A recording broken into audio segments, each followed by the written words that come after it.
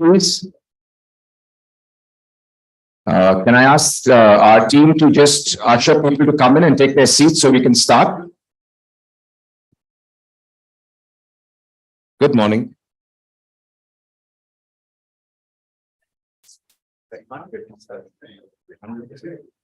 We're all blind.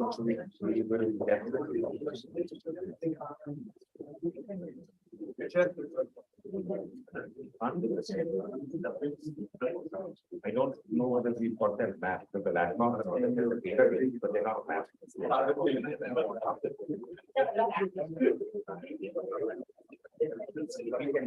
There's a database of it, so that's out there, but I don't know what the map. We have a map. All lines. Board is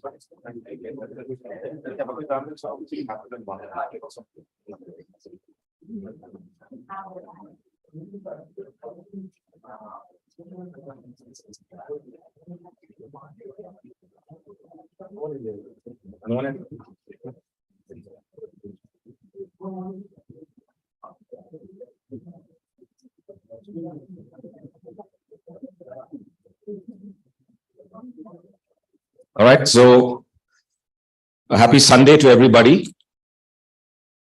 Yeah.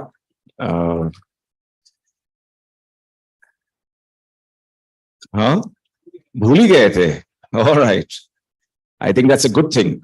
All right. So while we're lighter in the room, we have a live viewing of this, and I was quite surprised yesterday.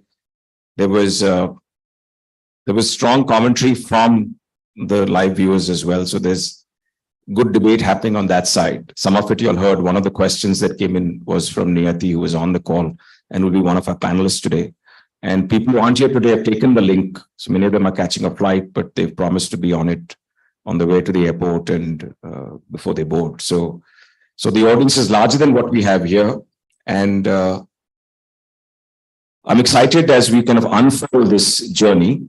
So just to kind of recapitulate, we started with water, purely with water bodies, with RWB, and then we talked about watermark, right? And we shifted from a district view of the world, which is the temporal view from a donor perspective, at least, right? So donors we know come in and go, and they change their perspectives around districts.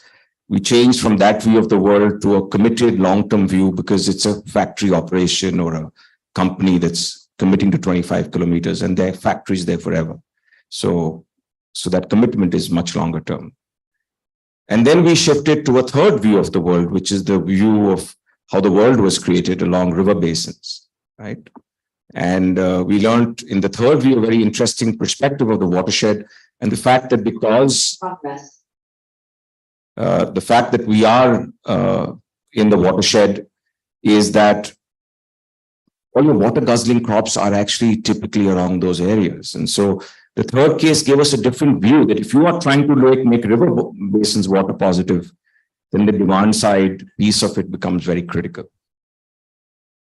And today we take a further step forward. Yesterday we saw a lot of the water programs had this connect to farmers. And today we are looking at a view where we're saying, okay, what if we start with farmers? And what is it the world that we'll see? And interesting, again, you'll see the world of solutions that are around farmers connect back to water.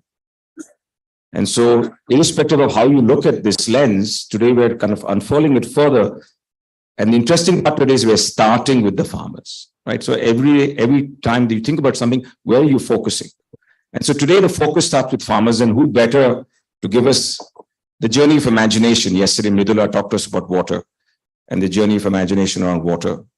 And today we have Satyajit Bhatkal to give us the imagination with farmers and farmer communities and farmer collectives. And the phenomenon, I think, imagination that is created by him and his team at Pani Foundation to create an imagination around what's possible. And Satya, without further ado, if someone from the team can please introduce Satya.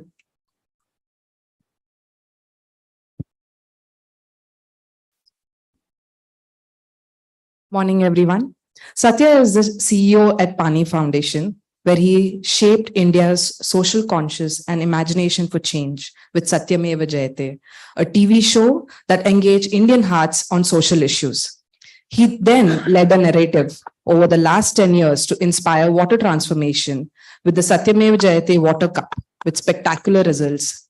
Based on the successes and learnings from this, he is now shaping the narratives to inspire rural prosperity via farmer collectivization with the Satyamev Jayate Water Cup. Let's hear from the man himself. Thank you so much. And what a privilege and honor to be here in such a distinguished gathering. I would have to say that this is such a wonderful opportunity. And thank you so much to Joe, IIT-IIT, your entire team, and to Nimesh Bhai for making this possible. I'll cut straight to the chase. I know we're always short on time. So the reason why, can we go to slide one? Yeah. Put it on slide. So by way of background, I don't really come from the development sector, nor does the bulk of the Pani team. So we really start with, can we go to the next slide? Okay. So our roots start with a television show which we made almost over a decade back. In fact, in one of the episodes, our Professor Trilochan Shastri was deeply involved. And it was a show which was attempting to speak about social issues. And the grammar of that show was emotion. And that's the reason why I'm mentioning it, because in development, we sometimes do not adequately give importance to what is the currency through which one can actually communicate with people. And all of us as human beings actually communicate through the language of emotion. So facts, information, technology, all of this is important. But finally, if it does not speak through the grammar of emotion, it is unlikely to have enduring impact. Our attempt, at any rate, in our show was to deal with social issues with information, but with the language of emotion. Next slide, please. The show, I would have to say somewhat immodestly, and please pardon me for that, we did think had a lot of impact on ground. So quite apart from what the show did in terms of the language of television, our attempt was, can we move the needle in terms of on-ground impact? So whether it was with child sexual abuse, whether it was with female feticide, whether it was with regard to dowry, whether it was with regard to alcoholism, there were enormous impacts. I mean, just to give you one example, an episode which we did on alcoholism, where the call to action was to get in touch with Alcoholics Anonymous. Alcoholics Anonymous in 4 weeks after the show had 3.5 lakh registrations to get into rehab. So what it told us is that maybe communication is an important part of the puzzle. It's just a part, but nonetheless an important part of the puzzle in working on social issues. Next. So we decided to work on one issue rather than a show, and we decided to work on water. That took us to understanding. Yeah, can we go to the next automatic? So we decided to work on water. When we studied water, what did we learn? We learned something really important, and that is that the solution already exists. In fact, the one great realization during Satyamev Jayate was that there is no problem in India for which the solution does not exist. The problem is that that solution has not been taken to scale. So it's sometimes implemented in a village, in a taluka, in a district, in a municipality. But somehow, virtuous things don't get the scale vicious things do. Vicious things acquire scale very rapidly, but virtuous things, there are independent challenges in giving them scale. So in the case of water, can we stay with the previous slide? So what is the solution? The solution has been found by wonderful people. Anna Hazare did this in the 70s in Raleigh Siddhi. Popatrao Pawar did it in Hivre Bazar. There are many people, and if I'm not taking their names, it's only for want of time. But they were finally oases in the desert. So for the last 40-50 years in the state of Maharashtra, we were taking the same names again and again and again. So in other words, we defined the problem was we have know-how, but no scale. So we are solving for this conundrum, know-how, but no scale. And we were hypothesizing that communication could play an important role in solving this problem. We were not sure. It was just a hypothesis at best. Next. Further, we studied the issue of drought and water. And what did we discover? That when you actually get into it in a granular way, you realize that the villages which solve their problems, whether it is a Hivre Bazar, whether it is an Aligarh Siddhi, whether it is a Nalaude Wadi, whether it is some of the villages where Aniket works, the key thing was they were able to bring people together. And if you are able to bring people together, overcoming divides of political parties, caste, religion, whatever it may be, local history, then and then only can you solve for water. So water does not allow very easily for a technocratic solution from above. It requires or seems to require an organic solution from below, the key ingredient of which is you need to bring people together and turn that word community from a phrase into reality. Next. So to summarize, you're not actually solving for water, you're solving for social fracture. It's a very important point. When we think we're solving for water, we think earth moving equipment, we think of all the technical aspects of it. But when you realize you're solving for social fracture, then the approach is different. And a different problem statement has a different solution. So if you're solving for social fracture, then we have to figure out how to get people together. So the first thing we figured out is that the worst thing we could possibly do is to make speeches. Nobody wants to hear speeches. Everybody is pakawad of, people telling them do this, do that, whatever. So it had to be outside of the arena of what in Marathi we call prabodhan. Prabodhan karaycha nahi hai. Gyan nahi dene ka kisi ko. How can we make it a people's problem?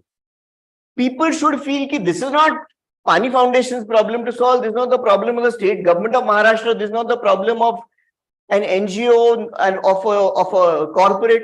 This is my problem. I own this problem. It is not only my duty, it is my privilege to solve my problem. You must feel good about solving their problem. So there was a carefully created design for it, which coalesced into this Satyameva Jayate water cup. I know I have to get to FPOs, but just bear with me. I'll come there in just give me 2-3 minutes and I'll join the dots. So this was a competition in which the participatory unit was the Gram Panchayat. So it's not the individual, it's not the farmer, it's the Gram Panchayat constitutional body. What is the eligibility requirement? Nothing. In the selected taluka, every single village would receive a letter from us saying, please take part. What is the requirement from you? There is no entry fee, but you have to send 5 villagers for training in the science of watershed management. It's a 4-day rigorous residential training from 6 a.m. to 10 p.m. Aniket is smiling because we used to use the Manav Lok. So there's not a moment to spare. So 4 days they belong to us. And of the trainees the village is sending, of 5, at least 2 have to be women. If you do not do this, you're not eligible to take part in the competition. If you send more women, great, but you can't send less. And what did we really do in that training is, we believe that was our contribution as communicators. It was dil pe lagegi to baat banegi. So science of watershed management tha, lekin kyun karna hai? Why are we doing this? And what are the obstacles to overcome? Because everybody knows that the obstacle is गांव को इकट्ठा कैसे लाए. हम लोग तो 5 लोग हैं. But what happens when I go back to my village and try and motivate people? People say, are you mad? So I'm supposed to do this work by myself. And what is Pani Foundation giving by way of funds? 0. Not 1 naya paisa was given by Pani Foundation to any village. You have to do the work, find the resources, find the human beings. Now let's come to the human beings part of it, Shramdan. So it is a competition, but it is a competition with large cash prizes. So in year 1, cash prize 1 was 50 lakhs. Second prize was 30 lakhs. Third prize was 20 lakhs. Over a period of time, this prize money got scaled up. And at our prize distribution function, we used to distribute on behalf of Pani Foundation nearly 10 crores of rupees in prize money. A lot of people said, are you mad? And our funders especially said that. So I said, think about it. That when we do the IPL, in IPL for playing cricket for 6 weeks, a single player can earn upwards of 10 crores. Surely a villager or villages which are working for natural resource management should get 50 lakhs for winning at the state level. So we have to create the sense that this work has that sanman, has that honor, has that glamour. And various things were done to do it. So there's a competition, there's a training for the competition, and the third thing is the Shramadan for the competition. Now, in an era of artificial intelligence, we are talking about Shramadan, doing work with your hands. Why? The reason is not because we are under the illusion that you can do a lot of work with your hands. No, you cannot. The reason is this, that this was our answer to social fracture. That when people shed sweat together, when people cooperate together to plan a watershed, to implement their watershed design, it starts the process. I'm not saying it dissolves for all times to come. It starts the process of loosening the divides, of bringing down the walls that divide us. Because if we want a village to be transformed, then there is nothing as important as getting the village together. So in fact, the way we used to put it, we used to say that even if you want to drink water with your hands, you have to bring all your fingers together. So think of society as these different fingers. And if these different fingers can come together, then just as our hands hold water for us to drink, similarly, the village can hold the water which nature gives us to use. So these were the three elements of what we did and which we do even now with farming. Next. So through that, a people's movement was born. We started in 2016 in just 3 talukas in 116 villages. But as you can see, in 24 months, this had expanded 25x. Many organizations supported this. Some of them are present right here. This Nimesh Bhai is here, Aniket is here. This is the collective effort of hundreds and thousands and lakhs of people. Aniket and Nimesh Bhai will tell you about how many people came together for this. And government came together, government servants came together, corporates came together, companies came together. So a genuine people's movement of every part of society worked together in Maharashtra. And can we go to the next? This is the impact on water. So they're staggering figures. These are all verifiable and we'll be happy to share with you. So it's incredible the amount of work, all non-funded by Pani. So various other organizations, of course, have funded it, but it became a people's movement which enabled this to happen. Next. So 550 billion liters of annual water storage capacity was created across Maharashtra through the people's own efforts. Now, this on the face of it seems like a big success, but in fact, it is not. Can we go to the next slide? Because drought persists. If we look in our hearts, we have to know this, that drought persists, and there's a reason for drought persisting. And the reason for drought persisting is that until such time as we are able to crack the problem of the demand management of water, we will never be able to, there is never enough water. So water's existence entirely depends on our ability to manage the existing water. Those who are familiar with Jevons law know that in natural resources, it has to operate. Any augmentation of supply is met by increased demand. These 2 villages here, we made a film on it. It's a film about our failures, not about our success. And I say this taking full responsibility for it. So one is a village called Patoda, which is a village which we are all very familiar with, and the other is Hivre Bazar. One village managed demand management well, the other did not. And the impact of not handling demand management well is that ultimately you just need 1 year of deficit rainfall and you're back to where you started. So we decided that, look, supply side has enabled us to reach people and make them aware of the power of a people's movement. Can we now turn that same spirit, that same ethos, that same method to work in farming? So the key to demand management, we feel, is how do you make water efficient agriculture remunerative? Because the problem with Patoda and so many of our other villages has been that they had water, they turned to sugarcane. And Peninsula India does not support sugarcane. We don't have that much water. There is no scenario in which you can do it on paper. You can do the math. There is no way on earth you can have sugarcane farming. You would like to, But remember, if you do successful sugarcane farming, somebody else has got deprived of water, because finally water is a zero-sum game. There is only that much water available in the world.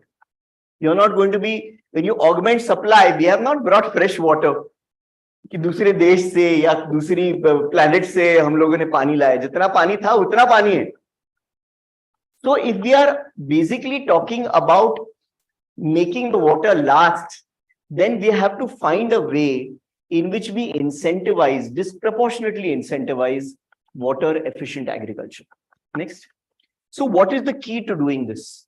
We said the lone farmer cannot do this.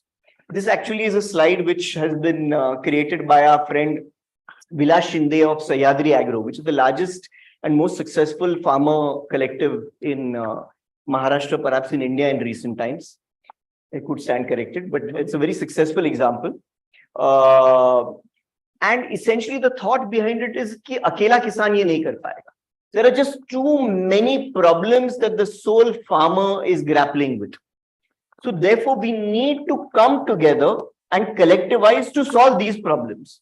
So in other words, the thought needs to be at all points in time that we are problem solving for these things. Next. So how do we do this? So we said, can we take the same method with which we got so many hundreds of thousands of people together for water? Can we do this in agriculture? And for that, we created a new competition, which is called the Farmer Cup, the first edition of which was held last year. And just two key cornerstones, collectivization and knowledge. That because you come together, you are able to attend to many, many problems.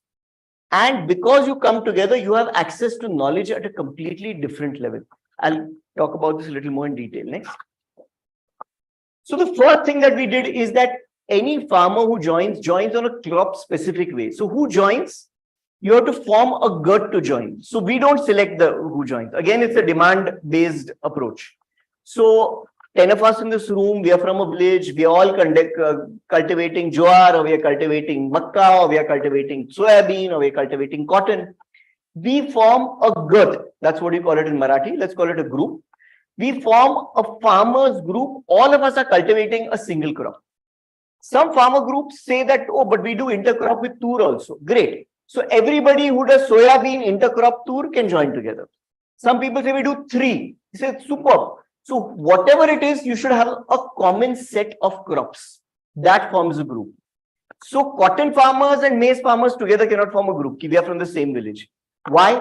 Because your problems are not the same. Your challenges are not the same. Your inputs are not the same and your sales are not the same.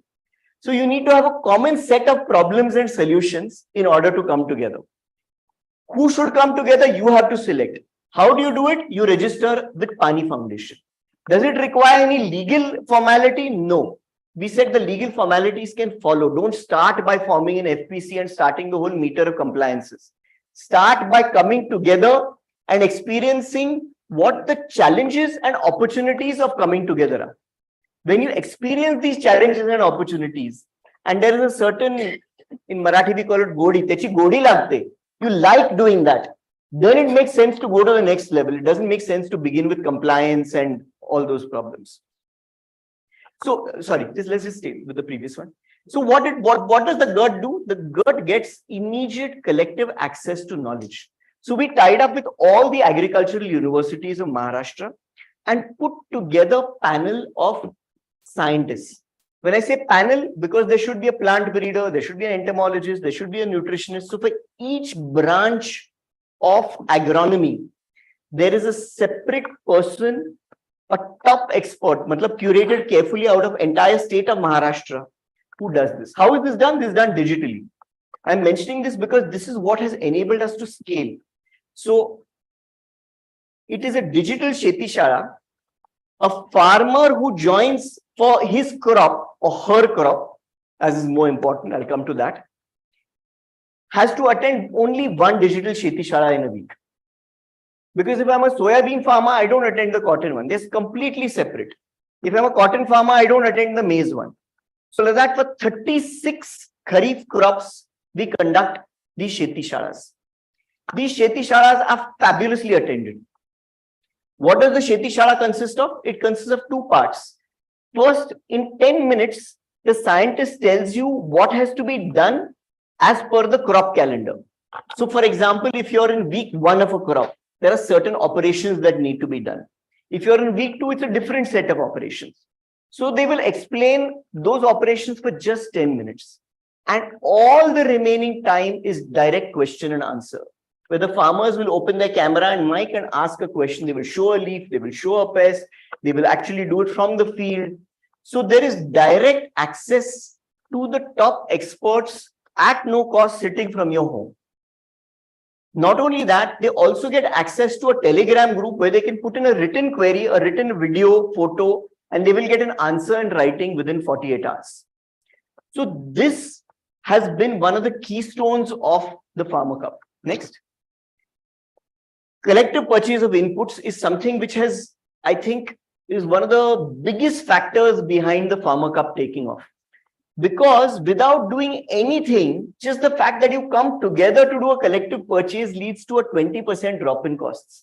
And there's no great secret behind it. I go and purchase 3 bags of seed and I go and purchase 100 bags of seed. Why will the price be the same? The dealer will drop it at my house. Instead of, each farmer going separately purchasing, separate transport करके वो लेके आता है, कोई मतलब नहीं है उसमें. So there is enormous low-hanging fruit, so to say, available due to the collective purchase of inputs. Next. Collective labor. Just as Shramdan was the corner of the water cup, collective labor is the foundation of the Farmer Cup. A group which works together on each other's fields stays together. बोलते हैं ना कि family that eats together stays together. वैसे this is a group that works together stays together, we've discovered. So why is this important? Because agricultural labor has become one of the biggest crises of agriculture. There's an irony in India, but it's true. It is not available when you need it. Very often weeding gets delayed fatally simply because at that point in time when you need workers, you don't get them in the quantity that you need them, or you cannot afford them. Now here the whole problem has been solved. So you have done 2-3 things at the same time. Number one is availability. Availability is assured. Number two is cost. Because you're doing it for each other, so to say, money stays in the family. So nobody pays anybody. And this is ensured by the rules of the competition. So the rules of the competition require every farmer to be involved in this process. Third is collective natural pest management. So we made sustainable agriculture the foundation of this. So the whole idea is that you move in the direction of chemical-free agriculture. So we've not made it an ideological issue कि if you use a single spray, you're an evil person. But the attempt is to move in that direction. And what is the basis of that attempt? The basis of that attempt is knowledge. Because chemical-free agriculture requires considerably more knowledge than chemical-based agriculture. I mean, I know there are many experts who might contest this, but this is our experience. So, lots of films made. Now, what we are seeing over here, we are seeing yellow sticky traps, we are seeing blue sticky traps, we are seeing a pheromone trap in the center, we are seeing a Pakshi Thamba, a bird perch on the right. And these have had spectacular results. Today, any Pani village one goes to, you see the fields are full of these yellow and blue. For less than 100 rupees an acre, we are able to solve the problem, reduce spraying by at least 1, often 2 sprays. Many farmers have been able to do all together. They've been able to do without the spraying of pesticides just due to this collective natural pest management. And the more the number of farmers who do it, the closer you move to critical mass, the more effective these methods are. So this is the other important thing that that the Farmer Cup has achieved. Next, collective sales. So again, by having collectivization of sales, you're able to find better customers rather than the village level product. You're able to send it to a larger aggregator. Margins are better. And in cases where you manage to get, one of the rules of the competition requires them to test for residue. So where your produce is residue free, we've managed to get substantial premiums from, I'm sure companies, you'll all, there's Safe Harvest, there's Two Brothers, there's Mahabir Agro. They've all given very healthy, Aniket's organization has helped in getting very healthy premia for farmers for having residue-free produce. Next. Social media is used very heavily so that every farmer in the village feels acknowledged. Not every, but certainly the ones who are doing stellar work feel acknowledged, feel encouraged by this. Next. We do a show on Marathi television. It's a rather popular show. It will be on today in the afternoon at 2 o'clock on ABP. Again, with a very large viewership. So again, part of the idea is that how do we give the work that farmers and villagers do the status it has never got? Next. What will be the impacts? So this is all data for just 128 leading groups. I do not have verified data for a larger database than that. So I say this with the caution that this is not necessarily true of every group which took part in our competition. This is true of the top 128. 20% reduction in per acre costs. Next. Impact on productivity, I'm going to give it to you for 4 crops. You can see in soybean, it's gone from 7.22 to 11.36. Cotton from 6.35 to 9.59. Next. Udad, almost double. Bajra, more than double. So you have a reduction in per acre costs and a 50% jump in yields. So all the money is really going to your bottom line. Next. So the impact, you can see revenue growth is 51.7. Obviously, this will be impacted by prices. Actually, last year was not a good year for prices. You know, soybean, we didn't get the price that we expected. But nonetheless, simply because of this drop in costs and increase in yields, there's been this enormous growth in per acre profit. Next. 125 groups managed to get their produce certified residue free. So the tests are done by TUV Nord following, all standard practices which are used for industry. And this was a big achievement. The farmers used to celebrate the report. Dhol tashe, they used to take a procession through the village. There was so much joy. Not that it led to some great rise in income for everybody, but the sense of achievement that we could do it. That we had heard about this, we didn't feel that we could do it. But now that we have, we know it's possible. So that enormous joy is there. Next. So now we are right now in Pharma Cup 23. So 22 was the Kharif competition for June to Jan. Now we are in Pharma Cup 23. There's been a doubling of the number of groups. I would have to say attrition is far, far less. In year 1, attrition was very high. Year 2, attrition is dramatically less. And the big success story has been the rise of women-only groups. So there are 780 groups in which there are only women. There are not a single man in it. And these are the groups which are doing the best work. So we have this difficult thing that we have the sense that we might have a situation in which the women win all the prizes because they're simply so sincere. So this is the thing that women had never been acknowledged as farmers, despite the fact that 90% of farming operations are actually done by women. So being acknowledged as farmers, being celebrated as farmers, having access to, all the doctorates, people with doctor in front of their name, being able to ask them questions, cross-examine them, argue with them on a week-by-week basis has given them a thrill and a joy. It has also given them the opportunity for friendship. So many women tell us that, I had not even been inside my neighbor's house. So the fact that every morning you get up, you go into the fields together, they feel that we are not working. I don't know how they feel that because I have all of the Pani team does agricultural work. It's really tough work. I mean, I really struggled. So, but amazingly, they feel कि ये काम ही नहीं है. हम लोग इतना, we're singing songs, we're just meeting our friends every day. So this is something which we feel is something which has enormous potential and can grow. Next. What is the goal in all of this? The goal in all of this is not to keep growing the Farmer Cup. The goal in all of this is to create what we are calling farmerpreneurs, farmer entrepreneurs. So we've created an entrepreneurship development program in which 2 people from the 70 best GUTS groups were invited for a modular program on business. How do we scale our GUTS work as a business? So there's hardcore business to be taught and learned. We ourselves, I would have to say, are novices and we would love to learn from the best. In fact, this is a beautiful opportunity to reach out, and anybody who's kind enough, we would love to learn because we don't claim any expertise in it. But from what little we've understood over there, we try to bring it to the table. And it's a modular program. So it's 2-day sessions at a time. We've completed the first 2-day session. Now the groups have to come back with a business plan, and we hold another 2-day session, and so on and so forth.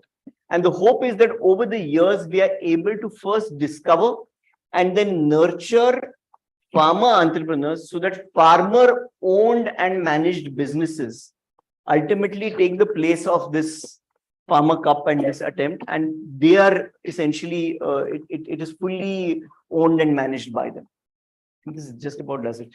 Yeah, thank you.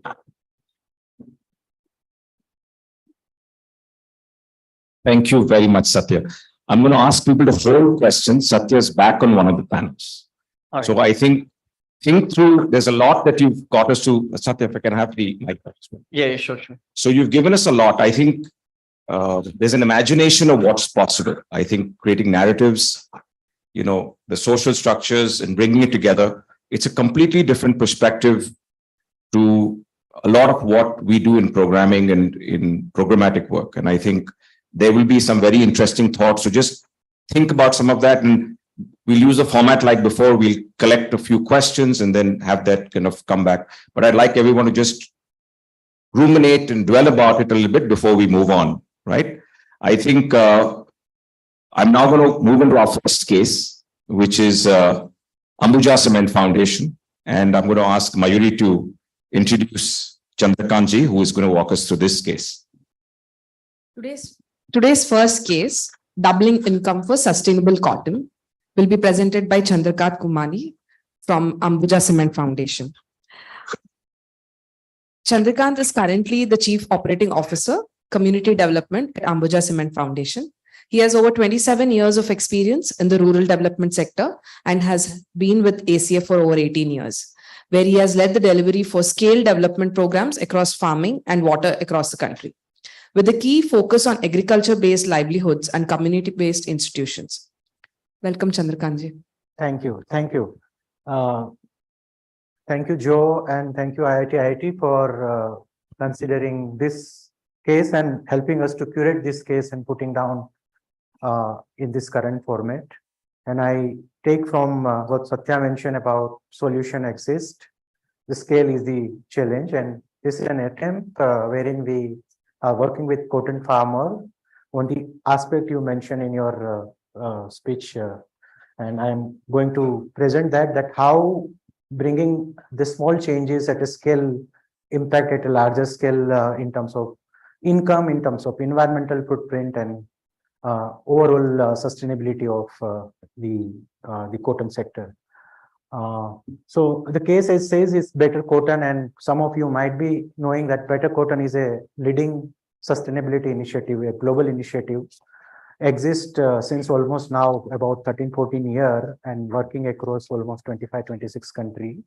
And India is one of the country where this is scaled to almost now 7 lakhs farmer, 8 lakhs farmers. They are currently working in India, and Ambuja Cement Foundation is one of the implementing partner to this initiative.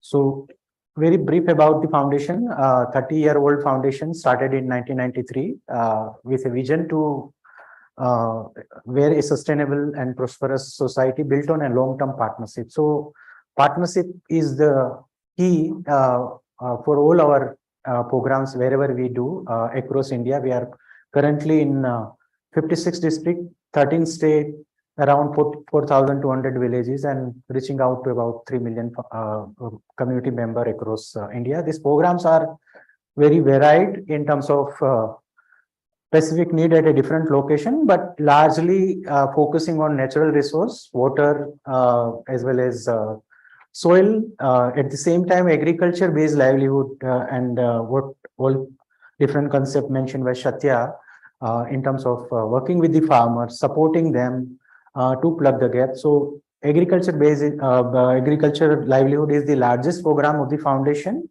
and which currently reach out to close to 3 lakhs farmer, where Better Cotton is one of the largest initiative, which reach out to about 2 lakhs farmer across 4 states. in addition to that, we have program in the area of vocational training, education, health, as well as women empowerment, where we are working with about 40,000 women through self-help group, supporting them on a different micro enterprises for their livelihood security. Coming to cotton, and this program, though it is in a 4th state, we have curated this case for Chandrapur district in Maharashtra, where this program was started with just 250 farmer 10 years back, now reaching out to 100,000 farmer in 2 districts, Chandrapur and Nagpur, and Chandrapur is about 50,000 farmer. And this particular initiative, when it was started at a pilot scale of 250 farmer in Chandrapur, I think the challenges were enormous in terms of farmer knowledge, access to knowledge, I would say, access to information, as well as the practices, market forces for input use and all that. And out of that, I think over a period of time with better cotton framework, which I will talk about a little bit in detail, currently we are at the stage where putting across all these dimensions of water, soil, biodiversity, decent work in the cotton cultivation, as well as the second important aspect which you have touched upon is the market, how we can engage farmer at least at least 1 or 2 level in the market. Currently, every farmer are selling retail individually to the trader, but how we can collectivize and work toward it, and if that can be done at scale, I think that can be a game changer in terms of increasing the income. So that is where we are, and I think this is the next step. I think in this case discussion where we yesterday focused largely on water, but water productivity and then productivity to market is something which we are working toward, and I will share about some detail about it. So Chandrapur is has a fairly good rain, but still there is a issue of I would say ability of water because of limiting groundwater and the infrastructure there. So it's a borderline rain-fed district. Again, I think we have discussed a lot about ability of water structures and their capacity. Here also, I think IIT-IIT tech team has analyzed the entire district, and there are about 3,300 water bodies are mapped, but their capacity is around 50% of their original capacity. So there is a huge potential of rejuvenation of water body here also, and I think that is the case in progress here. Again, for the district, I think 30% farmers are dependent on cotton as a livelihood, and as we are all know, cotton comes with a huge environmental footprint, use of pesticide, fertilizer, water footprint, and these are the significant impact on these. So it comes with a huge stress. So again, brief about better cotton. So this particular initiative has created a global momentum towards sustainable cotton since last almost now 13-14 years. They work with a vision to a world where all cotton farming is sustainable. So they have a vision of reaching out to the entire cotton farming community in future time to come. And currently, they are in 26 countries. They have 2,500 members and about working with 2.4 million farmers. In India, this initiative is in 6 states, 9 program partners, like Ambuja Cement Foundation is one, but there are other 8 program partners in different states and working with about 7.5 lakhs farmers. So this is the basic framework. The BCI has a principles and criteria, and they have defined impact area on, and the hallmark of entire initiative is the training and capacity building of farmer through farmer groups. So all these farmer who are part of this initiative are part of learning group. We call this a learning group at the village level. So each learning group will be of 30-40 farmer, and they are trained on this cotton cultivation principles and criteria.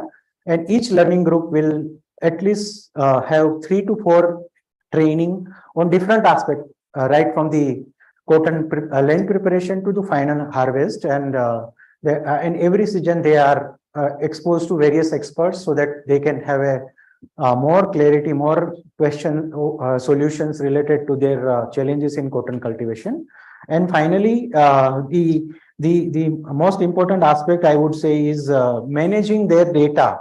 Once they start putting this data across, like if a particular farmer has a 1 hectare of cotton, and when they put the mathematics in terms of what they have used in terms of investment in entire season, and what finally come out is something which we are focusing more and more, so that farmer know the real economics in terms of what is finally coming out of the entire effort of the entire season.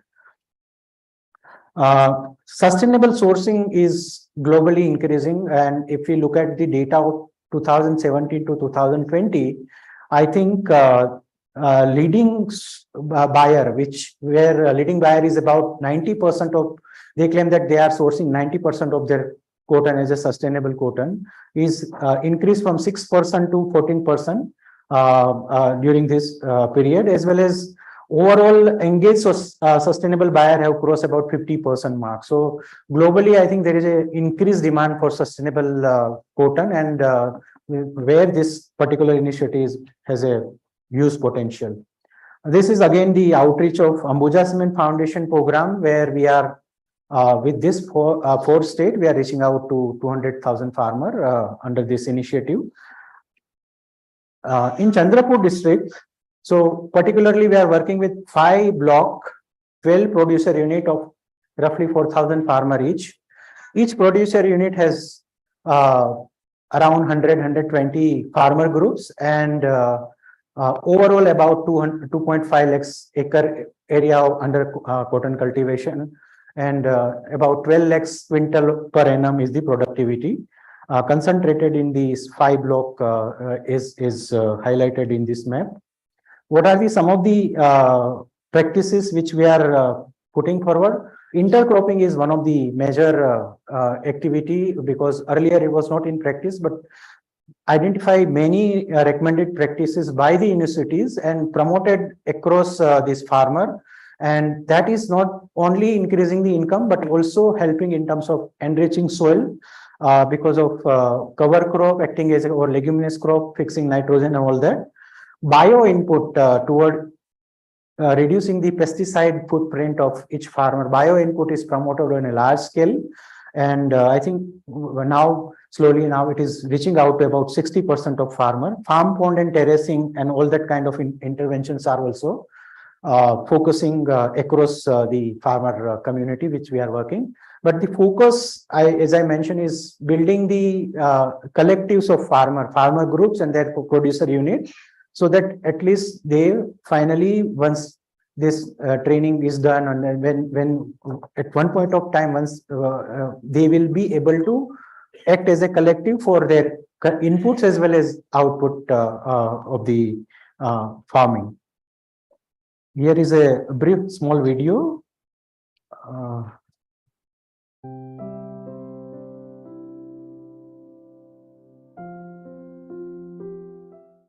PU INMS 72 is dealing with 4161 farmers, and these farmers are spread around in near about 40 villages, and we have also organized their learning groups from minimum 25 farmers to 40 farmers, which allows them for better trainings. And also we have one lead farmer to lead that group, so this helps for the more training and dissemination of information regarding agronomical aspects. Also, we have a field facilitator team of about 12 members, and basically that are from local areas. They also help the farmers about the sustainable practices. So this was basically the one of the producer unit coordinator talking about the structure, that how entire project is structured, and basically so each on every 350 farmer there is a facilitator from the project side, and that facilitator is trained in this entire gamut of better cotton principle criteria and cotton cultivation. They facilitate the learning at the group, and finally it practice adopted by the farmers. The one of the other aspect which is very important, and I think now under major discourse and discussions is soil health, and I think where this has initiative has the special focus, how we improve the soil health, which is very critical for the sustainability of the crop cultivation as well as the from the climate change adaptation point of view. So soil health is the focus is on building understanding among farmer, because soil testing is happening across country, but mostly the issue is the report reach after crop harvested. So here what we are focusing on, that timely availability of report, as well as how farmer can understand that what is into the report and how they can adopt that report in terms of applying nutrient based on the requirement of a particular field. At the same time, we are encouraging recycling of farm waste, including cotton stalk, so that becomes rich manure, that becomes organic content in soil and resulting into the increased productivity.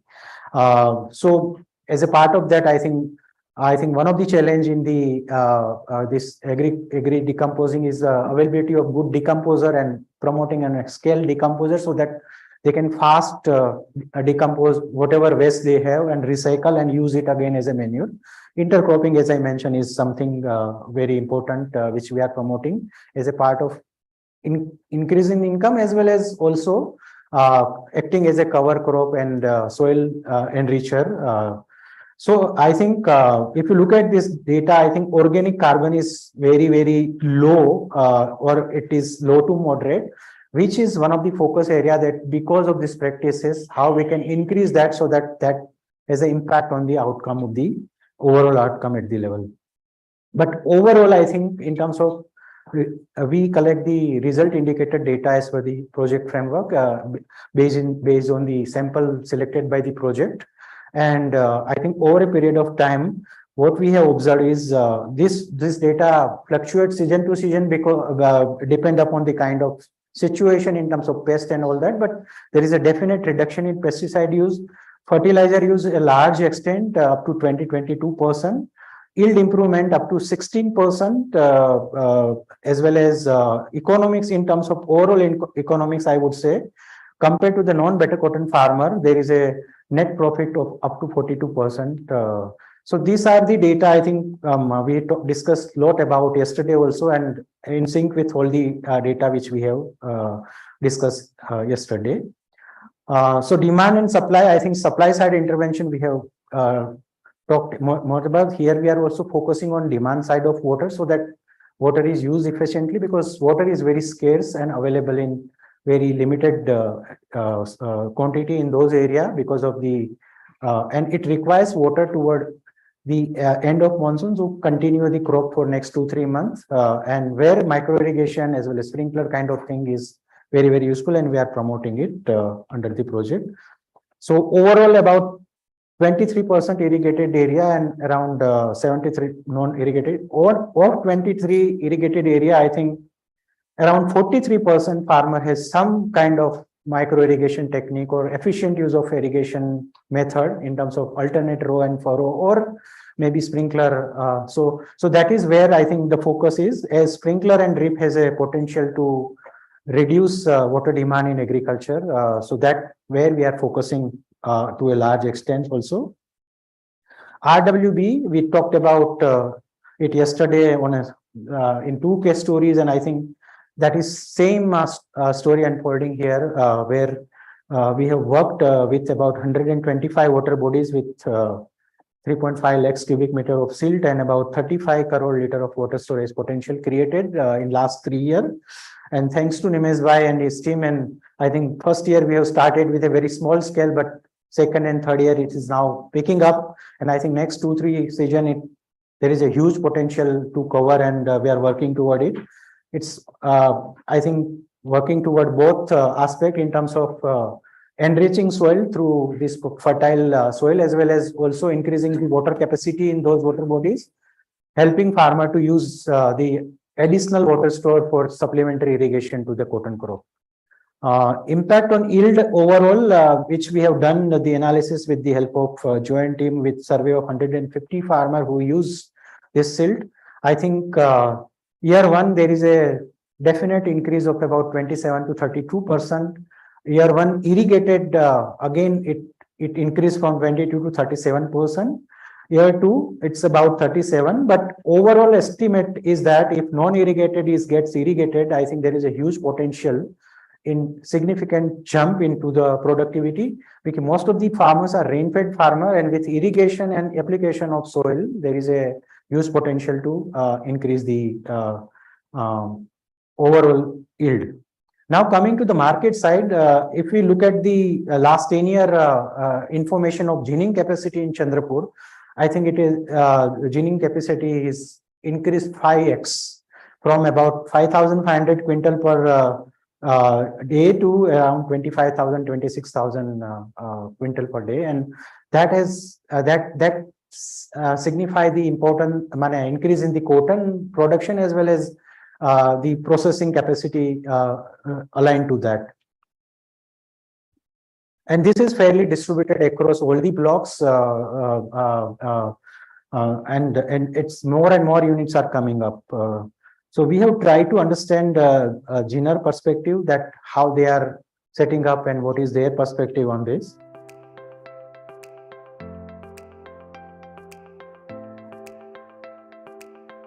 The reason for selecting that location is basically most of the farmers who are producing the cotton in their fields, they are duly registered with the BCI. Second thing is there are two rivers, so ample of water is available there, and due to rivers the quality of the soil is excellent, and it is very good and ideal for the production of quality cotton. Third is that location is well supported by the logistics.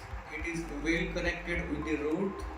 It is beneficial for the farmers to bring their agricultural products to our factory, and secondly, our finished products are also very easily transported to the various locations. And when farmer goes to longer places, sometimes he suffered from malpractices.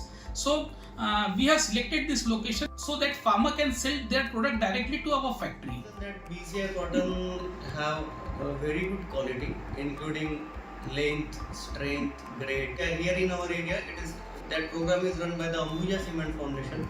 So they are taking regular programs to provide proper training and regular guidance to the farmers for betterment of their cotton. Just because of better cotton, most of the big mill of India right now are associated with us, and they are regularly buying from our factory.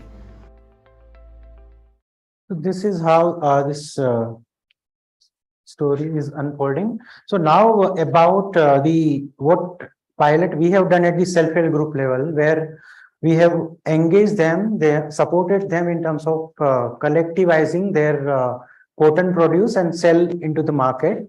And what we have learned out of that, about 12% margin from direct sell at individual level to collectivizing, and that margin it distributed at farmer level, at SHG level. And this is the case, I think, which we have analyzed with IIT-IIT, and there is a huge potential.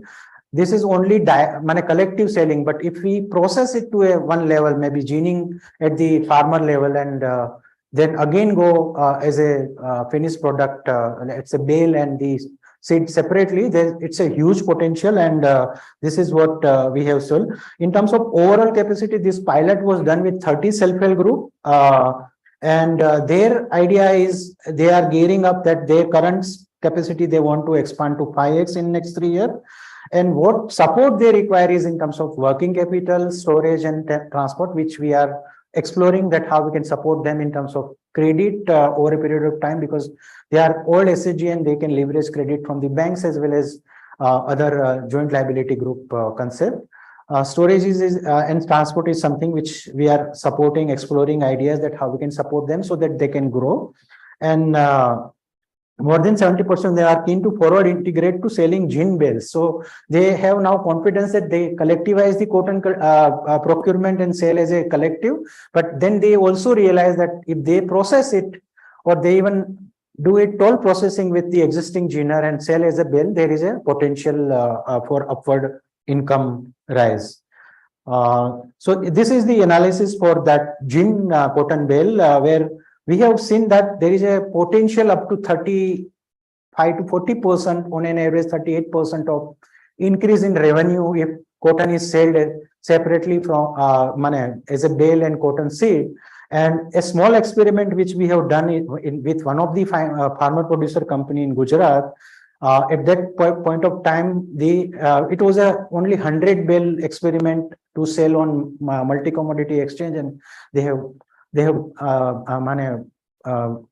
collectivized that cotton and created 100 bale as a toll processing at one of the ginner, and sold, which was sold on a MCX, where they have at least had a net 9% increase in the revenue compared to the raw cotton. So this is the case which we are building, that how we can bring farmer to the market side, beside all other intervention into the production and input, as well as the water and soil aspect. But market is something which will play an important role in overall income of the farmer. And these are two small video clip of the SHG women who are doing this.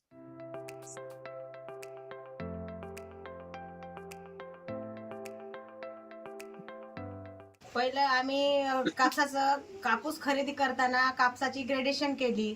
मग कापूस नाही का 3 प्रकारचं राहते. त्याच्यामध्ये एक चांगला कापूस राहते, पहिल्या वेचणीचं चांगलं राहते, दुसऱ्या वेचणीचं कधी कवळी कचरा मिसळ राहते त्याच्यामध्ये, आणि पिवळा राहते कापूस. पाणी गिनी आले तर कापूस पिवळा पडते.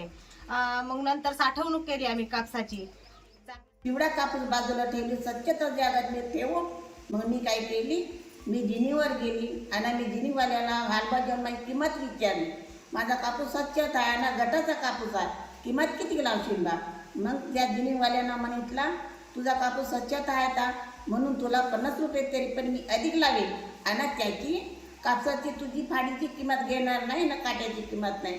त्यांना पहिलं आमच्या गावामध्ये बाहेरगावचे दलाल लोक येत होते. त्यांनी पर क्विंटल 5 किलो कापत होते आणि फाडीवर सुद्धा कापत होते. काट्यामध्ये फरक दाखवत होता.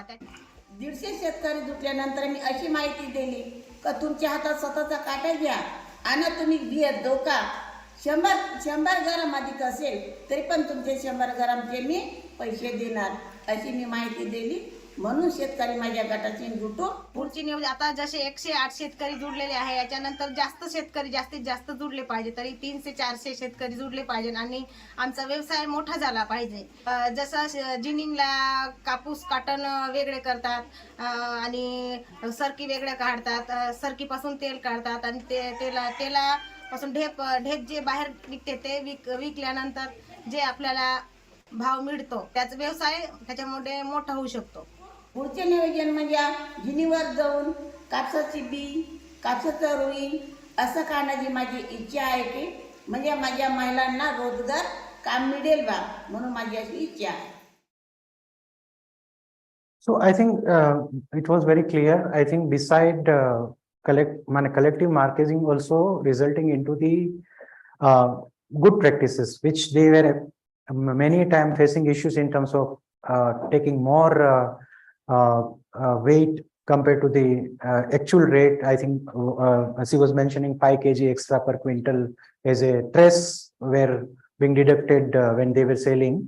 But when they collectivize, I think that has given the confidence to farmer to give to these women, and then they collectivize and sell it to the GINA. So they are now very confident that they will take it to the next level.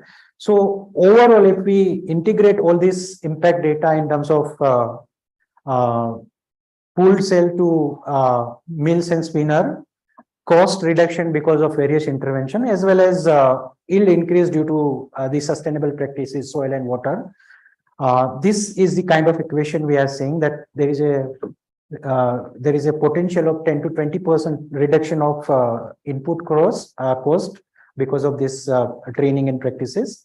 There is a potential of 10 to 13% increase due to pull sell to mill and spinner if it is processed further. And as we are discussing since yesterday, there is a huge potential in because of increase in the soil health as well as water availability, about 35 to 70%. So if we bring it together, there is I think 2 to 3x potential of increased income. But certainly, I think if we look at the overall economics at, let's say, a farmer with 5 acres, there is a potential to go income to about from 1 to 3 lakh. And if we discount it further, I think there is a huge, certain position or proposition of at least doubling farmer income from wherever they are. And this is relevant because cotton is grown across almost 17, 18 states, but these are the major states, 6 states where there is sustainable cotton is, this better cotton is there. India, I think, accounts for 25% of global cotton production and directly responsible for about 6 million farmers. And this solution, integrated solution, both from the sustainable practices and market, is something which has a huge scale and huge relevance across cotton community in India and globally. Thank you.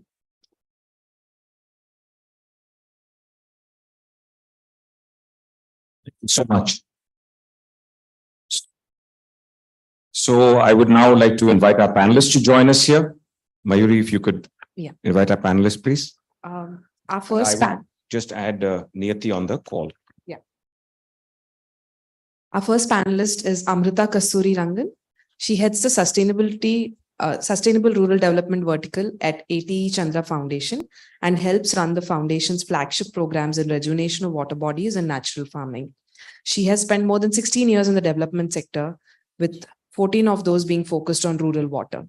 Amrita is a published author and has contributed to SAGE, India Development Review, and India Water Portal. She has also served as a peer reviewer of participatory groundwater management articles for journals such as Groundwater for Sustainable Development and Water International. Welcome, Amrita. Our second panelist is Mr. Rajiv Ahuja.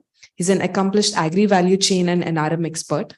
He is a senior advisor at GIZ India, spearheading the support of agri-ecology transformation processes in India project, working with the Ministry of Agriculture and Farmers Welfare, Ministry of Rural Development, and NABARD.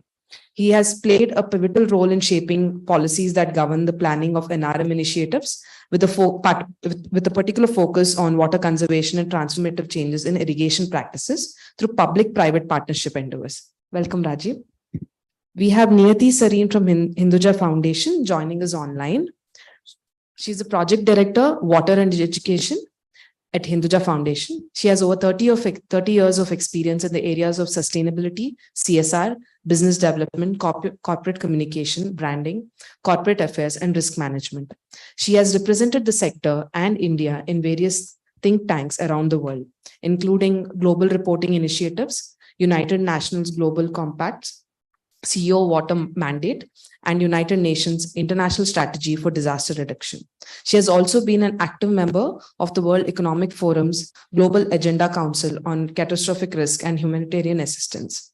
Projects that she has implemented have become case studies at King's College, UK, and in Shared France.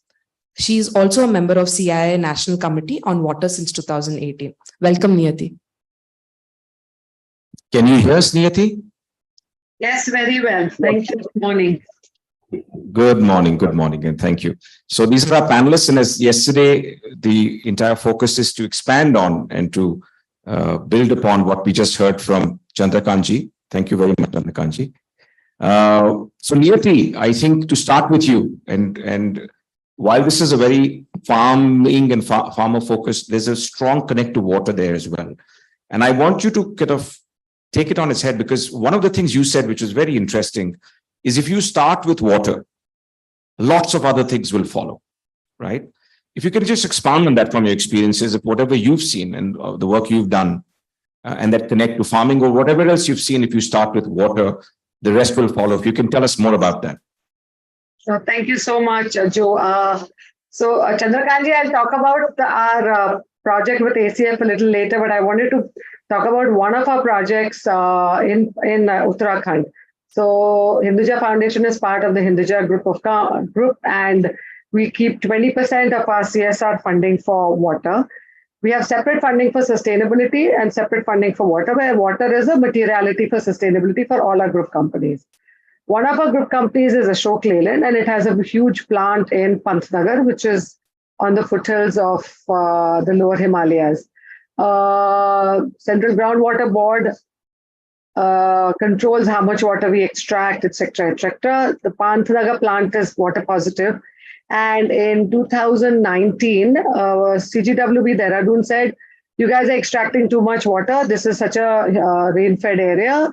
Please build underground concrete tanks and store water for usage. And because I have the CSR and the sustainability hat, I said, no underground tanks. We're not going to build any concrete tank. This is ridiculous. So we said, okay, your problem, what is your problem? So they said that, this area was the Terai region where you had artisanal wells where you would just poke a twig into the ground and water would flush out like a gush, like you see those the movies that oil gushes out. And in 75 years, water table went down to 50 feet. And in the last 3 years, it's gone down to 400 feet. So all industries around are extracting too much water and we need to stop that. So we said, look, is there another way to do this?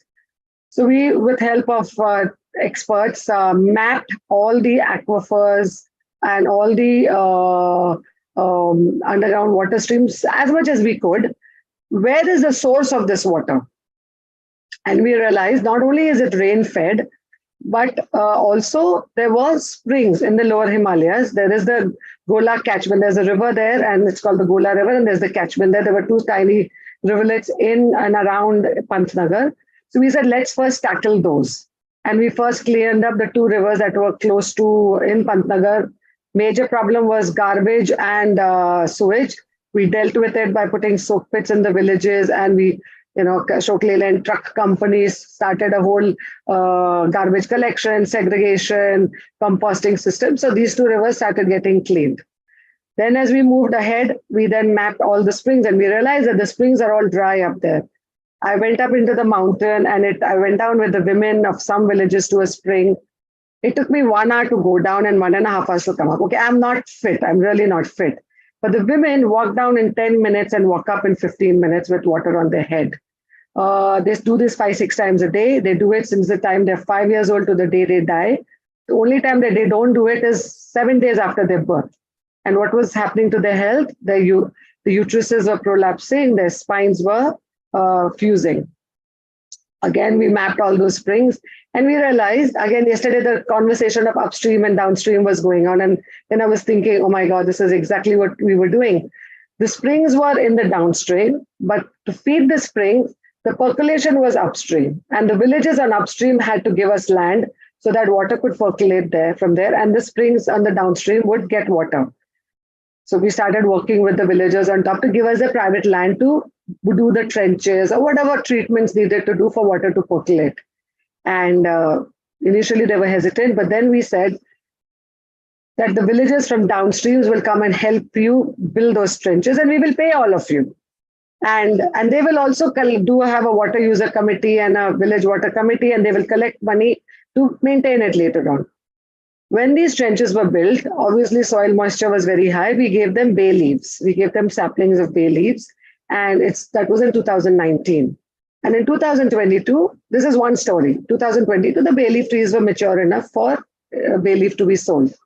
On the other side, the women had now water next to their homes. Some places where the springs were very far away and the hamlets were above, we did some solar lifting. We also looked at rainwater harvesting tanks where the springs were, where we couldn't, recharge and restore the springs. We did rooftop harvesting. There are about 42 schools in this 150 villages, 42 schools. We worked with the kids there, making them water technologists, to map how the springs were getting fed by upper reaches, etc., etc. So then the women now had time, the health is improving, adult education, tailoring, and orchards, because there are lots of fruits that grow there. Come back to the bay leaf farmers. the bay leaf farmers started going down to Haldwani, which is the foothills of the mountain, to sell their bay leaf. They were getting 100 rupees per kilo. I buy that same bay leaf on Amazon, 100 rupees for 50 gram. And that's when we formed the farmer producer organization, 500 farmers in it. We did all these structures that needed to be done, bank account, training, secretary, blah, blah, blah. We've done the market linkages with large organizations. We're teaching them how to segregate the bay leaf and they're selling it. So I was telling Joe the other day, water is the first. Again, recharge of water is extremely high. Water availability is extremely high. The Gola River catchment has water now. CGWB has been watching us very closely. Every 3 months they go do an audit. They realize this was working. This is really working for Pantnagar town to some extent. Again, I'm going to ask Joe to help us actually find out exactly how much. Yeah, we can see it. It's visible, but we don't have data for Pantnagar town. But we can see it visibly. We have also data of how much discharge per minute is happening from this springs, especially in summer. Then these orchards. Now the orchards started having all the fruits. You have plums, peach, kiwi, apricot, and there was fruit. One young lady who got married to one of our young engineers there from Hyderabad moved there, and she says, "Oh my God, there's so much fruit. Let me do something about it." She came to Pondicherry. She learned how to do preserves. Now they have fancy preserves, squashes, teas, and then she looked at the salts that are available there. You have hemp salt and coriander salt and chili salt, and now there's a whole set of SHGs that is working with her to use the produce from their orchards, which are of better quality, to make produce that can be sold in the cities.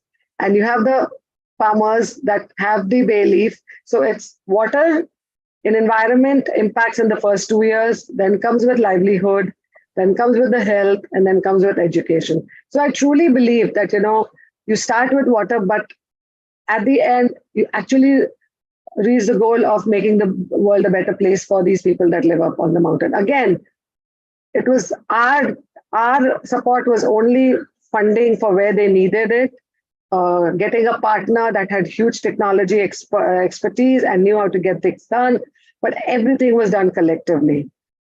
During the COVID, most of the men in this area work as cooks in restaurants in different parts of Nainital, etc., etc. They were all back home. They learned a skill of working on the trenches. When we were building the rainwater harvesting tanks during COVID, obviously there was lockdown. A lot of local contractors got developed. I'm a civil engineer. I worked in an infrastructure company. I was part of the Bandra Valley ceiling. So segmental construction of rainwater harvesting tanks was developed in that area. We built entrepreneurs there now build these rainwater harvesting tanks. So it's just not water. And it just keeps adding. And I'm so excited to know what is the next that we will do in these projects. It doesn't end there. We've not achieved everything. Every year, I'm surprised that something new comes up and a new impact is added and something. And the villagers themselves are seeing this and they're themselves developing themselves to do something better. Yeah. Thank you. That's great. Without asking you to dwell more on it, that's a very, very rich experience. But broadly, are you seeing similar things in other places where just to cover that point? Yeah, the work that we're doing with Ambuja Cement Foundation in Alwar, in Jetharan, in Nagore, in Nasirabad. Again, Mr. Chandrakant talked about the demand and the supply. And again, a lot of people spoke about everybody is working on supply of water, but nobody is working on the demand side. So in these areas, we are working with Jeera, Rai producers. Again, the same thing. Initially, it was difficult to get the farmers to look at how to best use water. But then we said, let's work on land where is not used. It's Banjar land. Let's try to convert your Banjar land using best water practices and seeds and cropping to give you more produce. And yes, we've seen this there. I mean, I only use that case because it just showed that a statutory requirement by a government body to do something resulted in something else. And now CGWB has actually asked other organizations that work there to do this instead of building those horrendous concrete underground tanks, for water collection. So it's sometimes just thinking, but sometimes just out of box thinking to do something better than not just easy ways. I mean, building those underground tanks would have costed a lot of money, but it was the most easy way to do things and to, meet a statutory requirement. But this resulted in so much more. And similar, we're seeing it in Alwar. Ashok Leyland has a factory there again, and we're seeing it there as well. We have another company, Hinduja Leyland Finance. We're seeing it with their rural customers in, a lot of stuff that was talked about, rural water bodies being rejuvenated is what we are doing in Ajmer and Nasirabad area. IndusInd Bank is also a group company of the Hinduja Group, and we see a lot of work being done with Ambuja Cement Foundation in Jetharan, in Nagaur, in Rajasthan, and in Farakka in West Bengal. So yeah, a lot of it. But again, first year is all about water, and then it just keeps accumulating. So actually, I've changed my goals of the water plan. I have now put it that there has to be the livelihood and health and education component. And when I speak with my partners, and when there are new partners that work with me, and I'm actually telling them that, look, this is the final goal. So yeah. Let's start here. That's fantastic. Thank you. Amrita, I'm going to flip the questions on you. I'm actually going to start to your second question because I just realized there's a strong link to the theme we're talking about, which is water, and then you also get to farming, right? And with the RWB hat, which you've got such deep experience on, have you seen the same thing? You start with water, but you get to farming, and what does that look like?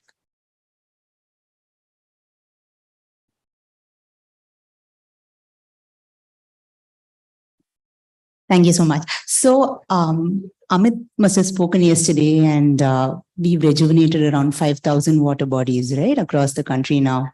And what that means is an availability about, 5 crore cubic meters of silt, right? And most of the silt is fertile, and it's gone to farmers across the country. So what we've really seen, Joe, is this accumulated impact that Niyati just spoke about, right? Year one for us, actually, the turnaround is that Kharif itself. And what we are seeing is that the farmers who are carting silt to their fields are seeing much better productivity.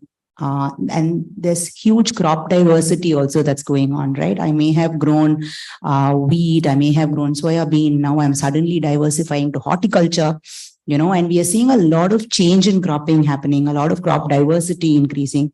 We are seeing tremendous growth in yield. So what we've done is we've done studies that are immediately after, right? 1 year after. But what we also had going on is a study that looked at 5 years after. So are the yields sustaining? And what is really interesting is, as Chandrakantji, and I was looking at the numbers when he was talking, right? And they're strikingly similar.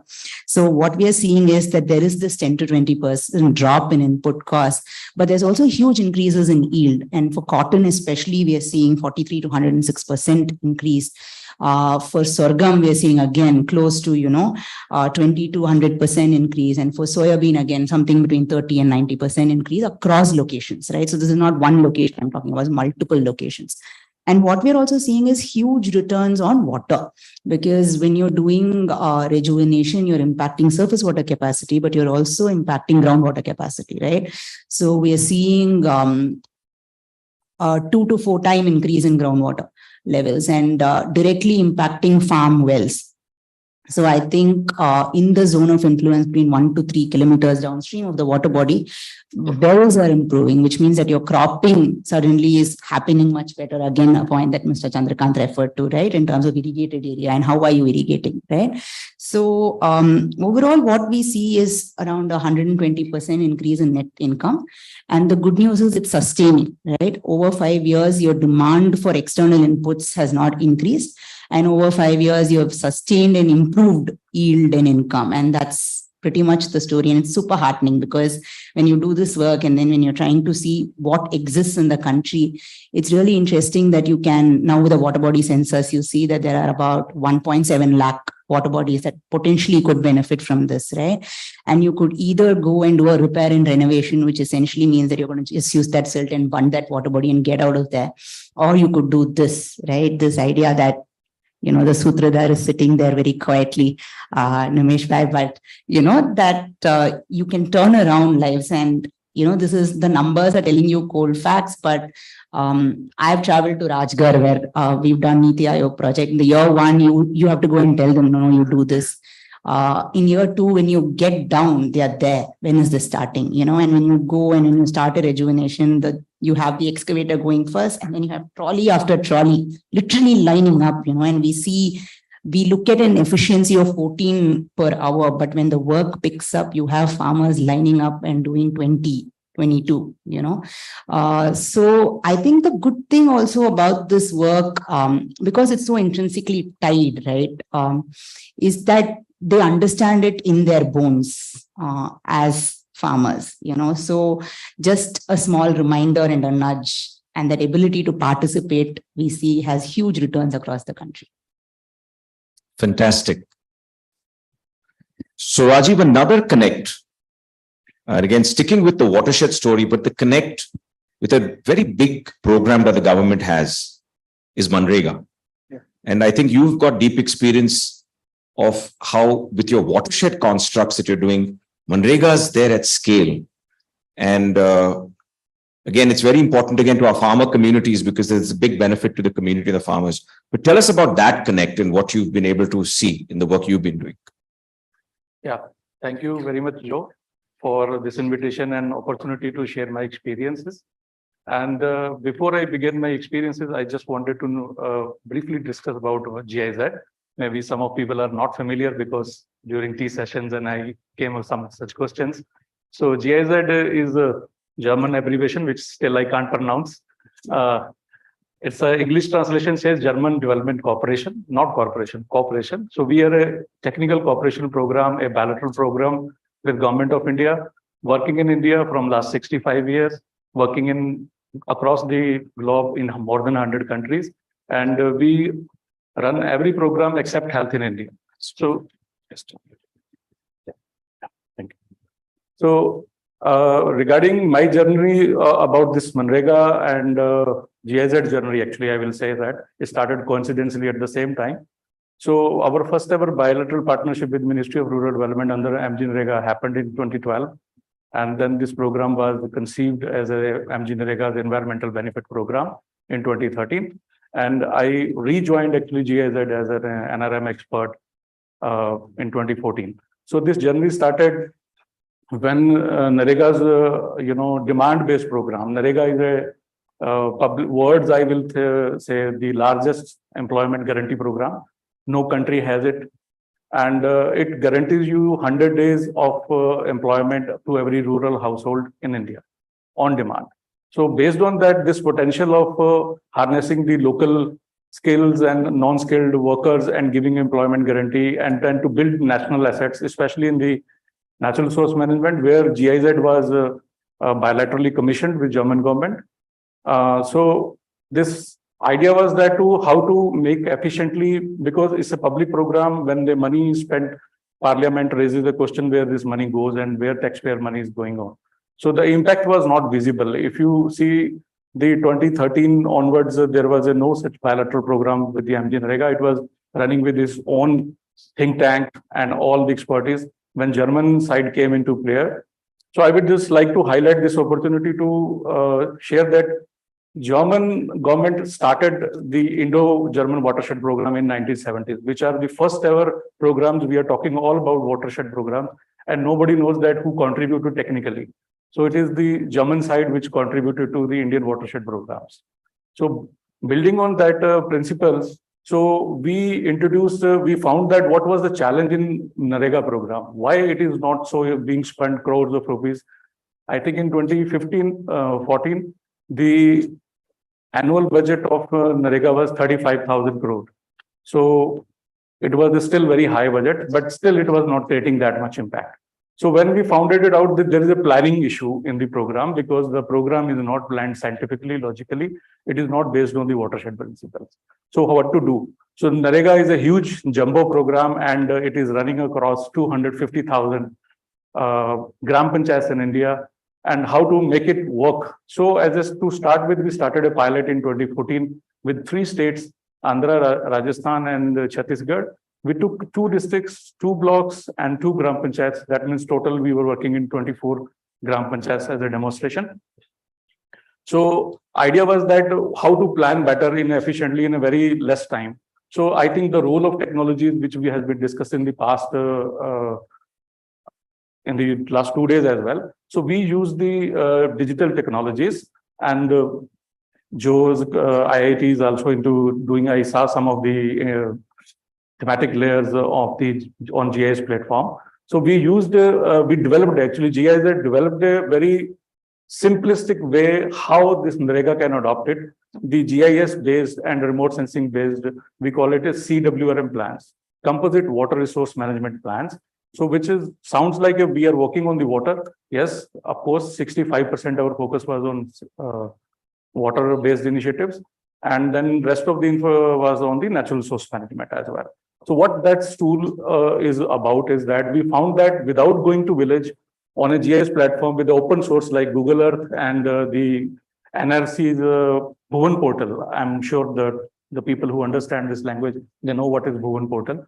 So we drawn a very simplistic method to how to draw the spatial data, how to draw spatial thematic layers, which were very, very essential, like land use, land cover, like drainage lines, geohydromorphology, soil, type of soil, and then the all sorts of things based on which 7-8 layers we analyzed the village, kind of whole landscape.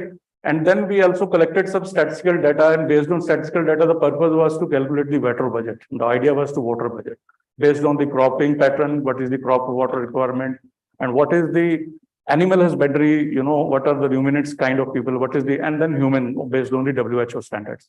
So based on that, we found that there is a deficit, and we are all talking about how to achieve the water positive gram panchayats, water basins, river basins. So that was whole idea. So on one hand, we have a thematic analysis. On the one hand, we have a statistical analysis, the water budget. Based on that, we drawn that what is the existing structures are there, like many traditional water bodies were existing, many other water conservation structures were existing, which were made traditionally or maybe under the NREGA program since it was launched in 2006. So we found that some corrective measures has to be done on the rejuvenating the existing water structure, water harvesting structures. And then some has to be newly built based on the need of the priorities. And this whole plan was discussed with Gram Panchayats, and it was approved through Gram Sabha procedures, and then how it is contributed to the national labor budget of the MG-NREGA program. So this is journey started. I think we made a very successful interventions in last 10 years. We started with, as I said, 24 Gram Panchayat, 3 states, 6 districts, 6 blocks. Now this journey is continuing through our, there is a third version of our project, which is running currently. We are supporting 17 Indian states, and we have so far supported 10,000 Gram Panchayats to develop this plan. And you will be surprised to see the budget of NREGA has gone tremendously 3 times high. So last figure which I have in my mind was that when the phase first started of the MG-NREGA EB program in 2018, it was from 35 to 65,000 crore. And then last year, more than 90,000 crore was spent on that. So this kind of scaling has happened through our capacity development program. It is not that GIZ has implemented. GIZ had just designed the program, how to design it, how to make those CWRM plans, and how to implement. We did the capacity buildings of the state level, district level, block level. What is the ground level force, which is 65,000 ground force. They call it the technical assistant, the junior engineers which are responsible to develop and execute this plan. And to develop that, we also took that we cannot train 65,000 people even in a 30 rooms of a batch. Then it will take maybe 2 decades to train them. So we come up with another idea to develop a massive online course, which we developed for MG-NREGA program. It is called eSaksham. So eSaksham is still available on the, you type it www.esaksham.nic.in. You will find out Our logo is on GIZ side, and anybody who wants to learn how to develop a CWRM plan based on the watershed principles, just 2 or 20 time you have to spend. It's just like watching a movie, and 17 modules and 7 modules in a 17 basically classroom, and hand to hand you can learn at your anywhere from anything. So that's the story I think I would like to say with the MG Narega. And just wanted to cite one more example within 2 minutes. I am also responsible for one of public-private partnership projects, and I am working within a multinational company working on the mint farming in Uttar Pradesh in Barabanki district. Rajiv ji, that is your second question. Okay. That's your second question. I prepared 3 for them. We can do that as well with the audience. Sure. Thank you. So to build on this scaled story, right? And Amrita, I'd like you to talk about that piece, is the Niti Aayog side. And you're starting to see that happen. Amit talked a little bit about it, but your perspective, you're very much there kind of in the operational side of making those things happen. What is the government seeing? What's the kind of scale you're seeing as government comes in, as Niti Aayog comes in and becomes part of these stories? Yeah, so we were in Delhi incidentally on Thursday doing this. So it's providential you're asking me this question now. There is a lot of excitement because both in phase 1 and phase 2 of this work with Niti Aayog, there's been huge success in terms of what is the capacity of the water bodies augmented, but also of the farmers, right? So there's tremendous excitement wherever the work has happened. And we went back to talk to the government based on 2 things, right? One is the first census of water bodies that has just come out that talks about how many water bodies exist, which at least gives you a handle on some indicative number. It's not a perfect number, that's government acknowledged, but it gives you an indicative number, right? And that indicative number essentially talks about the availability of 23 lakh water bodies around in rural and urban India. 90 and above % is in rural India, right? But when you peel that layer little by little and you take away, let's say, privately owned, because you're looking at government partnerships and it has to be publicly owned, it has to be above 0.5 hectare in size, then you're looking at least around 2 lakh water bodies, right? At a starting point, right? And what we are saying is that these cost estimates, it's going to cost you around 7,800 crores, right? And the good news is the money is already available. There are 2 flagship programs or 2 flagship components of money items that actually can fund this entire work, right? And that was really the conversation with government, that the money is available. The ability to do has been proved on ground by district collectors along with civil society support. And it's a very beautiful public-private partnership, right? Cost to government goes down enormously because your cubic meter of cost of doing this work is 1/4, because the farmer is taking the silt away, and quite happily, even in states like Jharkhand, where initially when we were trying to go in, we were told, no, it won't happen. But then when you're on field, the farmer says, absolutely, we come and take it ourselves. So somebody is doing this, we are more than happy, you know. So that's the conversation we are having. But there is excitement to build this out into a national program for sure.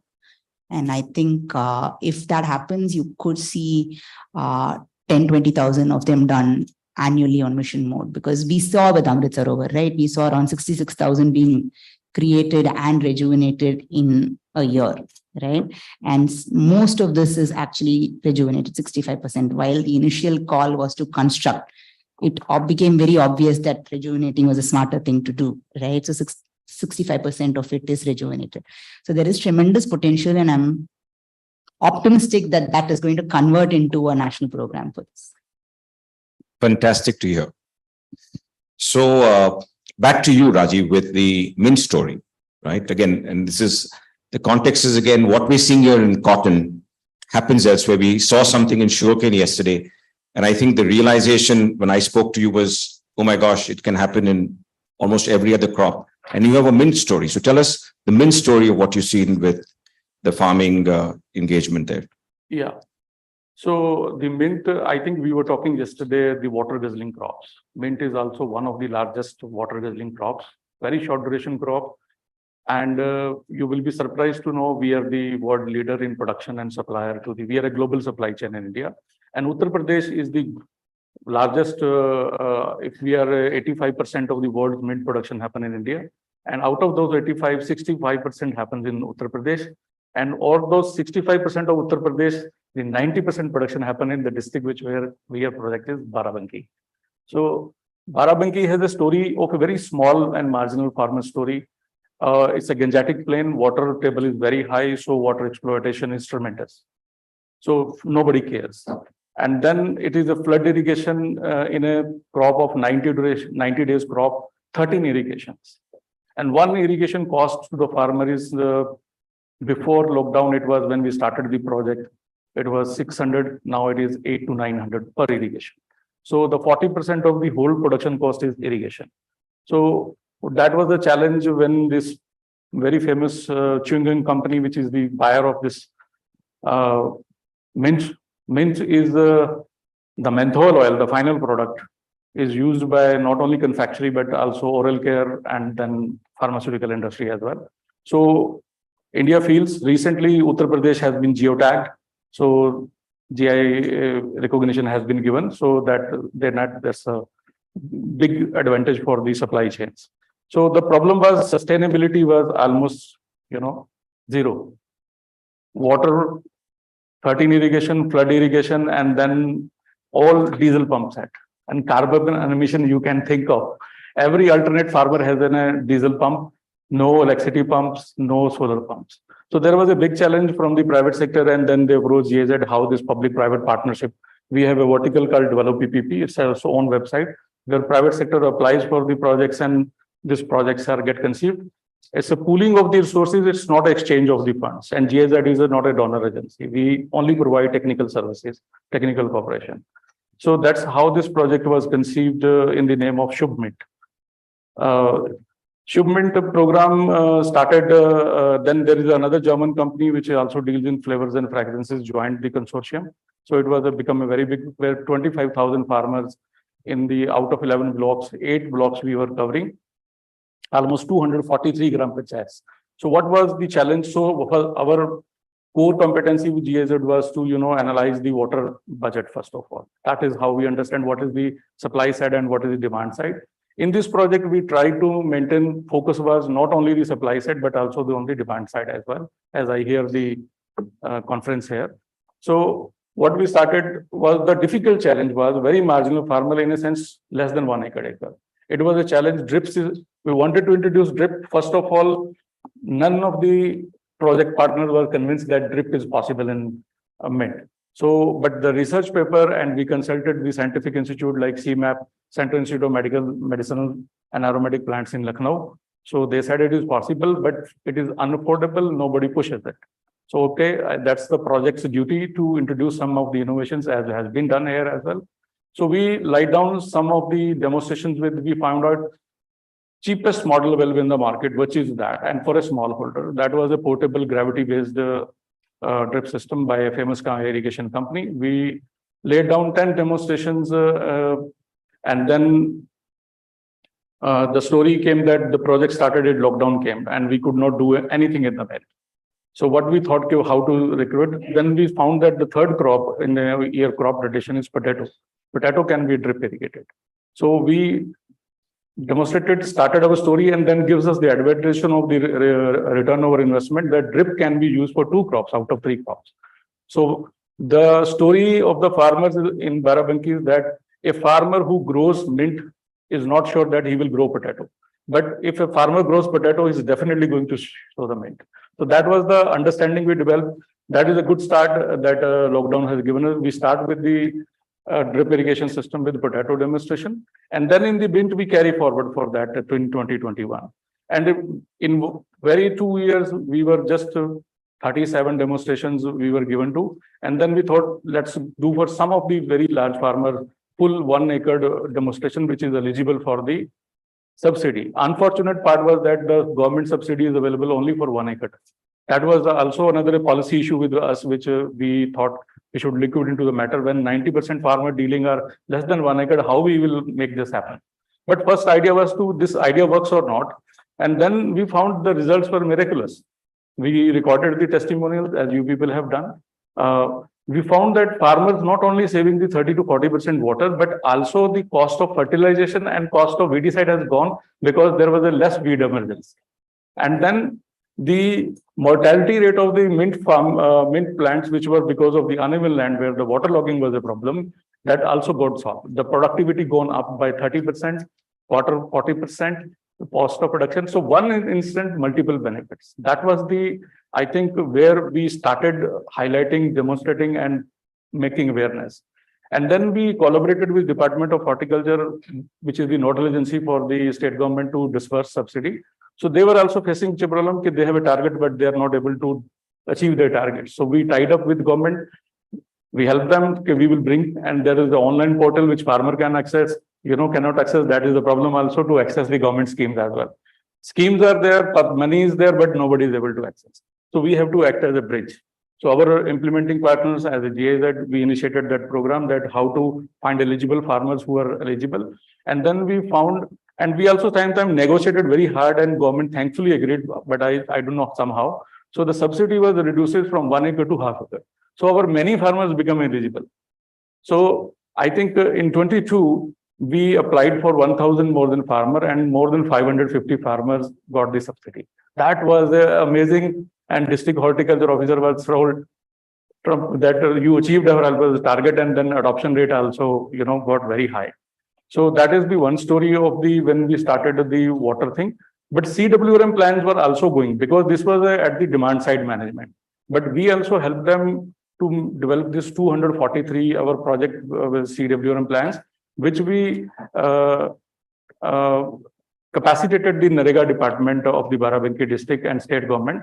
So you see this, so far the figures are very amazing. Till date, 145 crore has been spent. We, as a developing the plans, I remember we spent only 1 crore rupees, just to 1 crore rupees. And then 145 crore rupees is the work in progress. So far, 517 water conservation works has been completed. 40 watershed management work has been completed. 254 irrigation related work has been completed. 226 traditional water bodies has been rejuvenated. So that is the mileage of the power, how you have, leverage with the public sector. So one more important thing in the Barabanki, if you go, there is a Kalyani River. So Kalyani River was not flowing very well, even despite its a Gangetic plain, and the tributary somehow connected with the the Saryu River. But it was not, it is meant for irrigation, but it was not, making so much water available in the summer season. So this rejuvenation of the river also was done by clearing the, desiltation, what we have been all doing, and then clearing the bunds. The water flow got double and triple, and then it was almost reaching to the many of the farmers till tail end. So I could have shown the video before, and it is a drone shoot video before and after the work, how the river is rejuvenated. So this is the story on the supply side, demand side. And one innovation we all thought how to do this with carbon emissions of this diesel pump set. So electricity connection is not possible. Again, there is a legislative requirement of how much land you have. So much thing. Then we thought that solar. Solar was coming with a huge investment. So still a small and marginal farmer. So we thought of a very innovative idea, making solar irrigation on solar irrigation enterprises. So we did a rigorous exercise out of 30 entrepreneur farmers, out of 30 farmers, we selected 5, and then we set up the one model, demonstrated model in one village with a solar irrigation enterprises. We helped them to set up a 7 bhp pump with his own cost, but we helped them to access the government subsidy and little bit supported from the GIZ fund, so that to demonstrate this model, how it works. So this farmer not only stopped the diesel pump, but also made 22 farmers in the adjoining area to shut down their diesel pumps by supplying through their pipeline. So, and then at cheaper rate. So let's say the rate of supplying was 200 rupees per hour in the traditional, if you hire a diesel pump or maybe rent out a water, so it was a 200 rupees per hour. So we started with 120 rupees. So it was a win-win situation for the entrepreneur, environment, and then the beneficiary.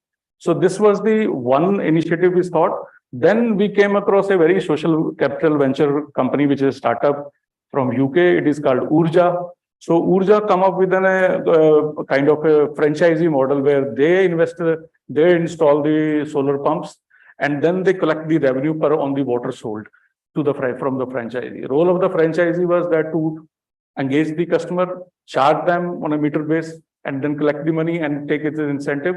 So I think we set up 10 such enterprises in a very short duration of this time. So this is the mid story I think I have on the water demand and how to reduce the cost of cultivation, water consumption, and then it's now a sustainable case. That's it. Thank you so much.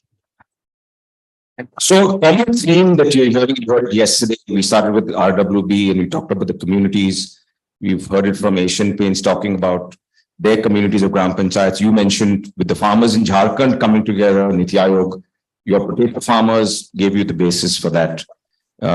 Even your solar solution, I go back to what yesterday Vijay talked about, where the mulchers, etc., big investments, but the cooperatives came together, right? Your cotton produce units. So question for you, Niti, is another insight that you talked about is the community being such a core part of all of these other things then following. If you can talk a little bit about your experience of that, if you start with that as the basis, all of this other magic starts to happen. So, one of the things that at the Hinduja Foundation and Hinduja Group we do is our communities are across the plants, group companies that have plants, the communities live around it. Group companies that are service providers like the MFI or the bank or others is a rural customer, or it's where their customers come from. And one of the first thing we do is that we do a baseline, a really detailed baseline. ACF did a baseline for us for about 50 villages in Mahad, and it took them 4 months to do it. So it's that detailed. And we look at where they are, and then we look at what their aspiration is, I mean, we didn't want to be paternalistic that we're coming here to do something for you. We'll do this for you. It is, what do you want? Where do you want to be? With communication and TV and internet, everybody has so many aspirations. Where do you want to be? And how do we help them reach those aspirations? And then we work backwards to see what are the interventions that need to be. Yes, one thing that's always there is water is one of the biggest intervention and biggest impact that will have on their lives. And that then builds up on what next. So the baseline is most important. Aspirations of the communities is most important. And when you work, when you take their aspirations as a baseline, you have, I'm not saying you have immediate buy-in by the community, but the community is not that wary of you. Okay, these guys are talking to us and asking us what we want to be or what we want to do or how we want to be what we want to be. And so it basically is an icebreaker when we start a program. And then over time, we are constantly building on that. One great example I want to talk about is in Alwar, we have, Rajasthan is a very regressive society. Sorry to say this, but it is for women. Women are the ones that collect water there, whether it's a 5-year-old or a 90-year-old. 60% of their life is collecting water. And they are in Parda. They're still in Parda. And this is in Alwar. Alwar is so close to Delhi, but they're still in Parda. With ACF, we made a Sujal Jankar. This was a volunteer. It's a woman that works in her community. She starts with the water, and it goes on to any other need that there may be. It could be, maternal health. It could be menstruation. It could be girl child. It could be hygiene. It could be garbage. It could be livelihood. And the Sujal Jankar, it started with 4 women. It was very difficult to get the women to come out. But now, looking at your neighbor, women are coming out, and I think we have about 150 Sujal Jankar. They're actually formed a company, and they actually collect money, and they're actually doing this work. And they are now doing our work on the ground, truly speaking. They are the ones that is doing the communication. They are the ones that's doing the awareness. They are the ones that know the problem and are working with us to find the solutions and seeing that the solutions are being implemented. And we're not going to be there forever. So they're also looking at the sustainability of it staying on. So yeah, the community has to be the heart of it. And we live in cities. Yes, I go to the village. I know what the village is like, but I don't really know the ground reality of that village. I don't really know the ground reality of the woman that lives in the village. And if women themselves are, looking at, and they're aspiring now, they're asking us that, do adult education. They're asking us education for the girl child to be more taken more seriously. They're asking us to work with the schools around so that we can look at malnutrition and things like that. So yeah, I mean, that's my experience that, you give the community I don't think we're giving them the community. You talk to the community and let them talk to each other, and you see how well they come together and do things. Yeah, initially there is a little problem. Initially, the icebreaker is important. But once they see that it is for themselves and they have to do it themselves, then it really, and women are the biggest backbone of a community, I feel. I mean, I'm not being biased because I'm a woman, but yes, once you give a woman something to do and she sees that how good it is for her family, she will take it up and run. And she will get other women to run with you. Yeah. Fantastic. So, question, Niyati, you've been following us. We got your question yesterday. Are you going to be still on? Are you available today for some more time? Absolutely. Yeah, I'm going to be here till 3 o'clock. Okay. So I'm going to do it as an experiment. We're going to merge the Q&A to the panels because otherwise we're going to run out of time. So I'm going to take the break now. I'm going to take leave of the panels, but we'll have the second panel after the second case. There's lots of similarities that I want to come together. And so for the role for the panelists, as well as the two case presenters, Professor Shastri, is some of those learnings as we come to our final panel. But after the break, after we do the next case, as we talk about the CCD case, I would request everybody to make it a 15-minute break. Okay, I know there's coffee there, so grab your coffee, freshen up. Let's come back here by 11:23, 11:25. Okay, so we get 17 minutes. So get out there. Let's get back here by 11:25. Let's get this on track, and then we can get all your questions answered. The questions to Satya, the panelists, etc., all in one shot. All right. Thanks, everyone. And for those online, we'll be back in 15 minutes.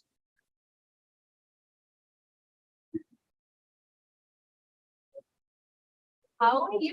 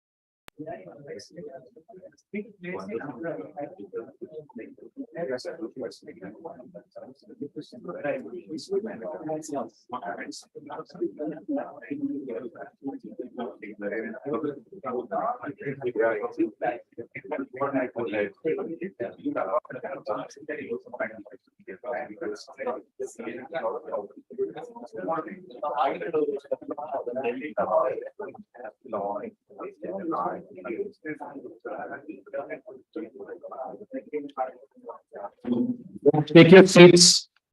We've got a few people who've got flights and stuff, so I really want to stick to the time because they want to be here till the end. So let's get started.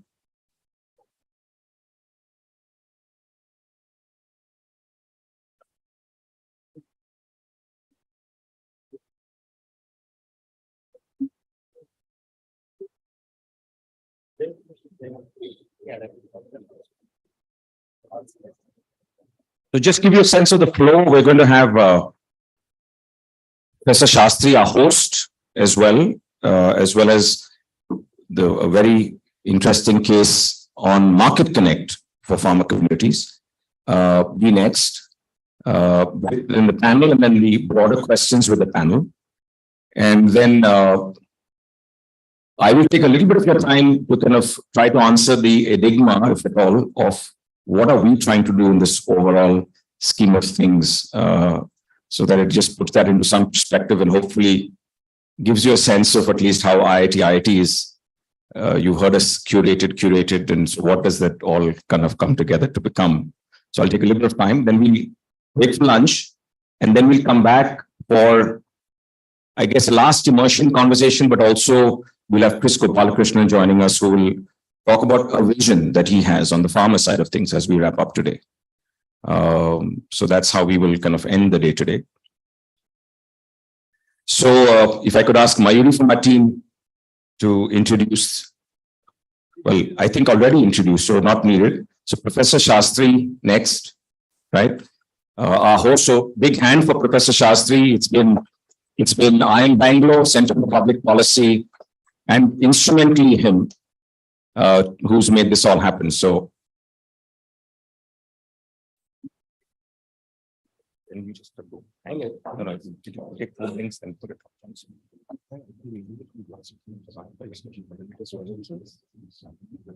Exactly this. Hello.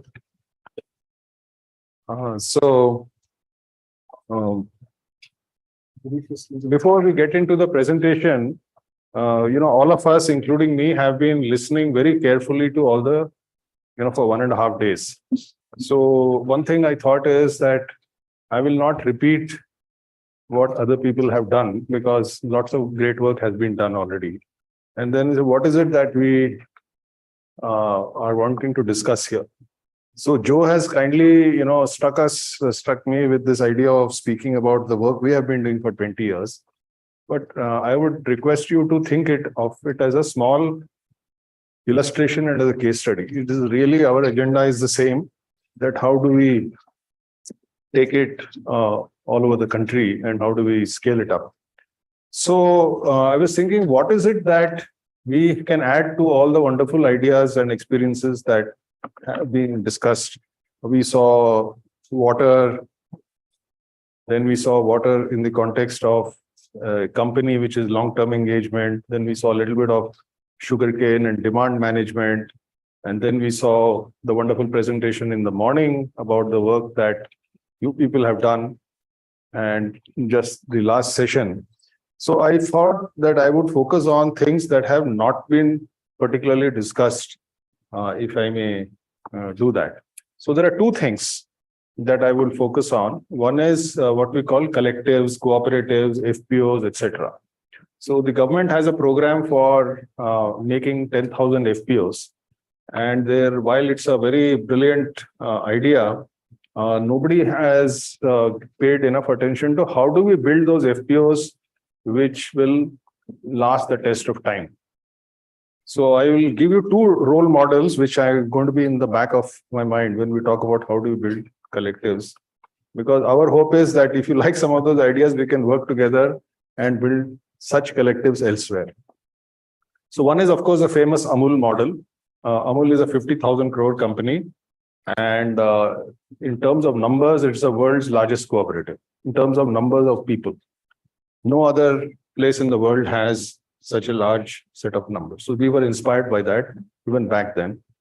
And just as an illustration, there is an NGO, not an NGO, a farmers cooperative called Mulkanur near Warangal, which is a place in Telangana now, started by one unknown gentleman called Vishwanath Reddy, who was a farmer.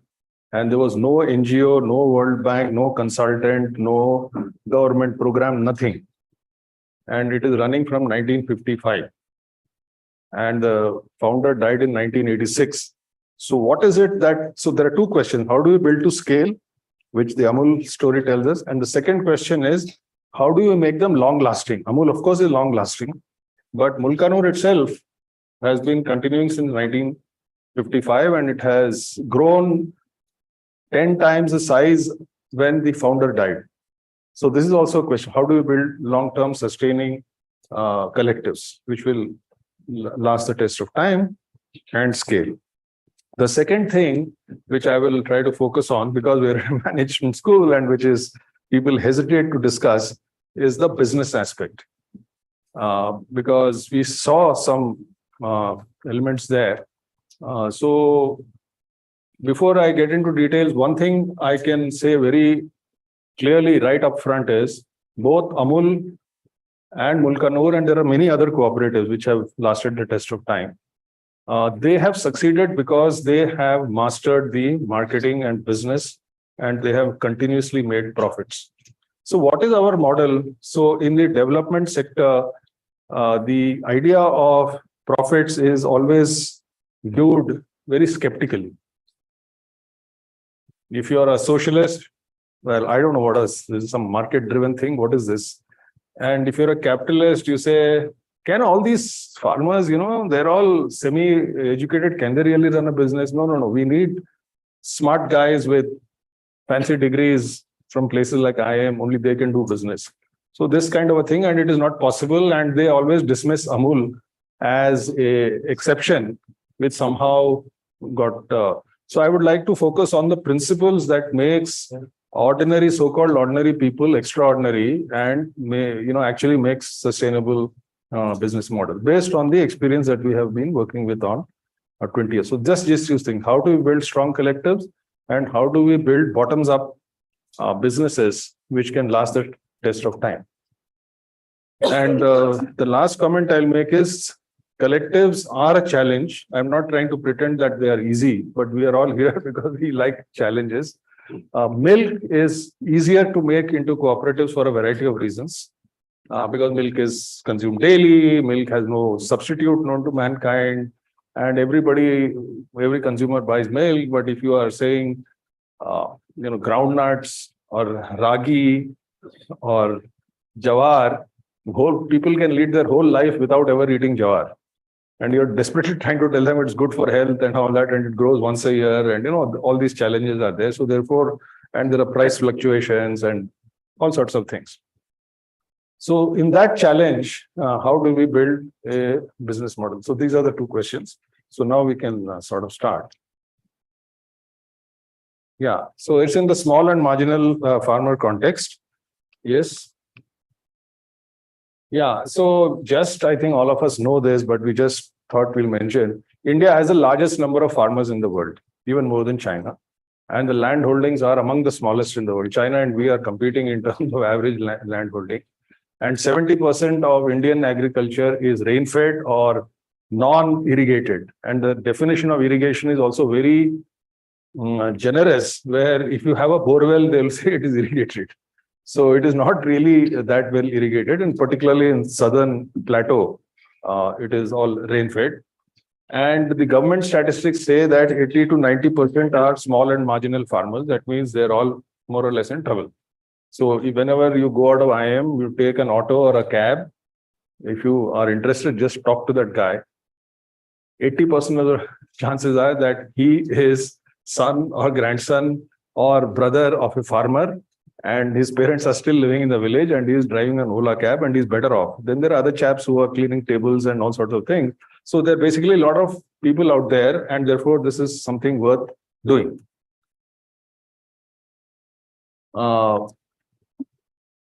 Yeah, so one thing that I thought we would try to mention is, where is the opportunity? So Joe has helped us to make this. So what you see is that on the demand market side, the farmers, this is the whole supply chain, local farmer, middleman, local agent, district trader, regional wholesaler, national corporate. So this is not theoretical. Our team is here, 5 of them, please interact with them. They're all here from Anantapur, except Kaushal, who is here from Bangalore. And we are working closely with IIT-IIT. So what we find is that when you go through the supply chain, you start from the village, then you say, what does the trader do? He gives it to the mill. Then you go to the miller, then it comes to Hyderabad, Bangalore. Then there are corporates who buy it, and then they brand it, and then they sell it. Then they make value-added products, etc., etc. The share of the farmer in the value chain is very, very small. I think everybody knows this. There's not a news. The problem is, how do we bridge that gap and how do we reach there? Yeah. Oh, sorry. No, it's not. For some reason, it's not working. I got it. It's not working? Yeah. The other thing is, which all of you have talked about since yesterday, is the low productivity. Now, the low productivity is for a variety of reasons. One of the speakers, I think in the morning, he also mentioned the reasons are there.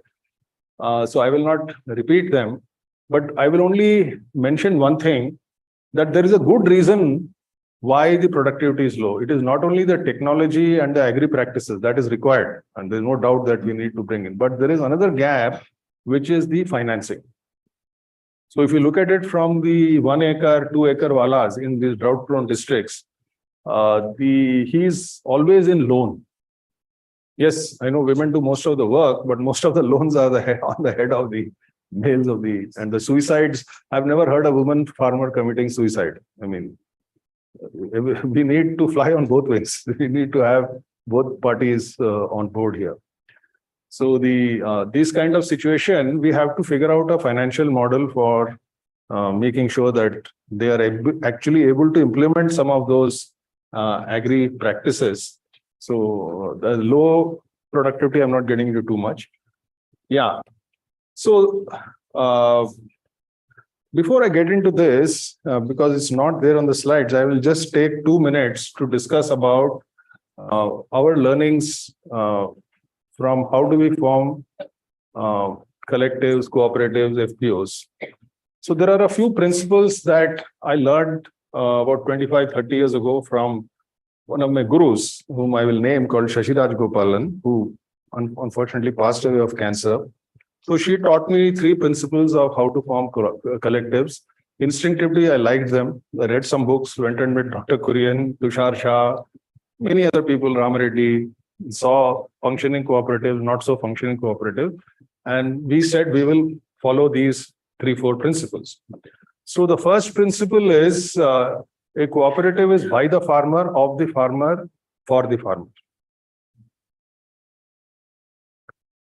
So Dr. Kurian used to say, for those who believe in cooperatives, those who have faith, they believe in cooperatives, and those who do not have faith, you cannot convince them. So maybe some of you will not be convinced.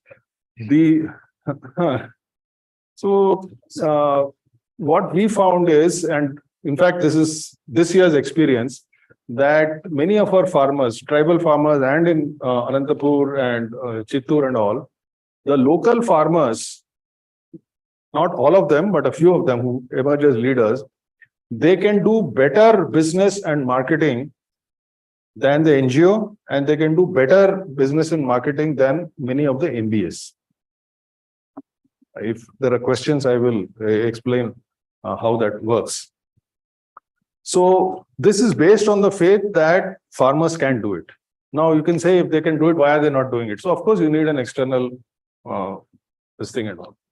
The second principle for the farmers, by the farmers, of the farmers is the traditional models say that there will be a government scheme, there will be a subsidy, there will be an NGO, there will be a consultant, there will be experts in social mobilization, business, agriculture, and they will give training sessions and they will do all sorts of things to motivate and join them as collectives. We tried all that and it did not work. But it started working and I used to wonder, why is it working?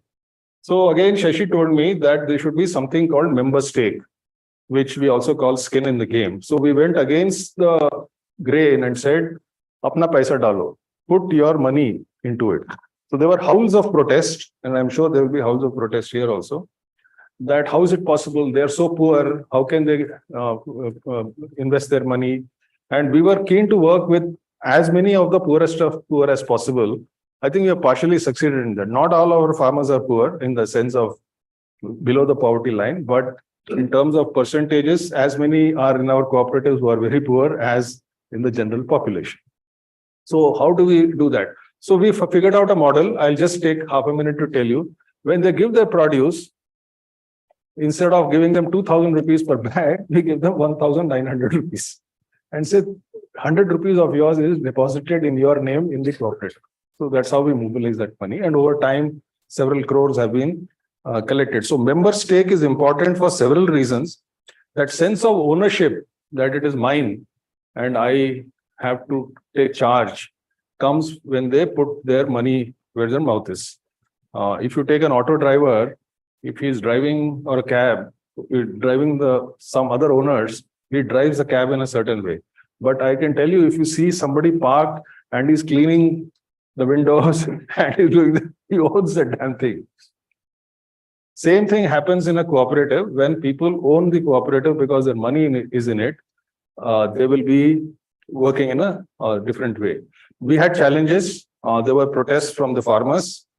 There were protests meaning not dharnas and all saying, no, this is not going to work. We are very poor. And there were also pushback from our own staff in those days. No, sir, this is not going to work. That government project is giving this subsidy, this is giving that scheme, that NGO is giving them this incentive, and this is giving them this and that. But Shashi had convinced me, and Dr. Kurian had convinced me that we should put skin in the game. The third aspect of mobilization is, so this, I mean, I'll say it in Hindi and I will just translate it into English. The best training program for farmers is putting their money. तो कहता हूं कि जब अपने पैसे लगाते हो तो होश ठिकाने आ जाते हैं. I don't know how to translate it properly into English. When you put your money into it, your brain starts functioning beautifully. There is nothing like OPM. OPM is other people's money, on which the startup sector is blossoming and 80%, 90% are failing, according to my colleagues in IIM. It's not that kind of stuff. So I found that this is actually true. So, for example, when we started off on day 0, we went to a village called Bhimpur, which is a Gondi village somewhere inside Adilabad. And we said that you give 100 rupees or we'll give you only 50 rupees. And there were howls of protest, but we insisted. So only 27 people joined. Now, when that day I spent 3 hours going to the Hanuman temple and hanging around with them. And while we were leaving, all the farmers came and said, sir, soybean ka rate barabar batate rehna. Please keep telling. They are tracking the rate of soybean on a daily basis. Now we make a big deal of modern this thing. There are local services available. In those days, newspaper every day they used to give the rate of soybean, cotton, etc. And there was some SMS services. They used to, and they were tracking that money and they were figuring out whether to sell now or later. Of course, we held them to think through it. It's not that we did not. So when they store it properly, they ensure, they figure out on their own, rats, pests, dogs, cats, should not damage, how to store it, how to keep sure that it doesn't get damp. All these things they figure out because unka paisa laga hua hai. It's nothing new. I mean, farmers are don't require tremendous external inputs on all these things. So that is one thing. So two principles. Number one is for the farmers, by the farmers, of the farmers. Number two is put their money where their mouth is. And of course, there is a fairly intensive training and capacity building. It's not that we don't do that, but on what basis? Not on the basis of principles we teach in IIM Bangalore, but we learned it the hard way. So I personally went to local traders, dalals, people who are called khunchus, makichus in Hindi, bloodsuckers, sat with them like a student and wrote down how do you operate, went to the next level to the big wholesalers, sat down with them and wrote down what we did. I went and met retired wholesalers who were doing lots of money. I went to the millers and right there up to the mandi, and we figured out Naya Paisa by Naya, what are the costs? The business is business. There is a hamal cost, there is a cost of the bag, there is a cost of, after 3 months, the moisture content goes down, so the weight goes down, etc., etc. You do all the costing and then you say, where is the money? Because somebody is making money. That first slide Joe had put up, everybody, the food sector in India as we speak today is attracting tens of billions of dollars in investment. That means there is money there. So we are trying to understand the business from here and then move up. So once from there we figured out where the money is, we started our operations. So I will just leave that business operations on B2B for the time being there, and then we will go to the B2B linkages. So this is again a very nice slide that Joe has created for us. So there are 3 levels. There is a village farmers, there is a village level cooperative, and then there is a federation. So village level cooperative, we still call them cooperative, is that in a village there may be 30, 40, 50, 100 people who come together, and it is voluntary and open. We don't force them to come in with us. So when they do that, we went against some of the principles of Amul. I'll tell you what they are. And then federation is at a district level. So right now, over 20 years now, we're working with about 45,000 farmers. And we just did a analysis. In fact, Shankar is the head. He's sitting there. He agreed to my request and they did some analysis that from the beginning till now, we have done about 182 crores of business only on groundnut. And last year, they did about 25 crores of business in groundnut. And if you add the government schemes, so the government also gives them some work, it would more than double that amount, because the government gives us 1% of the revenue. But if you add that as revenue and all the other things that you're saying, collectively buying inputs and saving 20%, etc., that of course automatically happens. They have their own shops, they have taken dealership from big companies, and that is also happening. So then we had a basic problem. See, that's why I'm saying there's nothing wrong in making money if it is on behalf of the so-called poor. It's okay. I mean, because otherwise we'll have to keep running for subsidies. So we said, let's connect to the corporates. And we have a friend here. Where is he? Yeah, he will also speak to us. He just retired 3 days ago, and he was heading staple purchase for Reliance for whole of South India, and he was very helpful. So we started approaching Reliance, Mayas, Flipkart. Flipkart also buys from us, More, and Big Basket, and all these big corporates. Now there is a barrier to crack there, because you are talking about poor farmers and all kinds of agricultural practices, and the corporates have certain quality, timeliness, all these requirements. So it took us some time to bridge that gap. So there is a rigorous process that they go through where they say that you prove to us that you are a reliable vendor. That means the quality will be good. If you say you will send 1 truckload on Monday, you will send 1 truckload on Monday, another on Wednesday, etc. You'll be reliable, and then they'll put you in the list of registered vendors. So actually, Maruti is sitting here. He is handling our marketing single-handedly. And if there are questions which I can't answer, he will be happy to answer. So he handles the marketing for us. So all the corporates we have connected. And before I forget, I'll make an offer. If there are other FPOs who can match that till they come up to speed, because they also have to go through his process, we will help them to come up to that speed. But meanwhile, we can start selling it through our own registered vendors. Satya Sai and Prajamitra and all these people are already. So there is a demand, huge demand from these guys that why are you selling only groundnuts and tur dal? Why can't you sell us wheat, rice, jawar, etc., etc.? So we can sit and work out the details. The only promise I make is that we will not charge anything except if there is out-of-pocket expenses, transport you have to pay. And we will help you to come up to the requirements of these corporates so that you can also register yourself independently and move ahead. So this is the B2B kind of thing. Shall we move ahead? So that is what helped us to achieve market demand and scale. So I'll tell you something. There is a competition. When we think of competition, we think of big multinationals and big companies as our competitors. But when you are sitting on the ground, your immediate competitor is other businesses and traders and wholesalers, and you have to do better than them. Now they are profitable and you have to struggle to be profitable. Why is that so? Because the local buyers and local traders, they cheat the farmers, pay him less, and therefore the margins are already increased. If there is a miller, in Telugu we say, "Mem zero business chestamandi." Zero business chesta means we do zero business, which means we don't pay any tax, we don't pay any electricity bill, we don't do anything. Whenever that chap comes, we give him $500 and he goes. And when the electricity thing, we have a system of taking it around the meter and with the consent of that chap. Now his electricity cost is less, his purchase cost is less, and he's not paying any taxes. Obviously, the name of the game is to sell at the lowest price possible. We cannot do that. We have to pay the farmer. We have to pay the electricity bills. It's a huge thing, low margin business. So we have to figure out how to beat that guy and make money.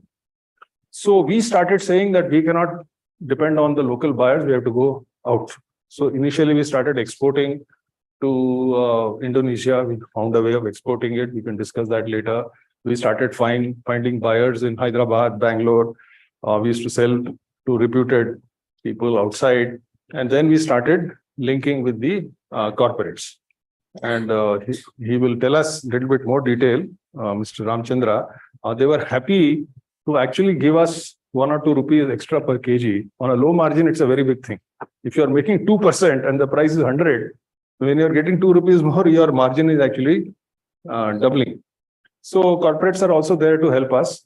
So that's how we started thinking of it, that how can we be compliant with all the legal, tax, electricity, etc., requirements, safety, and still make profits. We have to do better marketing than what the local guys are doing. Yeah. So that skin in the game we've already talked about. Now, the first barrier that we came up with is how do we finance these processing units? So right now we have, if we can count it as 2 units in Adilabad, 3 in Anantapur, and another 3 in Chittoor. And actually we are setting up 3 or 4 more in Yavatmal. How do we finance them? Where does the money going to come from? Because, we like to avoid as much red tape as possible, because when we go, we don't want to take loans from banks, because, we don't know what's going to happen.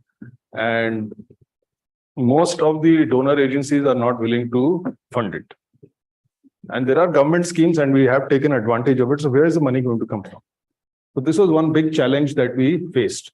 So what we did is we started bootstrapping. It takes time, and we will discuss offline if you are interested how we can speed up that process for the new. We don't have to wait for so much time.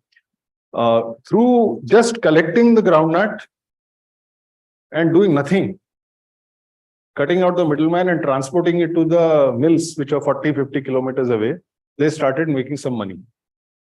And over time, we used to insist that some of the money they have to save. Not everything is distributed because they're anyway making more money, but some of it you have to save. So they had collected 4 or 5 lakh rupees and then they bought land. They bought 2.25 acres. I think these guys were also involved in that.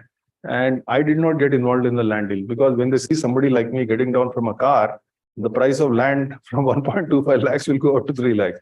They said, sir, meer raat and me mein juskunta. Aap mat aiye, hum khud dekh lenge. You please don't come. We will. So they negotiated and bought that land out of the retained profits. Then the mill cost some 50-60 lakhs. There, I made a blunder, so it's not their fault. That time the technology was such that we thought of going for a big mill. Now technology on food processing around the country has really improved in the last 20 years. So they have set up 2 small mills, which is doing better business and better quality than the large mill that we set up. But yeah. So we, somebody gave us a loan, the farmers repaid it, etc. But in the new mills, what we are doing is, so I'll give you an example of how to finance this after having done the marketing. So our friend Natraj is here, he is managing in Kalyan Durgam. The farmers in Kalyan Durgam, which is very far away from the main mill, some 60 kilometers there, they said, we want to set up our own small mill because the transport is very far. How do we do it? And Mir Konjam Sahayam Chendi, please Sahaya kariye, thoda help kariye. I said, no, hum nahi karenge. How much will it cost? So in those days, they said it will cost some 15 or 20 lakhs. I said, how many bags will you get? So very proudly, they said, we'll get at least 15,000 bags per year. So I said, 15 lakhs divided by 15,000, what is the cost per bag? So that much arithmetic, everybody knows, 100 rupees. I said, one time in your life, you have to give 100 rupees. And anybody here without a mobile phone? Sorry. I have to put it on silent. So everybody kept quiet. I said, does it come for 100 rupees? Anybody bought this for 100 rupees? And most of them are smartphones. I said, please give 100 rupees of your own money per bag once in your lifetime. And a local guy donated 1 acre, etc. And that mill is up and running. And it's actually doing more business than the main mill in Guttur. Correct? Kalyan Durgam. Then third people started this year. By that time, the cost had gone up to 40 lakhs from 15 lakhs. Same model. So the power of collectivization, if you do it properly and you get large enough numbers, is sab log 100 rupiya, 50 rupiya, 1000 rupiya de do. So you can do it. So that is how we have been financing this. So this is the thing about building that supply chain. Now here it gets little technical because it's a technical subject. Processing, you have to learn what is the best machinery available, how do you maintain quality day after day after day, and then how do you pack it properly, clean it, and then only you can send it to the corporate. So those systems have to be put in place. I mean, just to give an example, I think we are following one thing very strictly. Even if the chief minister, our minister, many ministers have come, we tell them, sir, please remove your shoes and then enter the place, because this is a food processing unit. You are not allowed to wear shoes here. And of course, that applies to the workers, managers, whoever is working there. Things like that. The women have to wear cap because the way the hair falls, that's another problem. So whatever simple practices are there to maintain quality, apart from the food and machinery, we have to follow that. And have now people like Kaushal, who's from IIT Kanpur, and I don't know why the hell he's working for us, but we are grateful. They are working with their friends to develop all this software and apps so that that information can be immediately captured, so that we can, do analysis or provide it to various people, how much farmer is giving how much and what is the cost, what is the quality, all those parameters we have to do. And before I forget, the quality, I'll just mention another thing about the quality has to be at the grassroots level. So in Amul, for example, when every farmer comes to pour milk, whether it is 1 liter or 2 liters into the local village, there is now a modern scientific instrumentation which tests that milk. How much is protein, how much is fat, is there water added to it, has he added calcium oxide, etc. Is it fresh or bad? And if it is below a certain level, it is rejected, and then the price is fixed based on the quality.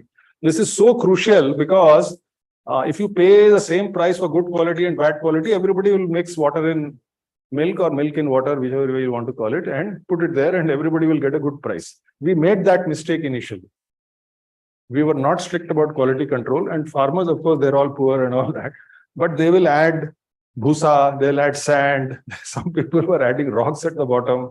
So first time when we did in Chandrayanapalli, we actually, I mean, I financed it personally because it was this thing. We made a loss of some 30,000 rupees. And I mean, how the hell I have done all the calculation? Then we found this is the case. Then we put in the systems that quality check will happen at the village level. And of course, we discuss with the farmers. So now it gives us a huge advantage in the market, because when you start from there and go to either the local miller or to Reliance, we've already 90% of the quality problem is already sorted out there. So, and the quality consciousness starts building in, and they also understand, it's not that they don't understand, that if you don't maintain quality, you will not get the price.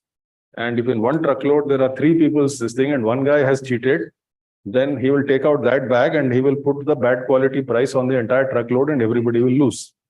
So the other day I had gone to Adilabad.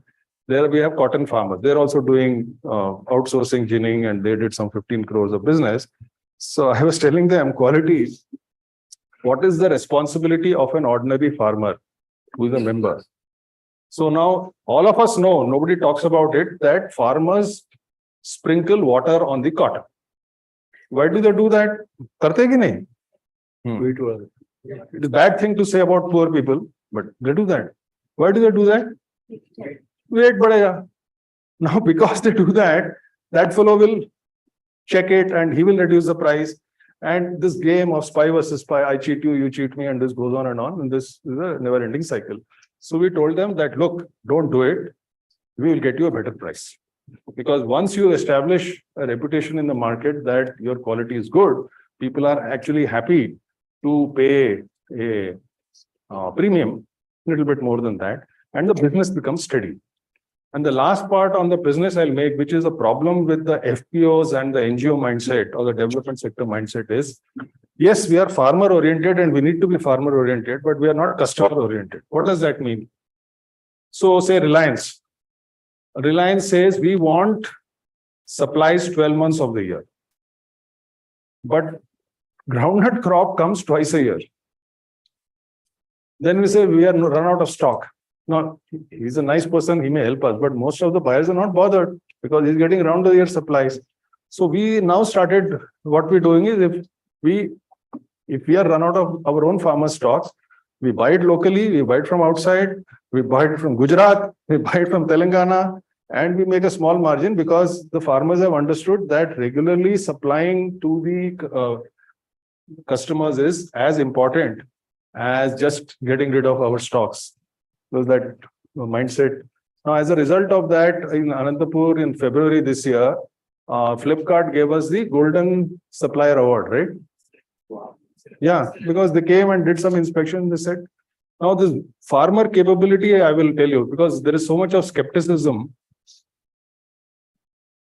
So Flipkart came and I was not there. These people were there and they saw the setup and they said, oh, we never thought, you know, this FPO NGO model will work like that. Why are you giving us 5 crores? Why don't you give us 50 crores of business? The farmer said, very, very good. He said, okay, then get it for us. Sir, we'll have to sign a contract and an agreement, a legal agreement. He said, why? Say, if we go and buy 50 crores and tomorrow you back off because you only given us word of mouth, then we'll be in trouble. Of course, they never came back with the contract.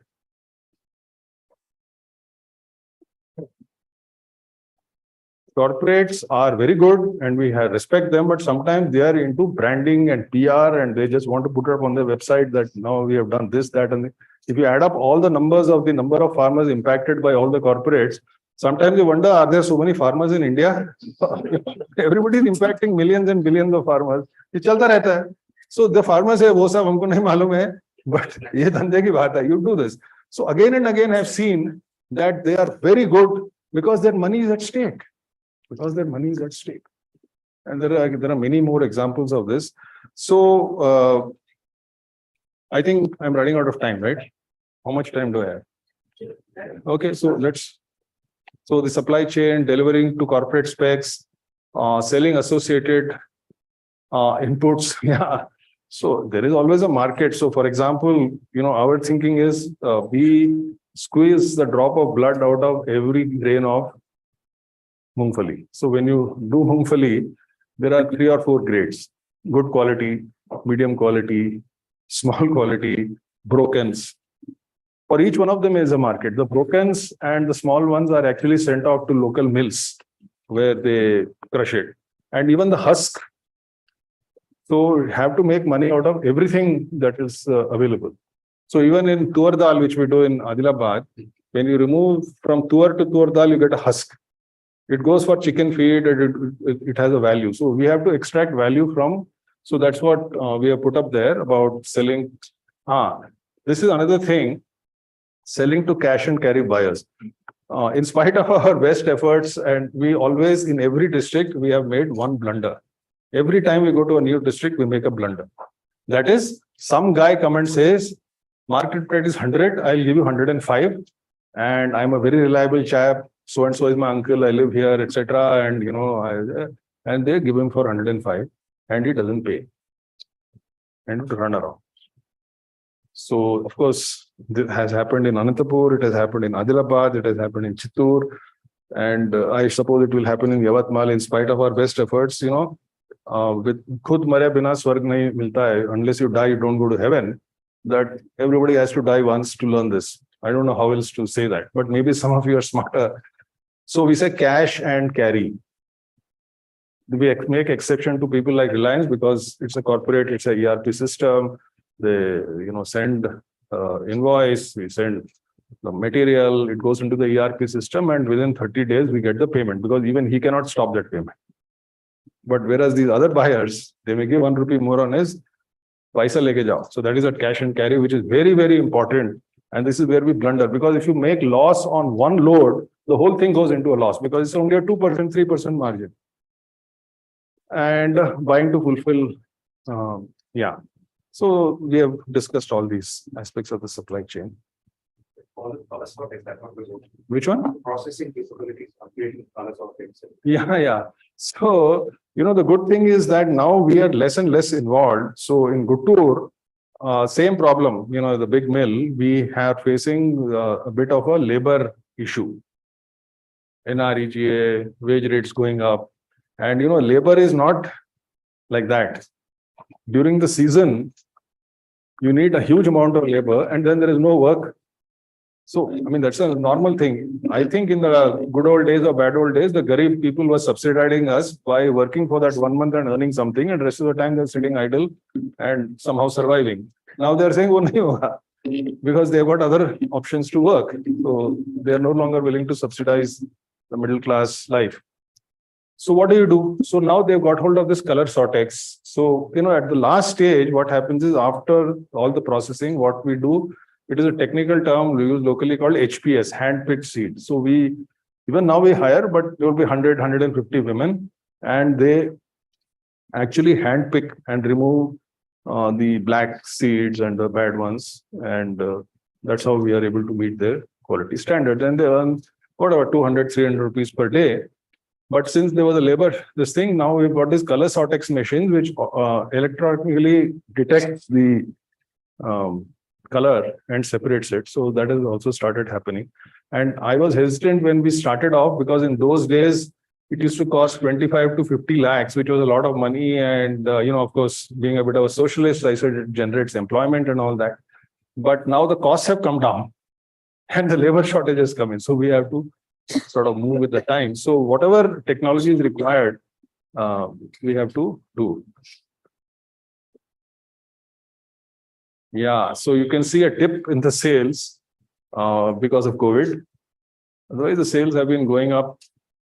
And we are selling seed. Seed means not in the shell, but after removing it. So the seed is the major sale. And then there are some input sales, which is our seed, fertilizer, pesticide, their own crops.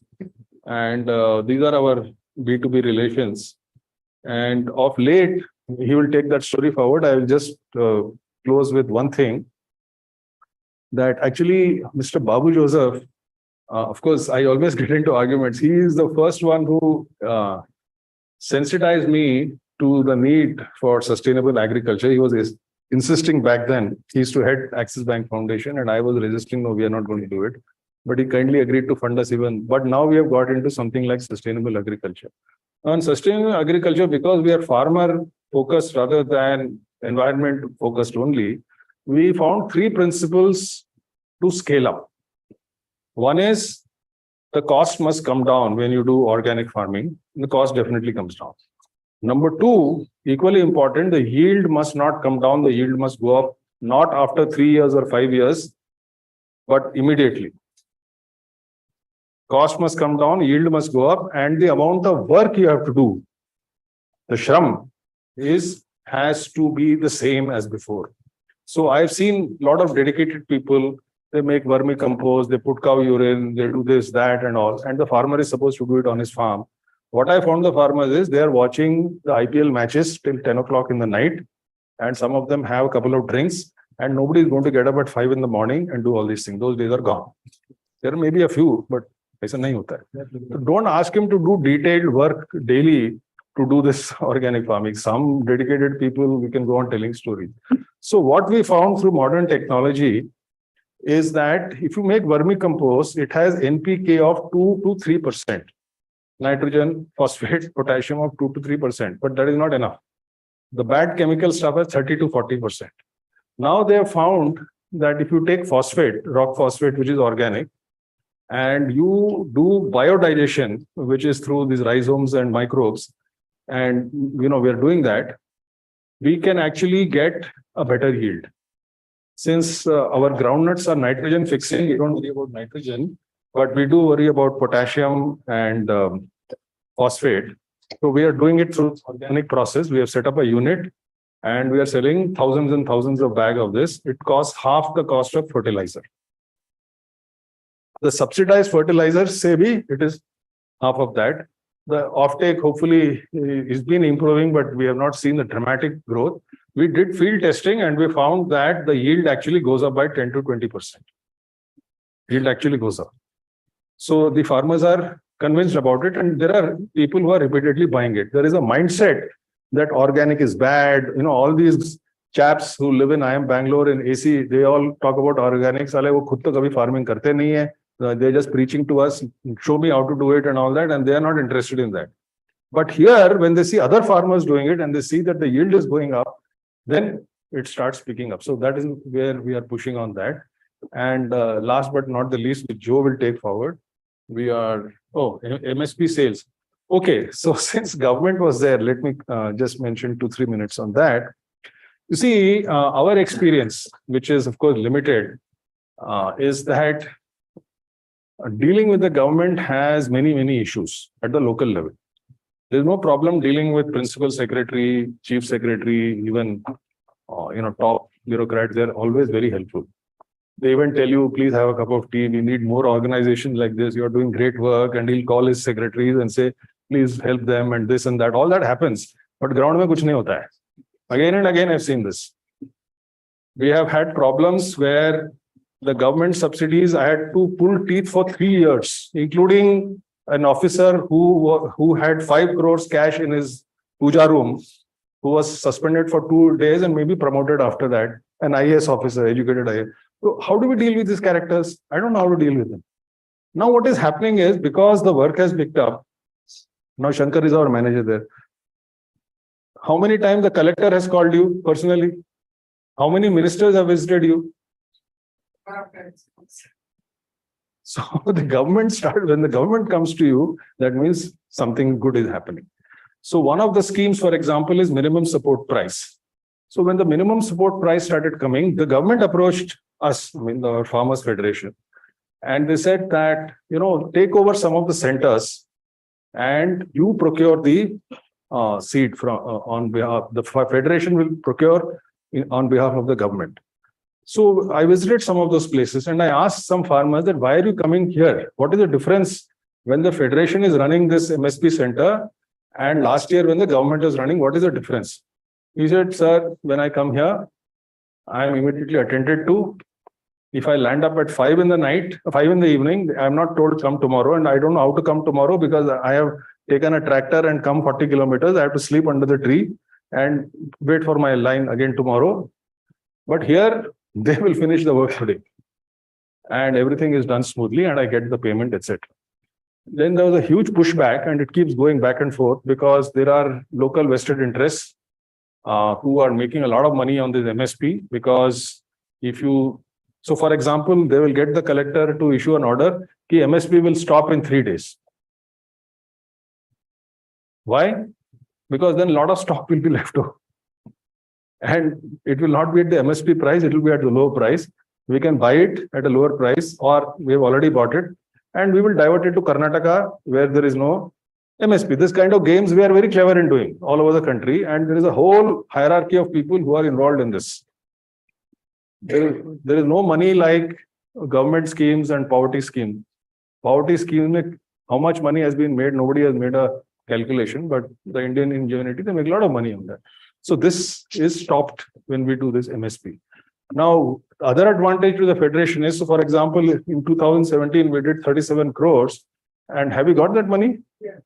So we got 37 lakhs, 1% for doing nothing, just standing there receiving it because the government pays for everything. They give you all that software systems, which now are very famous, and you press this button, that button, it goes and it verifies and all that.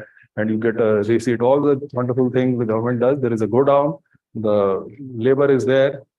They are paid for the government. We have to just receive it and make sure that the records are kept correctly. That's all we do. For that, we get 37 lakh.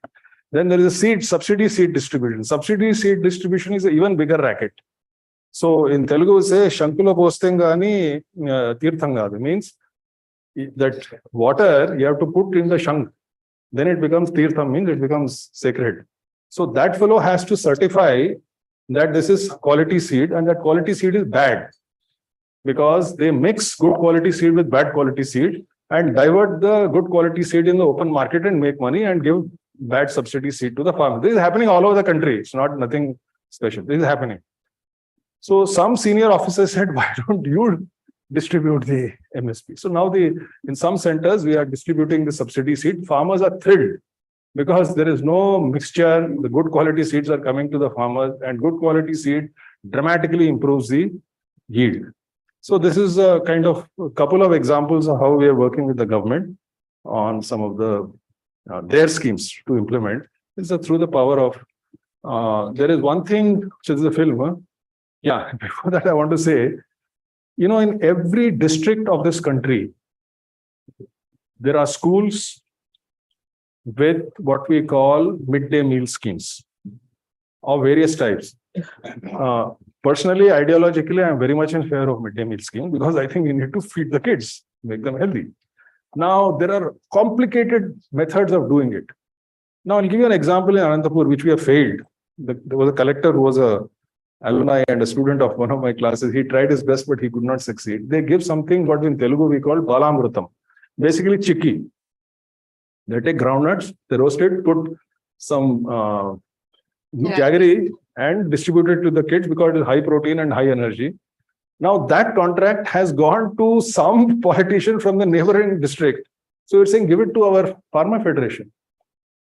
Because we are growing groundnuts and grow this thing, but we have not succeeded in that. The larger picture is that this kind of a scheme, whether it is rice, wheat, etc., our FPOs you have to patiently get after the government without confronting them too much. That ये midday meal का scheme जो है ये किसानों से यहीं से ले लो, and we will enable that to happen. The incomes will go up quite significantly if we can do that. So this is some film that we wanted us to show. Satsai federation farmers federation general మేనేజర్గా ఉన్నాను. ఈ జిల్లాలో ప్రధాన పంట వేరుశెనగే. ఈ వేరుశెనగ మంచి quality ఉండి నాణ్యత ఉండి తినుబండారంగా అయితే మంచి ధర ఉంది. కనుక మామూలు ప్రైవేట్ వ్యాపారస్తులు కొనుక్కొని వాళ్ళు వేరే ప్రాంతాల్లో అమ్ముకోవడము లాభాలు గడించడం వాళ్ళే చేస్తున్నారు. అయితే రైతులకు సరైన ధర రాలేదని చెప్పి దాదాపు 10 సంవత్సరాలకు ముందు కొన్ని గ్రామాల ప్రజలు రైతుల సంఘాలు ఏర్పాటు చేసుకొని 1995 మ్యాక్స్ చట్టం కింద సంఘాలు ఏర్పాటు చేసినాము.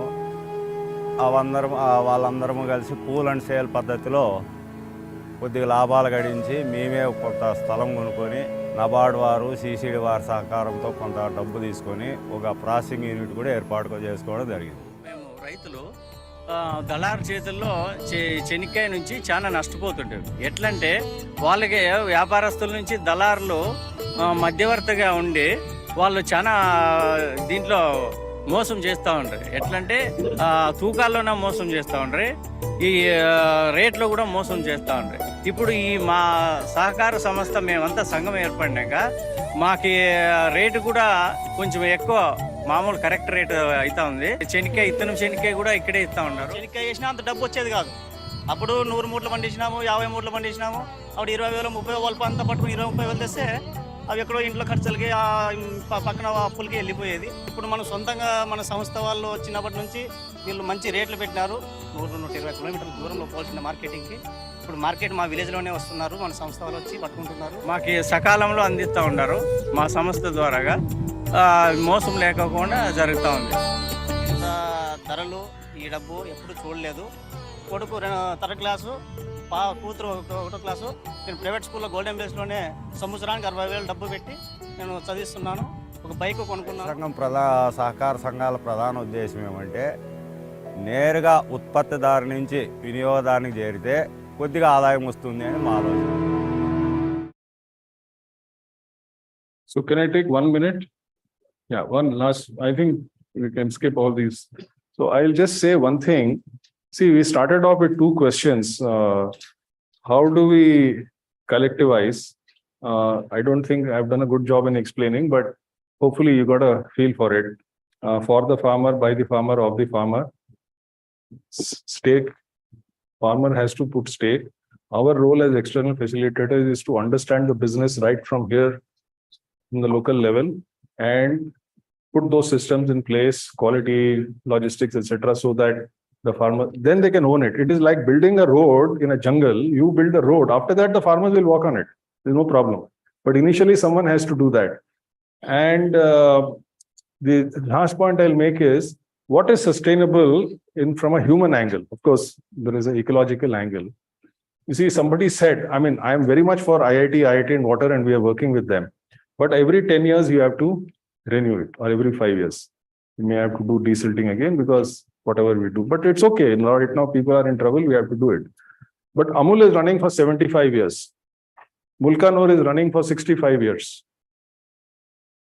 If we want to build long-term, sustainable organizations which will last the test of time, then we should think of strongly build cooperatives which will continue. So I asked them a simple question. See, governments have come and gone. NGOs have come and gone. We may not be there, but farmers will always be there because human beings need food. Who is going to run this organization? Should be run by us or by you? Sir, I said, do you want it to continue till your lifetime or your son's lifetime or your grandson's lifetime? No, sir, it should run forever. That mindset we have to put into the farmers. Then they start taking more and more charge of it. Thank you. Thank you, Professor. I'll just quickly talk about this program. And by the way, the product team is here. They're the ones supporting the scaling up. So like you've seen everywhere else, this is happening here. Even Chandrakanji showed us. And similar numbers in groundnut, which is the key crop, you're seeing that 47%. And interestingly, again, with some of the other things, the interesting part here is, if you'll remember, the subsistence model, which is the big issue here. Now it's an all-profit model. It's a model where whether it's a good year or a bad year, a farmer will make profit from his groundnuts. And I think that's the big shift here, that they can now start to invest as well. This is again the story of India for groundnuts that's been mapped. And so again, a story that can be taken to many other parts, a large part of Maharashtra, Gujarat. So again, a story that can move elsewhere. So like before, if we can have our panelists. Mayuri, if you can introduce our panelists, please. So, last 1 minute, we said groundnuts, farmer gets 70 rupees. When we do value addition, Reliance pays 112 rupees, but peanut butter sells for 500 rupees. so we launched a brand called Farm Veda. So I am hoping that we are now selling a breakfast cereal for 600 rupees. It is the high protein, etc. So we are into building a brand like Amul, and we need your help, and we'll be happy to work with you to take this to scale in your regions also, because we have got a little bit of know-how. And so you can take a look at it. And our website is farmveda.in. You can take a look at it. Yeah.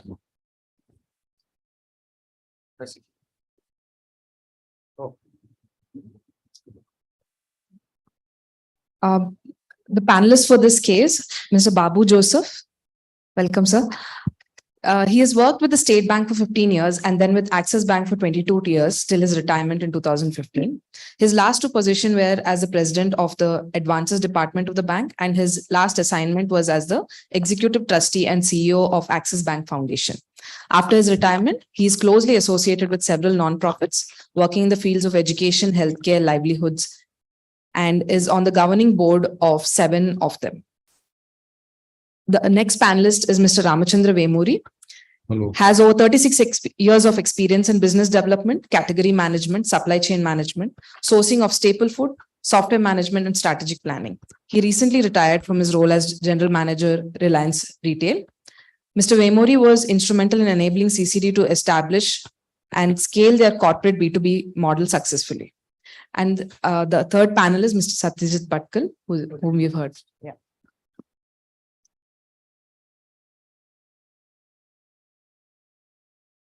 I'm going to start with Mr. Vemuri, because this whole corporate connect is such a new thing for all of us. Can you share your mic, please? It's such a new thing for us. And so tell us your experience as a corporate buyer, one of the first buyers who've kind of really helped support this model. What worked? What do you think could also continue to get better? Oh, okay. Thank you, Joe. Thank you, Shastriji, and of course, Mayuri, for this wonderful involvement from your side to me.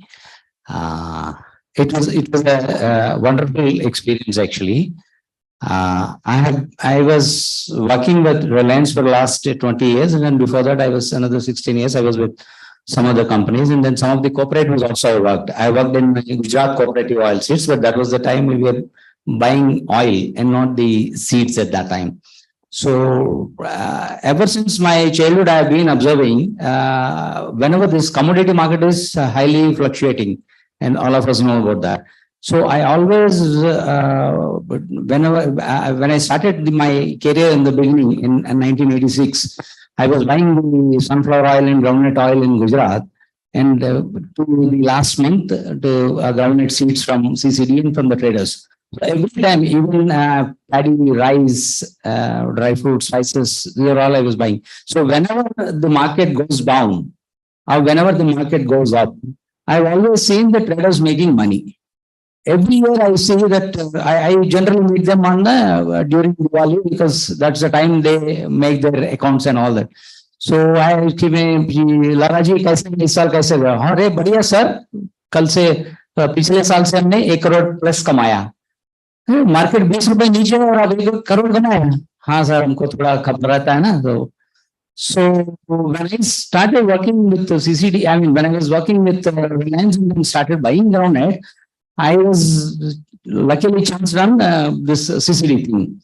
Then I immediately said, this is the, because I was earlier working with Raichur area and Gangavati area, and even in Tamil Nadu also, but they were successful. I was able to get the kind of quality product. I was able to connect the stocks properly in time. I had a lot of difficulties, but though I tried my best to talk to them and then make sure that they are sustainable, and then they support us, because I'm ready to contribute more to them, because this money I know that is going directly to the farmer. So, but I could not succeed. Even we are still struggling there. So when I started with CCD, initially they had this problem of connectivity. All the purchase orders and all that they generate on an auto mode system. In fact, we also don't know. The system calculates what is the total stock available in the store and what is this total stock available in our warehouse on the night, and then it throws a PO to the vendor. We maintain that code on that vendor code, and they said this is the location, this is the vendor. So it immediately throws. So next day morning, the PO is there in their mailbox. Initially, they were not able to see the mails properly, and then it is only 5 days lead time. So they used to miss the purchase order supply. Even if they have seen, we have a system of taking an appointment and then supplying on the appointment date. So initially they were struggling to do this, and then I have seen 4-5 consignments failing. And we all work in a GIT model. I mean, we just maintain 3 days stock in store and about 7 days stock. Even 1 day, 2 days missing on the PO, we will stock it at the store, and it becomes a nuisance. So 3-4 times I've explained to them, and somehow they were reluctant, but they were supplying because they were getting little more money and trading quantity. Earlier to the market, they are having their own problems in supplying to the markets. So they are relevant. And then the second problem I face with them is the quality rejection, because apart from the physical parameters, we check the moisture level also. So 2-3 times, I mean, their moisture content was a little higher than it is required, and the vehicle got rejected. The vehicle comes to Hyderabad and then goes back. It costs them 20,000 plus on a single load back to them. So first time they have taken it back and they have not told me also.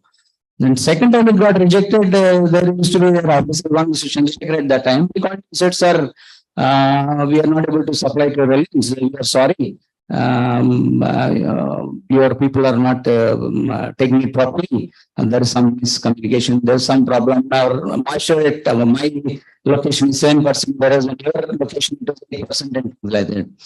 Then I told him, okay, just hang on for 2 minutes. I spoke to my collection center and I spoke to him, what is the issue? Said, sir, 0.5% is more. I said, we have varieties.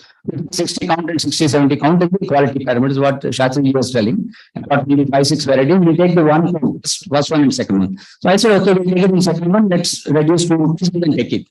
So I told him, take it unload it, because I know that is the actual process to them also. So when the driver normally these people are in touch with the drivers, and he called me. He said, sir, so it is not possible for cooperating to work like this. So we will take our vehicle back. Please relax. Please allow this to get it unloaded. I will do this properly. And I will adjust the stories to you. Don't worry. You don't use the stories. Okay. But he could not understand that.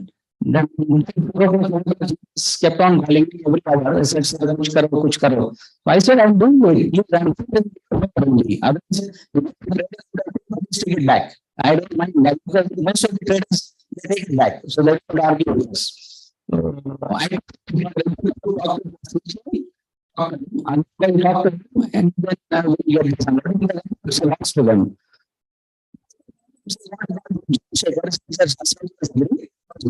This is actually a shock to me. So the question what they asked me is, it's actually a sea change from me. I have never expected a competitor to have so much like this, because I had a bad experience with Raichur competitors, FPOs, and Tamil was never. I have not spoken to Vasriji. Vasriji has not spoken to me. So I only left the message with Chandrasekhar. This is what it is. Please talk to me. Immediately, I had a message from Chandrasekhar. Sir, please go ahead and unload the stock. So this is actually, then I said I should travel to Anandpur. I traveled to Anandpur. I met the farmers. I explained to them, I told them, I'm going to give you weekly supply assurance for the 10 months. Please ensure that you supply good quality, and from my side, I will ensure that your payment is safe, and I will give you 2 rupees to 5 rupees more. Wherever it is possible, I will ensure that. So some of the club partners actually committing pictures are saying, sir, so I said,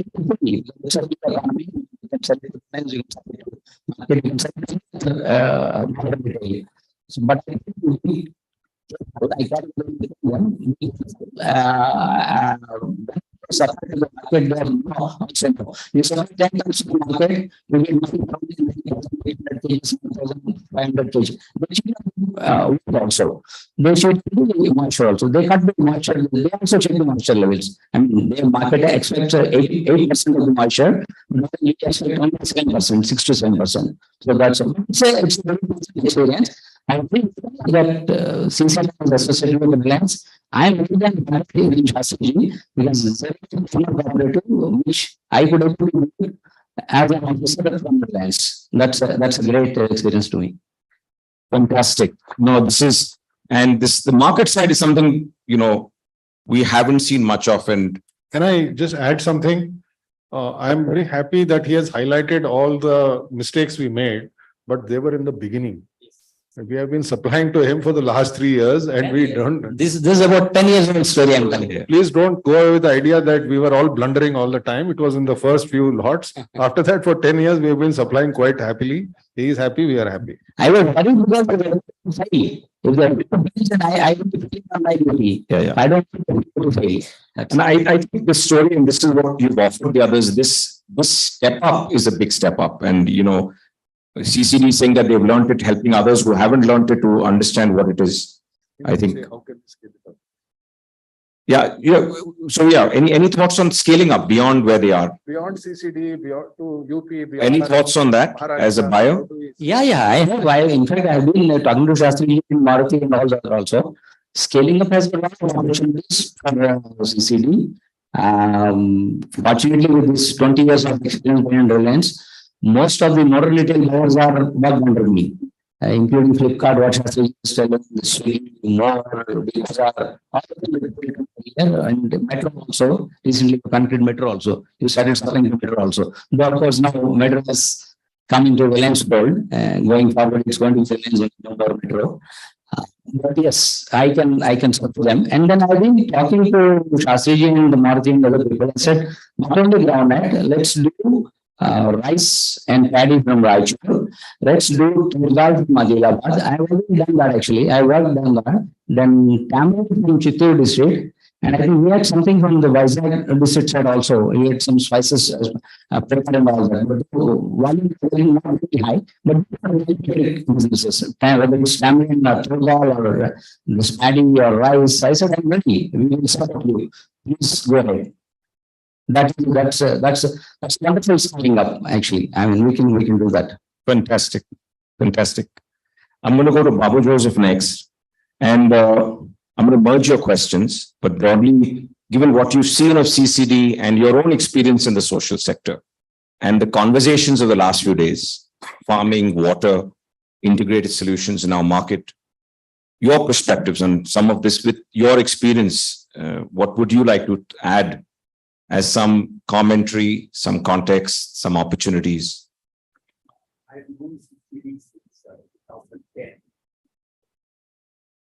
No, just press the button. I think it's off. I think this needs a 4-second press or something. Yeah. Just try. Okay. So I've known CCD right from 2010 onwards. And what struck me was their focus on post-harvest. So once you get the groundnut, what you do? They were great in aggregation. They were great in market linkages, value addition, and things like that. So I was trying to push them to looking at productivity. How can you increase the productivity? For that, you will require water. So how can we make water available to the farmers? So it was really a pleasant sight for me to know, to hear that they are now into desilting of tanks, which makes more water available to them.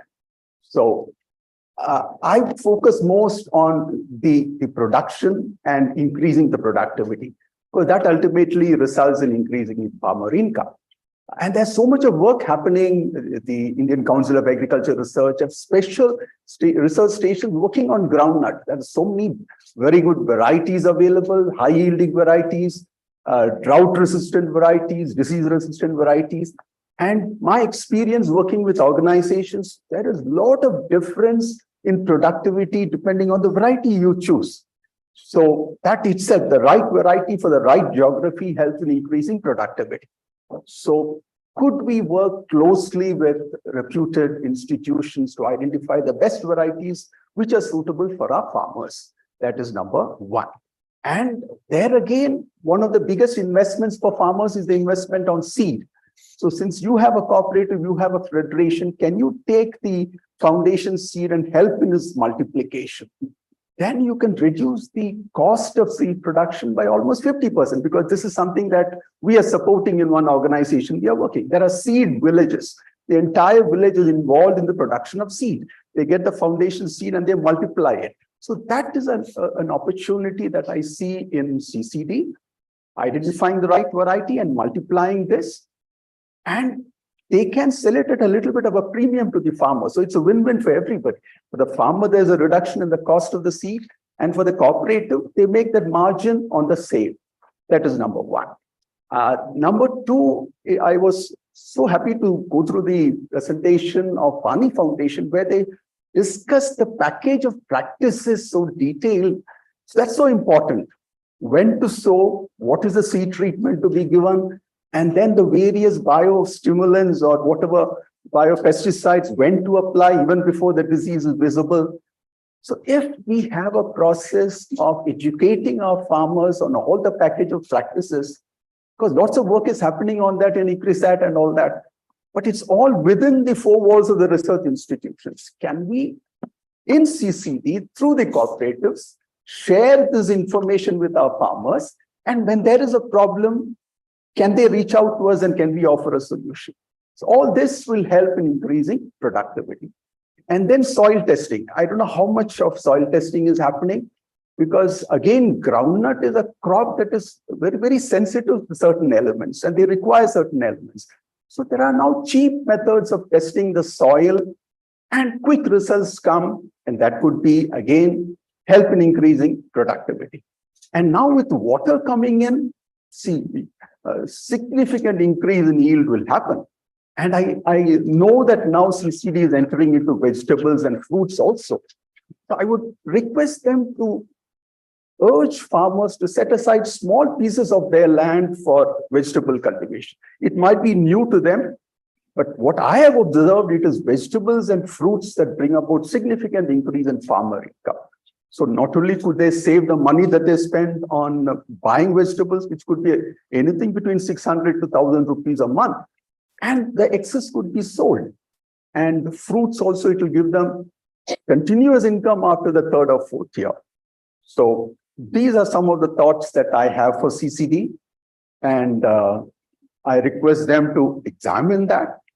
And since Professor Shastri is a big fan of Dr. Kurian and Amul, I'd like to tell him that in my role in Axis Bank, I was heading the agribusiness division, and we used to finance the best breeds for farmers so that they can buy the best breeds and increase productivity. Thank you. Fantastic. Thank you. So Satya, to you, the question is the narrative that you'll have with what we are doing and all this specialization. For the two cases you've seen today, are there narratives that emerge from that? As you've seen some of the thoughts on yield and cotton, groundnuts, you even heard one of the panelists talk about mint. Are there narratives that you have found appealing to yourself? Extremely appealing. In fact, so much to learn from, because actually that's the toughest part of the puzzle. Because unless market outcomes match agronomic outcomes, this movement is not going to go forward. So I think that this is absolutely invaluable what CCD has done, what Gujarat Ambuja is doing with cotton farmers. I think there's a whole bunch of things to learn from. And in fact, I want to come to Anandpur as just a student and study how we can, apply some of these things with our farmer producer company. So thank you for doing this. I think it's really path-breaking work. All right, thank you. So now I'm going to extend the panel so that we'll have a merged conversation. For the previous panelists, if you all can join, please, and you all can start asking your questions. So can I have my team? I'd ask to just arrange some of the chairs.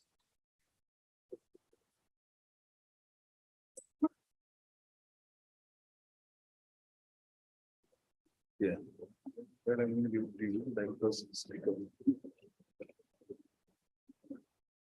Yeah, we have three people joining us. Yeah. Okay, we're going to cluster some questions. So go ahead and speak up a little bit just so that, yeah. And can we say focus today on the questions? Okay. Yeah. So yesterday we started talking about demand side. And I want to understand the opinion here of what do we mean by demand side? We're talking about reduction of water. How much do we use, right? I want to understand, therefore, if we continue to grow the cotton and if we continue to grow the sugarcane, will the demand side actually come down? Does the panel see that? So we'll make it a cotton question. Are you joining us, please, Chandrakanji? So we'll make it a cotton question. And a groundnut question. I'm not sugarcane, but since he's not here. I would like to hear what Pani is looking at in terms of when they are having their collectives. How is that? Because you spoke of demand, but I didn't really hear the whole thoughts behind it. Yeah. How are you looking at demand reduction and demand optimization? Okay. Anybody else here on this side? Yeah. So I think, so first of all, I just want to give you a quick feedback. When you combine the two panels, there is too many questions you want to ask, but then let's keep it short and keep it to one. So thank you for bringing up the whole Amul cooperative and collective side of the story. The question is, largely to Satya and to Professor Shastri. There are already seeds and fertilizers cooperatives, right? Wherever you're working, what's happening to them and what's the dynamic between? You can't hear. Okay. I was saying there are already seeds and fertilizers cooperative, large parts of the country, and wherever you're working, I'm assuming they also exist. So what's the dynamics, right? I mean, they are pushing one thing, you could be asking for something else. Those are also collective of some form and manner. They may not be very functional. So I just want to understand that part, because when we say collectivize and we multiply these institutions, yesterday also that was my question, there's a lot of confusion. Some group for doing water conservation, some group for making sure water supply. Yeah. Anything else on this side? Yeah. Thank you, sir. So my question is, that is specific to Mr. Rajiv from GIZ.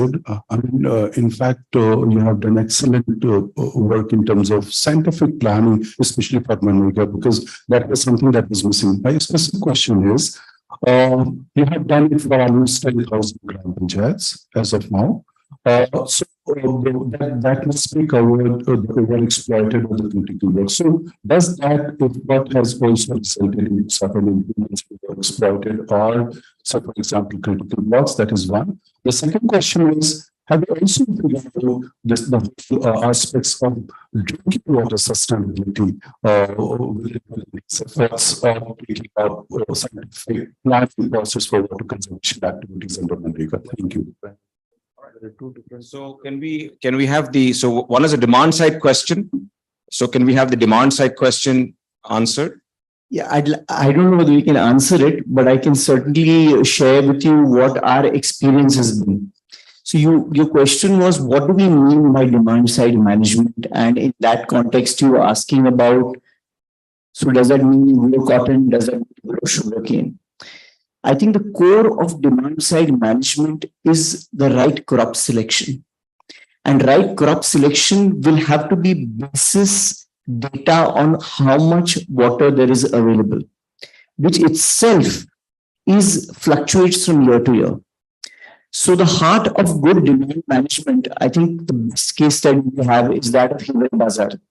So for those who don't know, is a village in Ahmednagar district in Maharashtra. It falls in the rain shadow area. It's a village with very poor amount of rainfall. And yet it's a village which even the worst droughts, as its very famous Sarpanch Pogotra Pawar says, our challenge is you can come to the handpump in the village, press it once, और वहां से अगर पानी नहीं निकला तो मुझसे 100 रुपए आप लेके जाइए. It has managed to remain true to this promise. How have they managed to do that? They managed to do that essentially by convincing all the farmers that water is a common property resource. This is the central challenge, and this is something which sadly only Hivre Bazar, to the best of my knowledge, has been able to achieve. But I feel the fact that this exists proves that it is possible. And it has been our endeavor or dream to get there. How we have tried is a very long story and with only partial success at the highest. But the essence of demand management would be number one, and continuous monitoring by the village of available water by having observation wells within each watershed of the village. Basis the availability of water, the community has to collectively decide what crops to take and what crops will not be taken. The community has to collectively decide whether they can afford to have deep extraction of groundwater, which in many parts of Peninsula India is not possible. So you have to, for example, Hivre Bazaar, you cannot have bore wells. So it's only the dug wells which are utilized because that deep water extraction essentially creates an inequitable competition for groundwater resources. And on that basis, so the one line answer is water is a common resource. It has to be managed by the consent of the Gram Sabha. This is the high point that we must reach to, and crop selection must be basis that. The rest is a matter of lot of technical details which will take too much time. But I think it's in the principle of the thing that the essence comes down to. It's the community's collective action around it that makes it happen. We had the linking to that is the whole collectivization, and is there too much? Do we need to organize between anybody from the panel wants to take that question on collectivization? You'll have all done it in different ways, whether it's for the market, whether it's for rejuvenation of water bodies. Collectivization has unintended bad consequences. Well, coordinating across collectivization. Oh, that one, huh? Okay, one line answer in the interest of time is, that's what I had said originally, that a genuine cooperative is for the farmers or by the members, for the members of the members. These cooperatives that you mentioned, the farmers have nothing to do with it. They have no member stakes. They have no decision. It is run in the name of cooperatives by the government, and they are just cooperatives in name. So there is no connection with that. In villages, we have primary agriculture cooperative societies called PACs. It's the only cooperatives in the world which actually their main purpose is to give loans which have to be waived off later on. The farmers have no role in either investing in it, managing it, nothing. These are government-run PACs.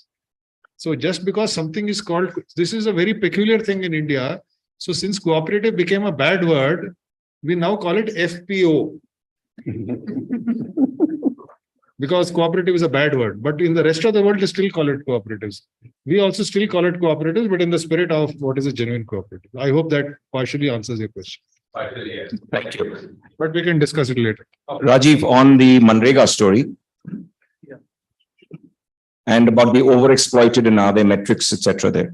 Yeah, so definitely when this selection of Gram Panchayat happens, it happens on the aspirational district, first of all. Government has defined what are the aspirational district, what are the most overexploited Gram Panchayats or in terms of groundwater or water scarcity, and then followed by the critical and semi-critical. So that is the priority we always take to develop those. That's why this 10,000 GPs are ranging from the overexploited to semi-critical. So that is the one. I hope your answer is good. Second question was you are related to, sorry, drinking water. So while calculating the water budget, as I said, that crops, animal husbandry, and then human drinking and human use purpose water is calculated. And then we have seen that impact on it is positive on the drinking water as well. When we take the landscape-based measures implemented all together in the Gram Panchayat, so the positive effect on the drinking water through hand pump is also there. So that has been reported. But since this is the plan which we developed, in Narega language, it is called as a prospective plan, which is government is intended to complete it in 3 to 5 years. So it's a short-term to medium-term plans. So the impact takes little 3 years, but last 10 years, where we started pilot, I think a lot of positive stories are there. Yeah, thank you. We're going to go to the center section here now. 2 to 3 questions. Do we have questions from here? If not, I'm going to go to this right-hand side section. We have a question? So it's a question for Chandrakant. Yeah. You mentioned like it's a very good practice you supported for the cotton farmers along with the soil testing and the organic carbon and other things you mentioned. So some data also you generated that is good. So after using some organics, like how it is increased, whether it is any data is developed. And other question is like in cotton, there are varietal differences are also many, which contributes a lot of to yield. And mostly it is BT cotton now. I hope that is a BT cotton, but are there any special recommendations you generated through this program? Okay, just hold your answer 1 second. I'll just take a few questions first.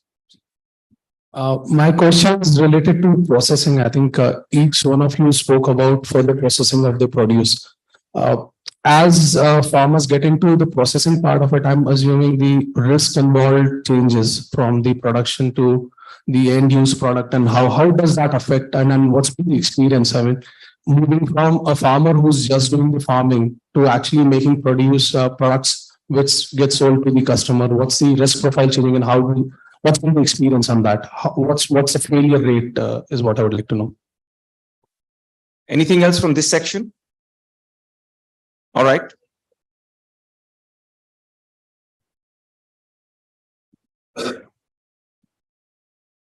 Sir, apart from the rates, what are the other benefits farmers are getting from these FPOs? Okay, so we can decide. So besides rates, are there other benefits? So Chandrakantji of the, yeah. Yeah, so sorry, before you answer, I want all the panelists, we're going to wrap up after this, but the one thing you all want to take away for the audience, short, a few sentences, we'll go after this. Go ahead. Yeah, thank you. So on soil testing and the resultant matter, I think soil testing, if we look at macro level, I think something which is yet to unfold. And I mentioned when I presented, I think soil testing is happening. Farmers are not really reading that report in terms of understanding, I would say, in the technical language. So what we have done is simplified it, presented into the farmer group. And in general, in a village setup, whenever we do testing for a sample of group of farmer, that the observation are generalized, and based on that the advisories are formed, and which is correlated with the recommendation or the soil map of the district and block which are available in that area in the nearby agriculture university or and the soil science department. So it's a work in progress. I would say it's not always soil testing is happening at a scale. It's still at the lower scale, but we are making it used by the farmer and understand by the farmer, and then they do the resulting practices basis that soil testing report.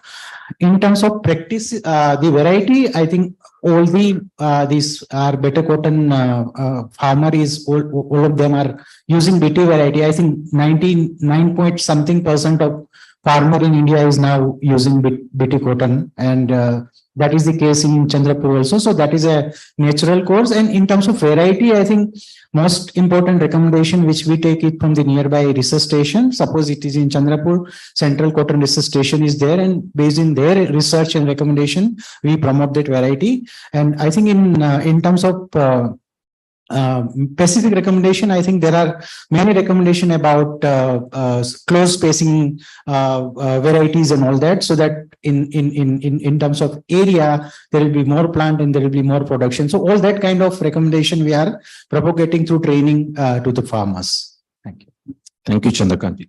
We had the risk involved. Professor, you want to take that as you move up the value chain? Yeah. Actually, the real risk is the lack of ability of the promoter in doing business. But actually, the risk comes down.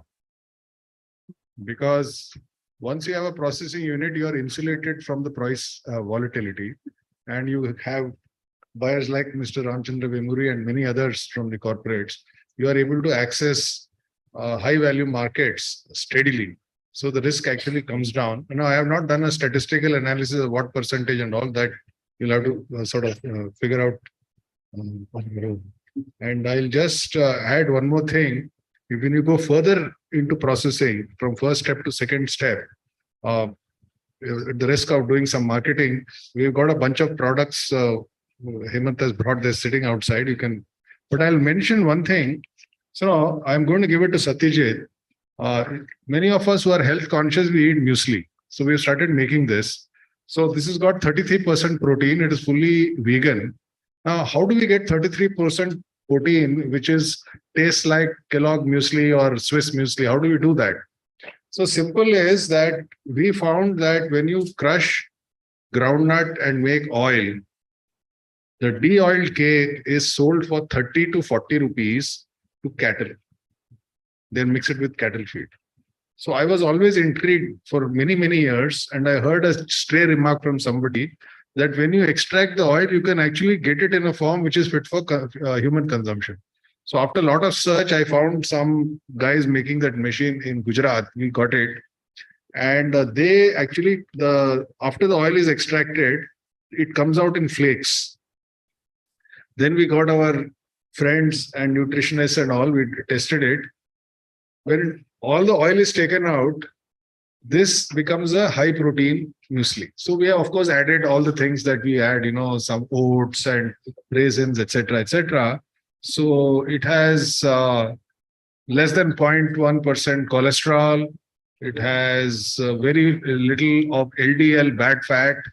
It has 33% protein, etc., etc. And that 30 rupees of flakes, which we sell, now this is being marketed along with Kellogg. Kellogg is doing its own marketing at the same price, which is about 1 rupee per gram. That is 1,000 rupees a kilo. So this costs $350 because we are in the business of doing it. The point of making this is that in all the products that we are making everywhere in the country, there is a huge margin that we can make, whether you take rice, etc., wheat. From wheat, you can make pasta, you can make suji, you can make biscuits, you can make high protein fortified atta, and so many things you can make. So everywhere we can do this. And if you can do it properly and you know how to run the business, the risk comes down, the income goes up dramatically. So that's fantastic. Fantastic. I have a two question to my. No, just as a wrap up now. Okay. We'll do a wrap up if you don't mind. It's a technical question related to peanut. That's what I think this is. Okay, go ahead. Professor, to your question. I also have one peanut project in Gujarat. So we are trying to export because our private partner is a multinational company. So the major problem peanut farming faces is the aflatoxin. So I didn't heard anything about your initiatives on the maintaining the aflatoxin. Can you share something? Yeah. So, I think we should discuss this offline. I will give you a quick answer. I found a guy called Kunal Kotecha in Gujarat who is exporting groundnut and he's getting rid of aflatoxin, but it's a long technical subject. It may not be of wider interest, so we'll discuss it offline. Okay. So anybody wants to take a question besides, you say price increase, madam?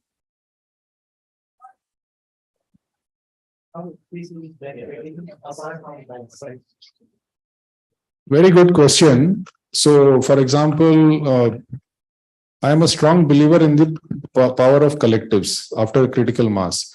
So, along with price, there are many things that happen. For example, our movement towards sustainable agriculture and organic farming has moved at a speed which is far greater than we would have been able to do. So all the good things that we want, soil rejuvenation, chemical effluents, etc., is going down. And the way we are able to implement the water projects with IIT-IIT and Kotak and Asian Paints and others who are very kindly supporting us, we are able to do it much faster. The second thing that happens is that because of the power of collectivization, the debt, farmer debt. So as a professor, I'll just take 1 minute. If you're constantly in debt, the solution is not to give more and more debt and more clever debts. The solution is to make enough profits and save those profits so that the debt goes away. So why are they less in debt? Because they're making more money. So debt is a huge problem in rural India. So debt levels have come down, as one of the farmers said. And there is an intangible thing which you have to see it to believe it. आप कभी आके देखिए. The sense of pride and dignity that people have It has to be seen to be believed. When I first went to Mulkanur, that was before we started, I used to go to those villages and just talk to them. So I used to ask them, what is the benefit you are getting out of it? They were not able to articulate in the way we are discussing, but there was such a sense of pride. Sir, I'm bank lo sabbil, sir. I am a member of this cooperative. For him, that is enough. Like, I am an Indian. I'm proud of it. That kind of a thing. And it's real. It's not, it is development also includes making people happy and proud of themselves and giving them a sense of dignity. It does happen. I tell them in Adilabad, who is the biggest Seth here? They say Jamal Seth. I said, how much business is he doing? Something. I said, you guys are 12,000. Now you are the biggest Seth in this place. People clap. They're so proud of that. And, we should not minimize this aspect of it. Everything is not about money. Ultimately, we are making money to be happy and to feel dignified. So these are some of the non-price benefits of collectivization. Thank you. Okay, I'm going to now ask every panelist, wrap up a few sentences. You want to go first, Amrita?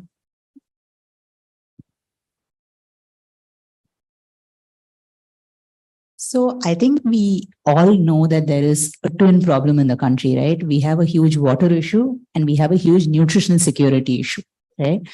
And I think the solutions to both these problems are, I think, what has been discussed over here. And at least for the water issue, there are very simple solutions that exist that takes community into the heart of it, right? So instead of looking at communities as a beneficiary to a solution, if you look at them as a participant to the solution process, then whether you're solving a water problem, whether you're solving an agri problem, I think it changes how you approach and changes how quickly you can, give that solution. Because in rejuvenation of water bodies, we do it over 10 weeks.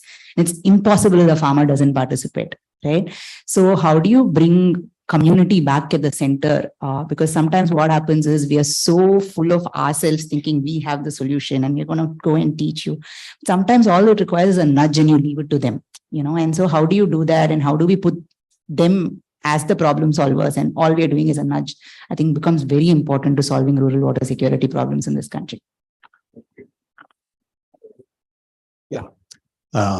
So since water is the theme, I think community ownership of water bodies is very important. The importance of water user group. And there, what we are practicing, in the organization I work with, 50% of the members of the water user group are women. And at least 25% are belonging to the scheduled caste, scheduled tribe. So you find great empowerment happening. They taking ownership. And we talk of desilting and lots of tractors coming in and taking. One woman, perhaps illiterate, perhaps from a backward community, she controls the whole show. And that is empowerment, and that can happen. And for everything, the community should take ownership. If you want to bring in natural agriculture, what are the alternatives and make them available? Producing biostimulants is not easy. So can you look at that as an enterprise? So we use, but somebody else produces that. So water is a catalyst and it can bring about complete transformation in the villages. But we have to decide on which are the various interventions. It could be even goat rearing. But if you decide to go for goat, you have to have people who are trained to take care of the goats. How is the cow shed to be prepared? How is deworming being done? How are the vaccinations? And women can do that. So keep water as a center, a catalyst, but a whole lot of activities around it and make the community ownership there, and with women having a significant role to play. Yeah, I will stick to CCD case. A couple of things I wanted to inform and close. The scalability is what we are actually to work with Shastriji. Is there are a couple of things which I wanted to share it is. One is the customer base I told you. Apart from Reliance, we have a host of modern retail companies around which Shastriji, and then definitely I'm there with him to help and connect with all the modern retails. Then of course we increase the product base, which is the other than government, rice and all that, that's another thing. And the value of these products is what the CCD has to work, because CCD has traveled much ahead in their journey, and it's time for them to sit back and then work on these things. And it's peanut butter and oil and extraction and all that, and chicken and all that. Like definitely there are value-added products, and definitely CCD makes more money out of it. IIT, I think Shastri has already told. Then one which Gujarat is making is soil extraction. The grounded part is kept as it is intact. Soil extraction through soil extraction, the oil is taken out in the pod, and this pod is used for the smaller peanut for the snacks. So it's a double export, double supplier. So he makes money on the oil, he makes money on the pod again. So that's not I think Shastri will sit with him separately. I think we should be working on that also. Then export market, I mentioned there's a huge market there, and I know a lot of people making good decent money on export, but production has its own negatives and drawbacks. That has to be taken. And then the last thing I've been talking to Shastri is the cold storage. As I was mentioning in the speech, the government comes, but during surplus 12 months a year, 12 months in a year, and of course is managing, but we need to now invest money in cold storage because it's going to be next year itself. The ROI is going to be only 12 months. And he's going to come out of that expenditure. I think we'll sit with him in the That's a huge, it's going to be a huge success for CCD. I would like to see next time I travel to farmers should be driving in Mark and BMWs. just to tell you a lighter side of it, 20 years back when I was doing the management course, BMW has done a survey. And they came out from their survey. There's one village in Andhra Pradesh having highest number of BMWs. And it's a place called Palakulu in West Godavari district. What is the income there? Any guesses from that? Maybe my English should be able to tell now. It's lemon. Just the lemons. They were farming lemons and making money. They are lemon farmers. And highest number of BMWs were in is a place called Palakulu in West Godavari district. Over to Shastri, over to Satya. Thank you. I think we've heard some absolutely, I wasn't there yesterday, but I got the drift of what happened yesterday and some of the work I'm familiar with. So I think there are great ideas, there's great work happening. But on a sobering note, I think let's be aware of the fact that the elephant in the room is climate change. And that's a countdown which is on for for several years now, and now it is very, very urgent. There's no time to go into the details of that, but I think a lot of us would agree that we have no more than 5 to 6 years if any meaningful dent is to be made, after which you're going to have positive feedback loops which set in, which is going to make all the discussion that we've had in the last 2 days completely infructuous. So all I can say is that all this talent, goodwill, networks, thoughts, we have to give it an edge of urgency and keep in mind that all this work, water, agriculture, all of it needs to be focused on the central challenge of this epoch, which is climate change. Fantastic. In the face of that, I have no final comments, but I have some requests. Yes. One takeaway is that there is a lot to learn, and we would like to be connected with all of you and learn more from you. The second takeaway is that I have given him this high protein muesli to take away, so he's going to take it away. And the third takeaway is that we have kept all our products outside. Wait for some time after everybody has seen it. If you like, you can take it away. And I would also like to work with as many, he will also elaborate on that. It is not about CCD, my talk. It is about the people of India, the farmers of India. So we would like to connect with all of you and work with you, learn from you, and help you also wherever we can to take our collective ideas forward and scale it up massively. And of course, I agree with all the statements that people like Mr. Babu Joseph and he has made on climate change and package of practices, but I don't have to repeat that. Those are important. So let us continue to stay connected and let us continue to work together. Thank you. So I also take this opportunity, first of all, thank all of you to giving this opportunity and my co-panelists to learn from them as well, and many case studies from, especially from the corporate sector. So I would suggest, I will take this climate change as a subject, to be dealt with the immediate effect also. This has been ignored actually.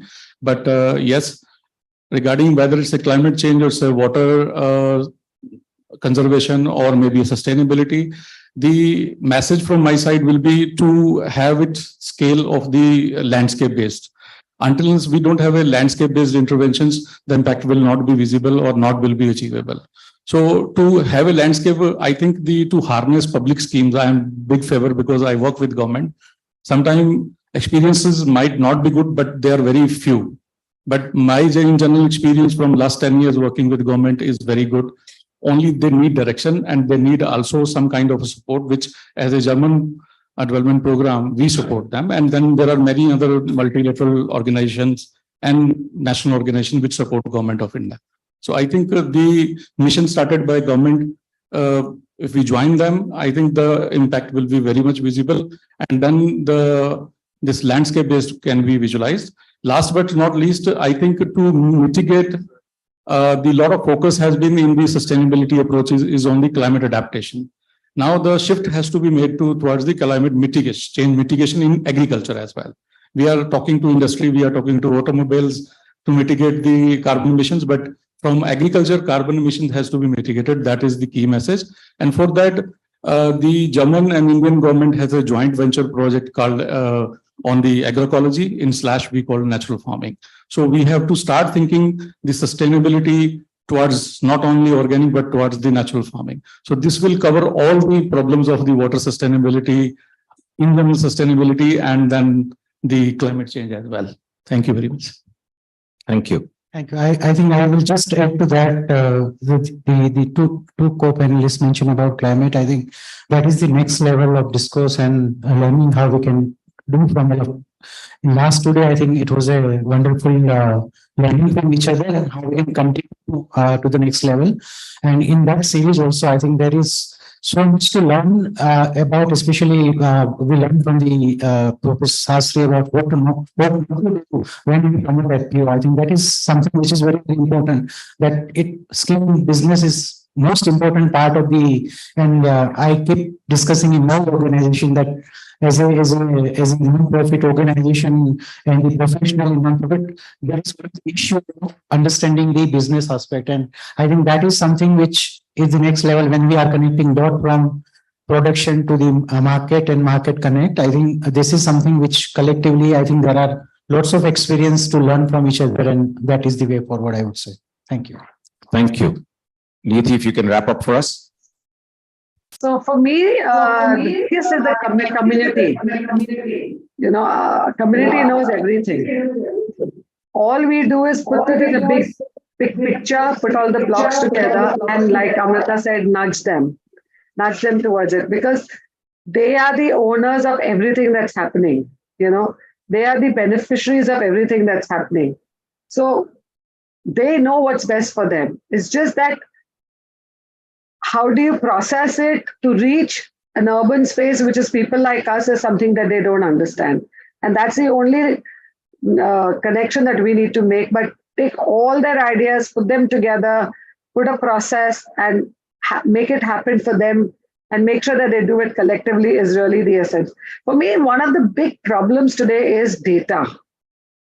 Data in our country is very bad. I think one of the reasons is assumptions are wrong. So we never talk about assumptions that are written down for which data is being collected. And if data is wrong, then how do you like Professor Shastri said, with all the collective NGOs and corporates and the number of farmers that we are working with, we'll have more farmers that we are working with than farmers really in the country. Yeah, so data is something that we need to have more conversations with and work on, because nobody really works on it. Government data is skewed. Data that they get from the ground is really not correct, because assumptions are not correct. One state has some definitions, other states have some definitions, and how do you collectively see a data from the country? Yeah. Professor Sastry, I just ordered everything online. Your muesli is out of stock, just for you to know. Okay. Send me your address. Please send me your address. We'll ship it to you. I've already ordered. So when the muesli comes on, I'll order it. Thank you so much. Yeah. So a big round of applause for our cases, our panelists. Gentlemen, thank you. So we're coming, kind of wrapping down towards the, okay, folks. He wants a picture. We'll take a group picture after this of everybody. Don't mind. We'll take a group picture after that. Yeah. So okay, come, Chandrakant. He wants a panelist picture. Cameraman's here, you can't say no.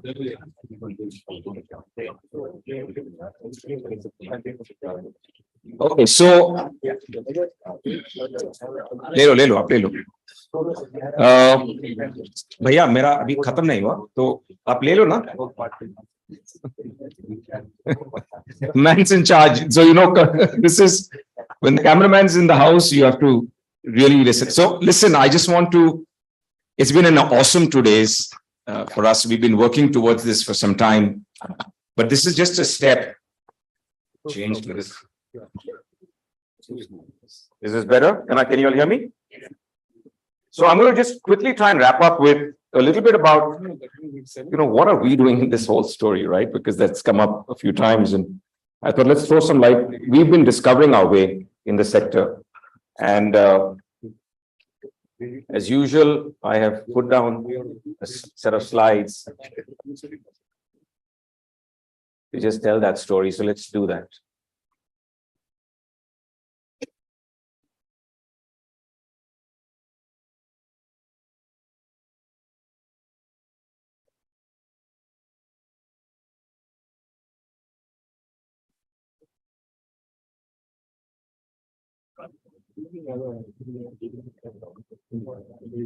So,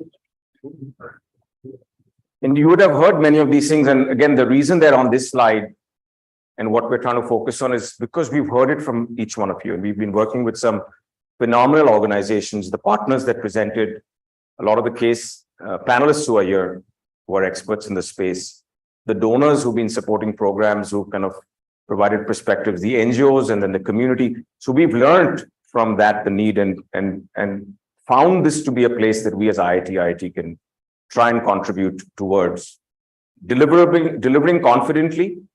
It's a very key part that we've always talked about at scale with measurement. I mean, we just even heard Niyati talk about the whole focus on measurement that contribute, and we've tied it up with the SDG goals. So let me quickly just walk through who we are. So that's what IIT-IIT is. We were set up 5 years ago. We're a not-for-profit foundation. We have both the presence here and the US. These are the IITians. It's about 123 IITians who were the original group of IITians who kind of really believed that we could come up with something that could add value to the sector to do what we're trying to do today. And these solutions, water and farm, as we've mapped from the perspectives that have been presented in the last 2 days, they can contribute to 10 of these 17 SDG goals, right? And I think, whether it's no poverty, the kind of communities you're working with, good health and well-being, clean water and sanitation, decent work and economic growth, reduced inequalities, sustainable communities, responsible production, climate action, life on land, and partnerships. And at scale, I mean, that's what we've been seeing with some of these cases in terms of what this means. And as we've kind of developed, and we are calling it a technology, but it's beyond an app or something, it's a lot of the parts of the solution. We're starting to see a lot of uptick with different partners who've been using this. And this is just a snapshot of where we are, where the blacks are where both the technology and we're also involved with them on process. And then the grays are where people have used the technology in work that they're doing. And so we're very encouraged by our ability to be partners in that space. So what does that mean and how are we thinking about it? So these are the 5 cases that were presented, and I've given it my format: rejuvenation of water bodies, was the kind of broad construct around that, happen in districts, happens everywhere. Then there was a 25 kilometers rejuvenation of water bodies plus. And in Asian Paints case, they said watermark. Somebody else might do something else, but there's a foundation there, but they want to do a lot more, and corporates can do that because they're long-term committed to places. And I call that the 25 kilometers story, because you're there forever. This is your community that you're embedded in. Then the sugarcane, it's the river basin solution, but I've called it the sugarcane one because it's around high consumption crops, right? And again, solutions along river basins, which are very critical. We've heard also about mint, and there are others like that. Then you have the story with farmer producer organizations, starts with sustainability or starts with the farmers working together and doing something a little bit more effectively, coming together. And in this case, again, what we've seen is addition of RWB being overlaid and integrated there. And then, of course, the market connect, which I think is extremely exciting. And it's not just groundnut, as we've heard from Vimuri. There are so many products in the portfolio. You can go up the value chain. There's so much possibilities there as well. And there's so many markets that you can open up for the farmers, right? And then, of course, there are two others that were not kind of talked about in detail, and we put them because we've not fully curated them, but they make a big difference to the story. The whole water phytoremediation or natural filtration that Ravi Mariwala is talking about, we're going to do a pilot with Asian Paints in 2 of their plants.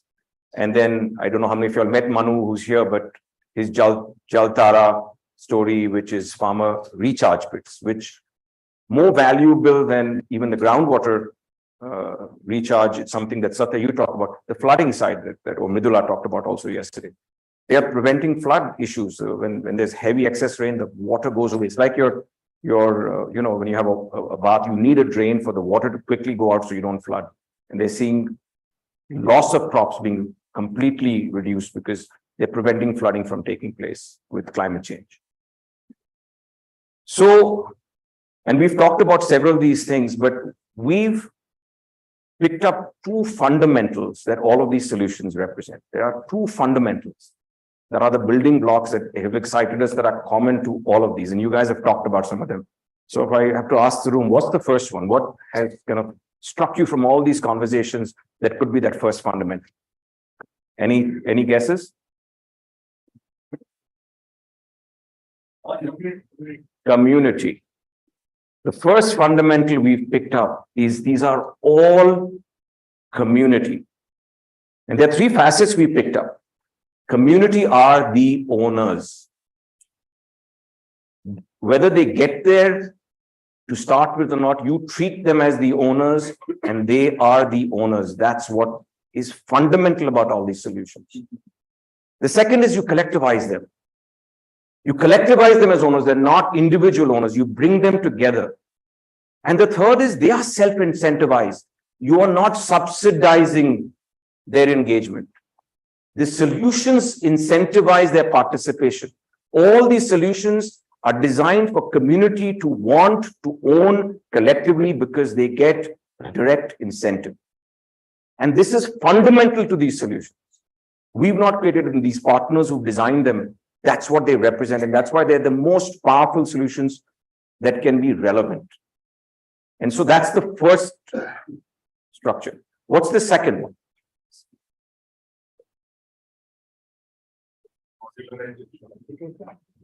So the second one is sustainability. So the fundamentals of these solutions is firstly they're water and farm. All of them are water and farm, which is 99 or 95% of rural India in terms of whatever metric you look at. Water is critical and farming, whether it's is the 2 pieces, and they are not one. They are both. They've not said, I'll do one and then they are all water and farm. They may have started with water, moved to farm. They may have started with farm, but they are fundamentally from the get-go, water and farm. Second, they are fundamentally supply and demand. They may not do great things on both, but silt is demand. We've seen water consumption go down. We've seen fertilizer consumption go down. We've seen water conservation go up.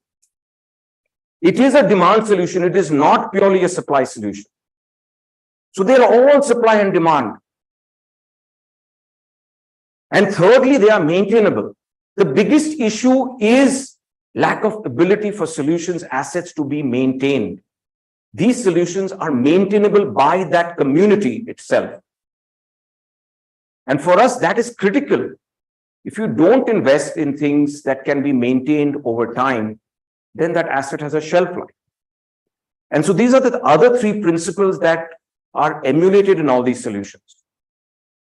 And so these two aspects are what excite us fundamentally about these solutions. So if you bring that together, because of these two things, they are national solutions. They can go anywhere in the country. And the relevance in some of these cases, like even what, so if you break it down, where these solutions have value is also important. You want to impact at scale. Water bodies, as a matter of fact, our technology has kind of even pushed the envelope further. So we've identified 5 lakh water bodies across the country that can be addressed. Of course, we've taken it as 1 acre plus, right? So the government had half an hectare, which is 1.5 acres, but we've got 1 acre plus, and we know exactly where these are and how they're performing anywhere in the country. And each of these solutions, and that's what we started to showcase, have got an ability and applicability that these partners represent. So this is Caring Friends and Associates have experience in 73 districts of the country, right? And our technology can go and enable it anywhere in any district of the country. So there's a national relevance that's present for this solution that's applicable anywhere in the country. There's a national relevance for the 25 kilometer plus. These are the plants. These are operating plants, and we've only mapped 25 companies here. It covers 4 trillion liters and a couple of million hectares of farmland, right? And it's one solution. When I say it's about corporate saying, I will do RWB plus. What I want to do, Asian Paints at watermark, somebody wants to do something else, they can all do it and they can commit to it around their plant. Sugarcane river basins, we heard from Vijay. So these are river basins are critical, that connectivity, and these are where sugarcane is grown at scale. And if you address that one solution in these areas at scale, you're going to have significant impact. So this is what gives you speed now. It's these solutions, but taken at that scale, sustainable cotton districts, right? So again, the effort to make cotton sustainable took a while, but this is where it's already sustainable. You integrate it with RWB, you integrate it with this market connects, and now you've got magic happening there. And then the groundnut districts. So all of these have relevance at large scale. And again, we've not picked every district. Each district being mapped there has large relevance for that product. So this is now the first part, is that there is a national story here for each of these solutions. And if you create the map, then others can engage.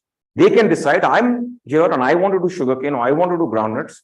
And it allows something that's possible in those parts of the country to happen. So that's the first value that we've recognized, is create the narrative of those national solutions. So we've picked solutions that represent community and represent sustainability. And the first narrative that we've said is, let everybody understand where this can happen. And if they want to participate and make it happen, they can be part of that whole story. So it doesn't need conversations, it's out there. And that's what we're going to put out there. Anybody who wants to be part of any of these can now be part of this directly. But how can you be part of it? How do you make it easy? You know what you talked about, Satya, is you have to create methodologies, processes. So that's the second part of it. How does somebody become part of something like this? How do they understand their opportunity? How do they figure out their strategy plan? What's the dashboard if they're getting into it? What's the way to track their operations? What's the outcome measurements? What's the impact measurement? So you've seen this in the last few days. These are things that our partners are using our technology. These are opportunity assessments for a district. We've shown how this district has this opportunity that we talked about, 74,000 acres, which is now kind of improved. This is a district opportunity for Ambuja around their work in cotton. This is a national opportunity for Asian Paints to understand across the entire country, we can affect 7 million people, 25 kilometers around our plants. This is a location opportunity, much more detailed, much more precise for Asian Paints out the box if they want to do this. This is a strategy plan. And the strategy plan moves from the asset class, which is water bodies, to the community. The entire goal is how am I working with communities and setting goals that are linked to your communities, because that's the core. Then a management dashboard, looking at my community strategy and looking at different data. We're just showing you a visual that that's what you need to kind of run something at scale. Management dashboard in another context, which is your cotton management dashboard for CCD between groundnuts and what they're doing in RWP. And then operations tracking, really understanding it with visuals that make sense. What was this? What has changed? Can I really understand what's happened? And then looking at impact. So, Nimesh Bhai showed us this. 26%, goes to 66%. It's tracked with data. It's irrefutable data that shows that. Moving that to the community level. How do I understand how I impacted communities? The river basins can be tracked. And then the surveys, you've seen some of these, and we call these precision surveys. So again, one of the things that we've learned as we work with partners is if you know what you want to measure, it's a one-page survey. It's not 20 pages, it's not 30 pages. If you know what you want to measure, it's a one-page survey. So whether it's a community survey, it's a yield survey, cost survey, then being part of the overall ecosystem. So we look at ourselves as enablers. And so for us, in an Asian Paints construct, we're there with our technology and they're the client and we're kind of working with them to make it happen. And then a little bit of economic modeling, I think important sometimes to kind of really understand what are the dynamics. So bringing three parts together and putting together, what does that mean? So these are the kinds of things of services, and you need that to be in place for anybody to participate. So now bringing that together, you have these phenomenal solutions, foundational in community and sustainability, they're national. If you create services end to end, then you bring the two pieces together. And so that's what we are trying to represent and we want to provide as a service. We call it solutions as a service, right? And so each of these are solutions and each of them can be provided at scale for wherever they're relevant. They're all national solutions. And we want to be part of making that happen. It's about collaborations, partnerships, all the things we put together we didn't understand, but we curated that with our partners. And we brought value to it in terms of bringing these things together. So that's what we want to represent, measurable impact delivered with confidence. And I just thought I'd leave you all with that thought as to what this room represents and what we want to come in without having the expertise or having the knowledge or being there, but as the observers in the space, being that enabler that brings it together. So I just wanted to thank you for the opportunity of being here with us for these last 2 days. And just let you know that we're excited by the kind of participation, the kinds of questions, the kinds of interest. And yes, if we can do these things at scale, then hopefully like we saw in Anand Bang's video, we can look back and say, you know what, in the 60s, there was an issue and now I can see that I've made a change. 5 years from now, we can look back and say, hey, there was a climate change crisis looming, but we got together and we made the change. We can make the change. And I think that's really what I want to leave with you all today. So thank you very much for being here. Yeah.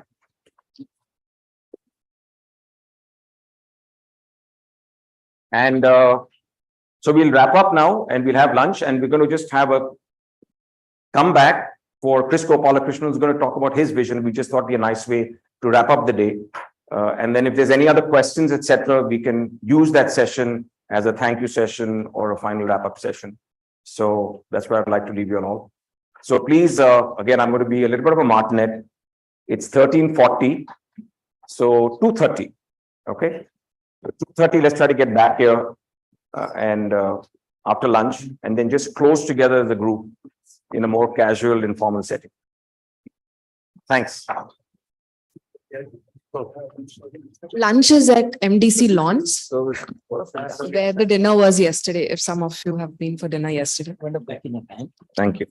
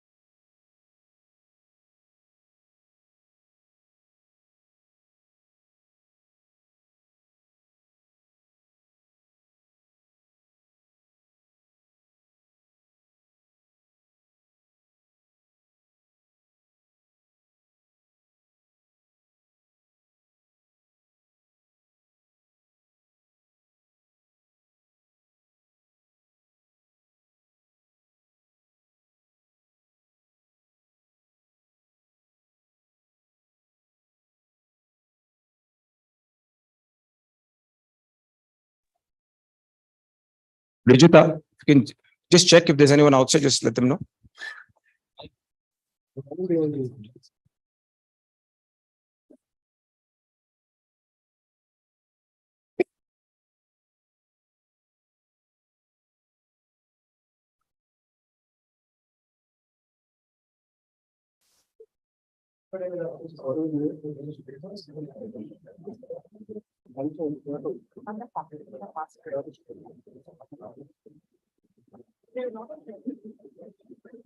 So thank you, everyone.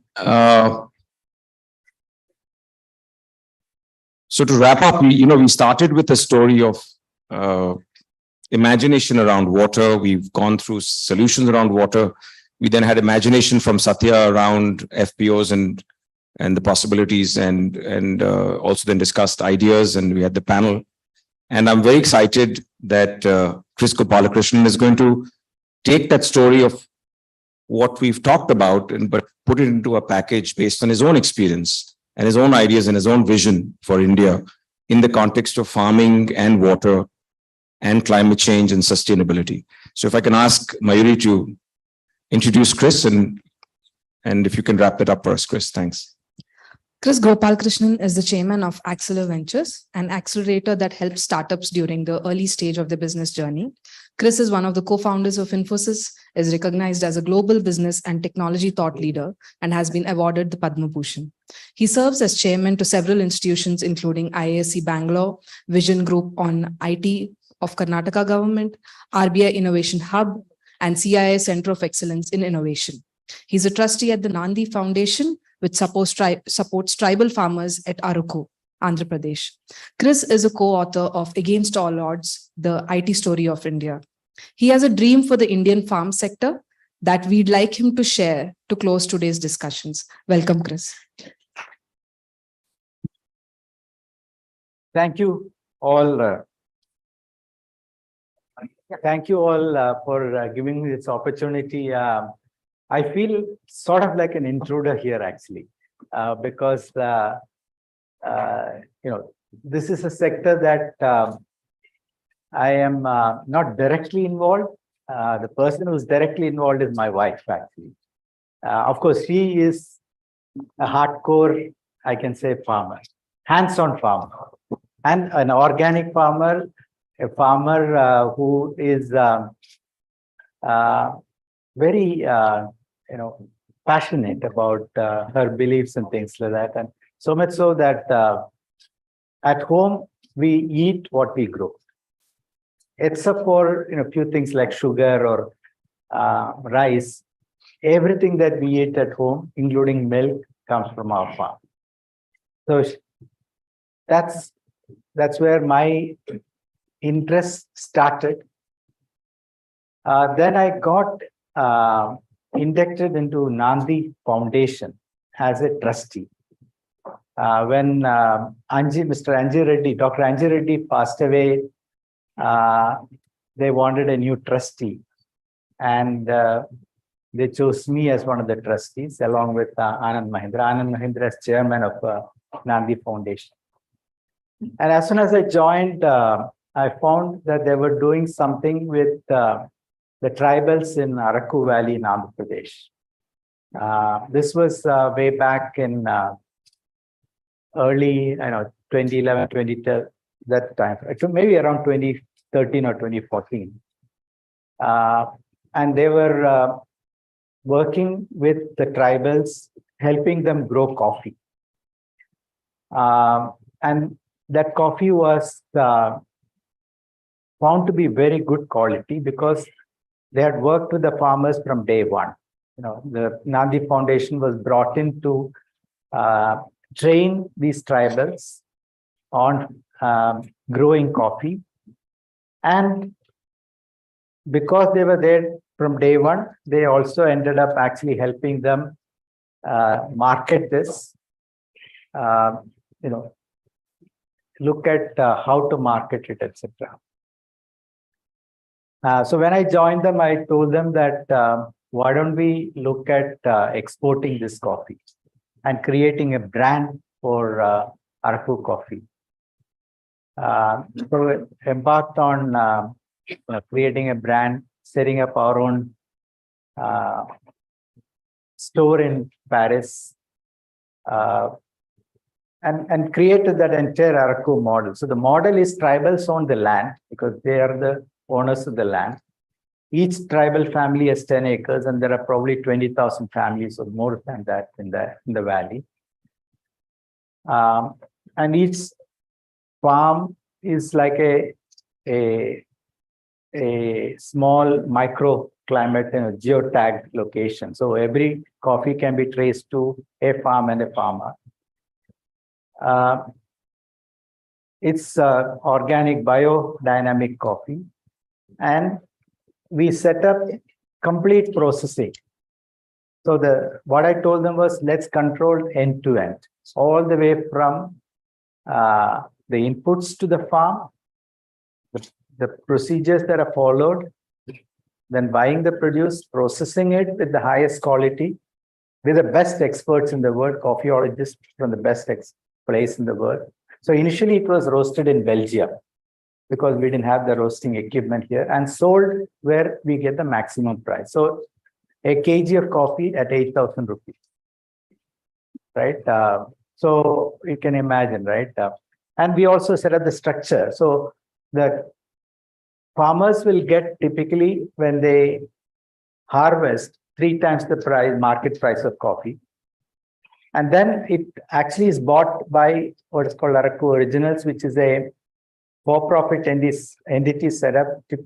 Typically here, about a third is owned by farmers, third by employees, and the third by investors, which is the model that we created, such that everybody benefits from doing this, because they are the people who are taking the risk and trying to find the maximum price. And that also goes back to farmers.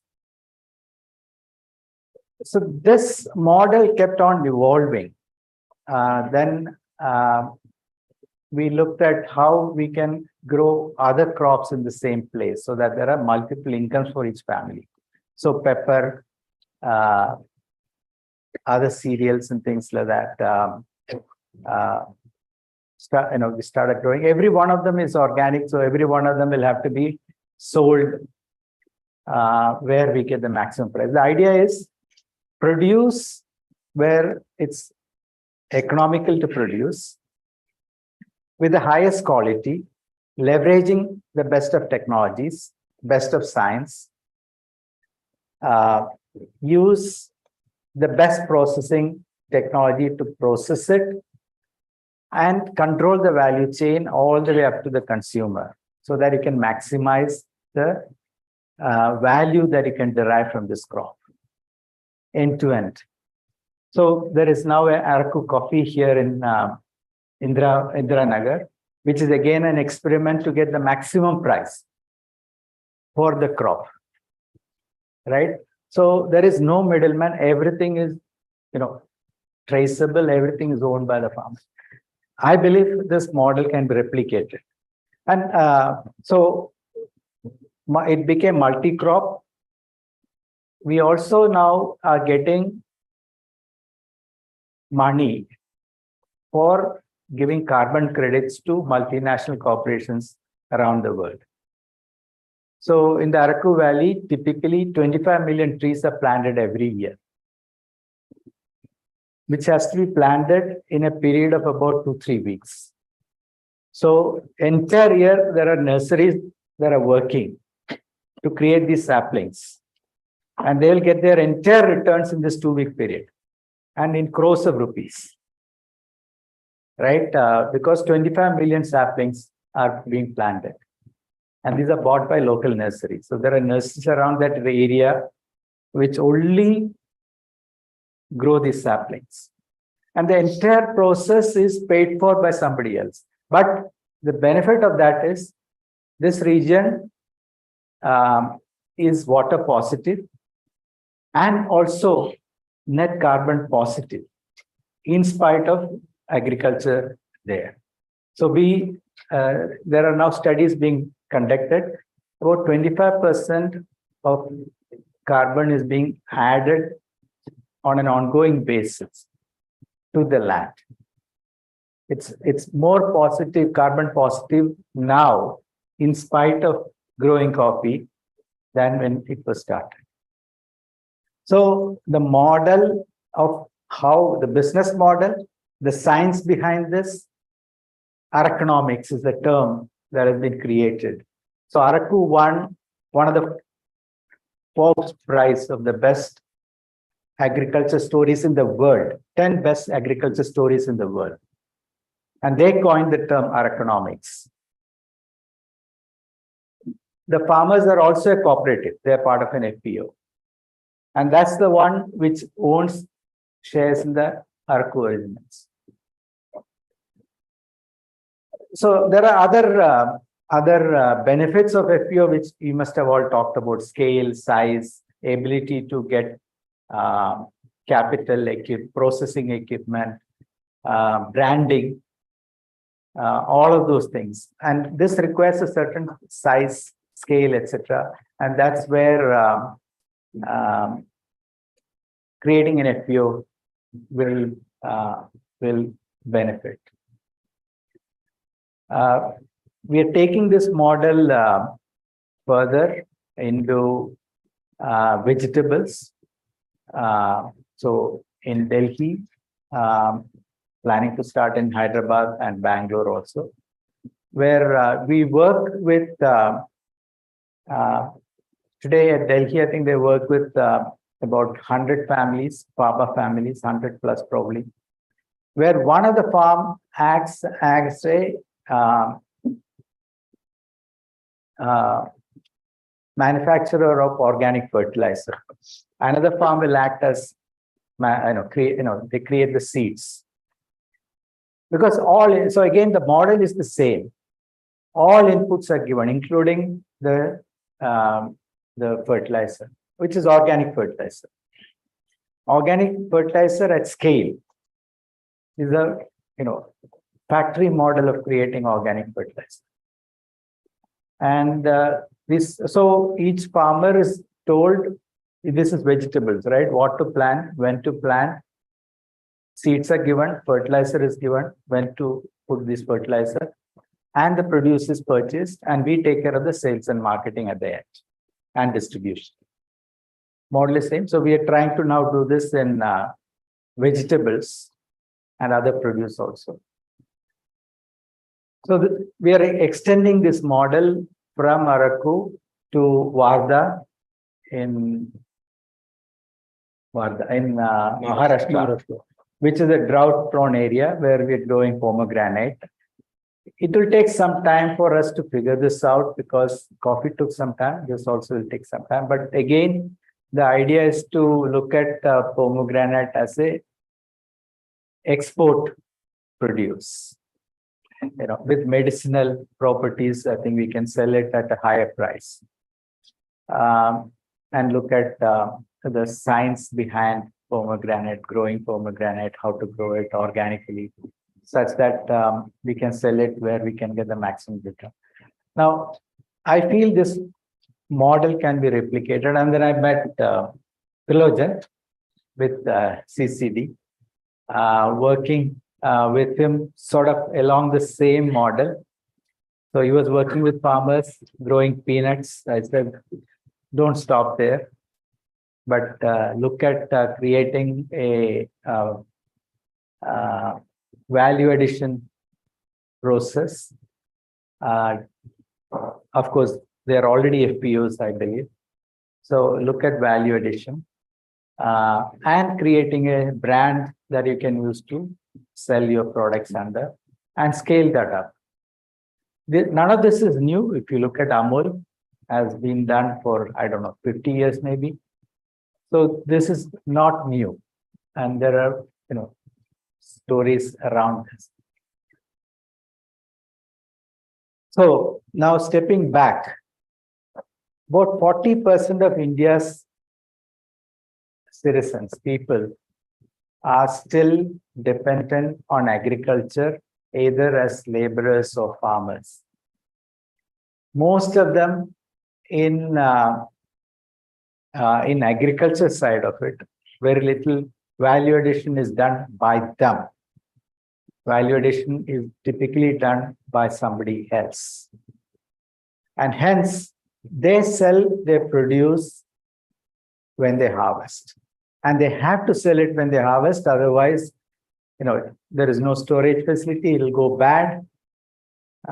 They don't have the capital to invest in value addition and finishing product. They don't have the brand, they don't have the scale. None of this. Of course, FPO is one part of the solution, but you have to look at how scientifically and with a business model you can address this problem. As India becomes a developed economy, so today agriculture is about, I think, 17 to 20% of the economy. So 40% of the people working in 20% of the economy, growing at about 3-4%. So growth rate is holding us back. Productivity is holding us back. And the income levels are also very low. As India wants to transition to a developed economy, we have to move people from agriculture to other jobs, other professions, increase their income, give them a better job or better. Okay, I'll briefly mention something that happened about a month or so back. I happened to visit Taran in Punjab, a village on the border, and we met the entire senior leadership of that panchayat. I think the head of the panchayat, 3-4 people, and they brought their children. Of course, they brought their children saying, here is somebody you should meet, right? From IT industry and all that stuff. And there were about 15-20 children. These are all 10th or 12th pass. So children means not young kids. They're probably between the age of maybe 20 to 25, etc. I was very moved by their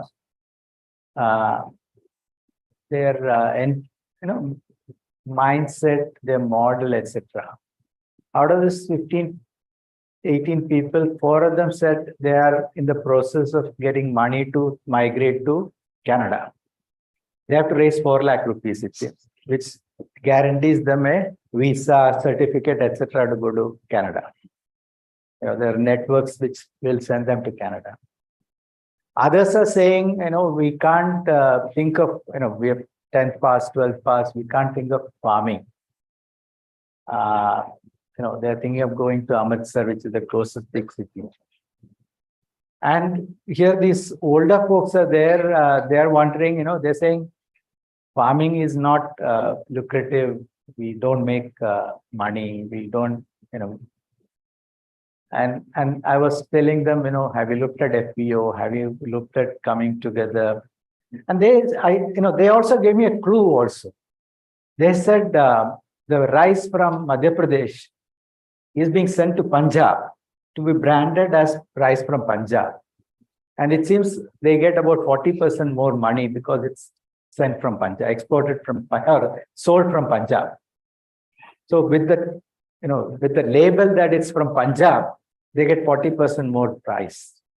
I said, this gives you a clue, right, of what you should be doing.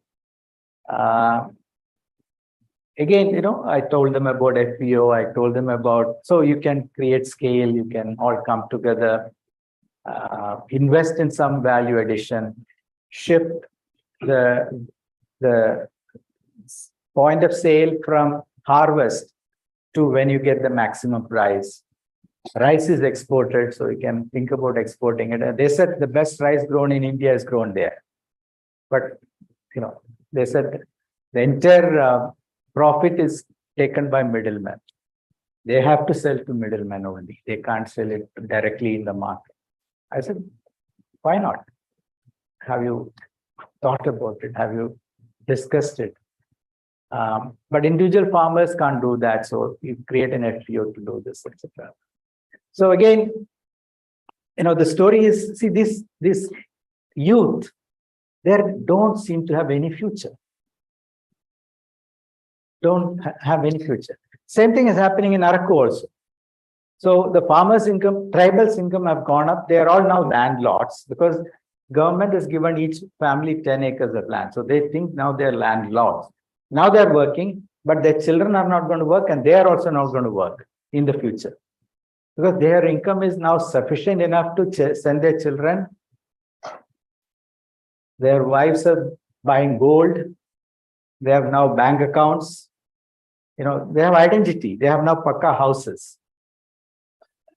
Right? The value has been completely transformed in a span of, this started in 2004 or 2005. So about 20 years, the value has been completely transformed. It's, the story is how coffee can change the world.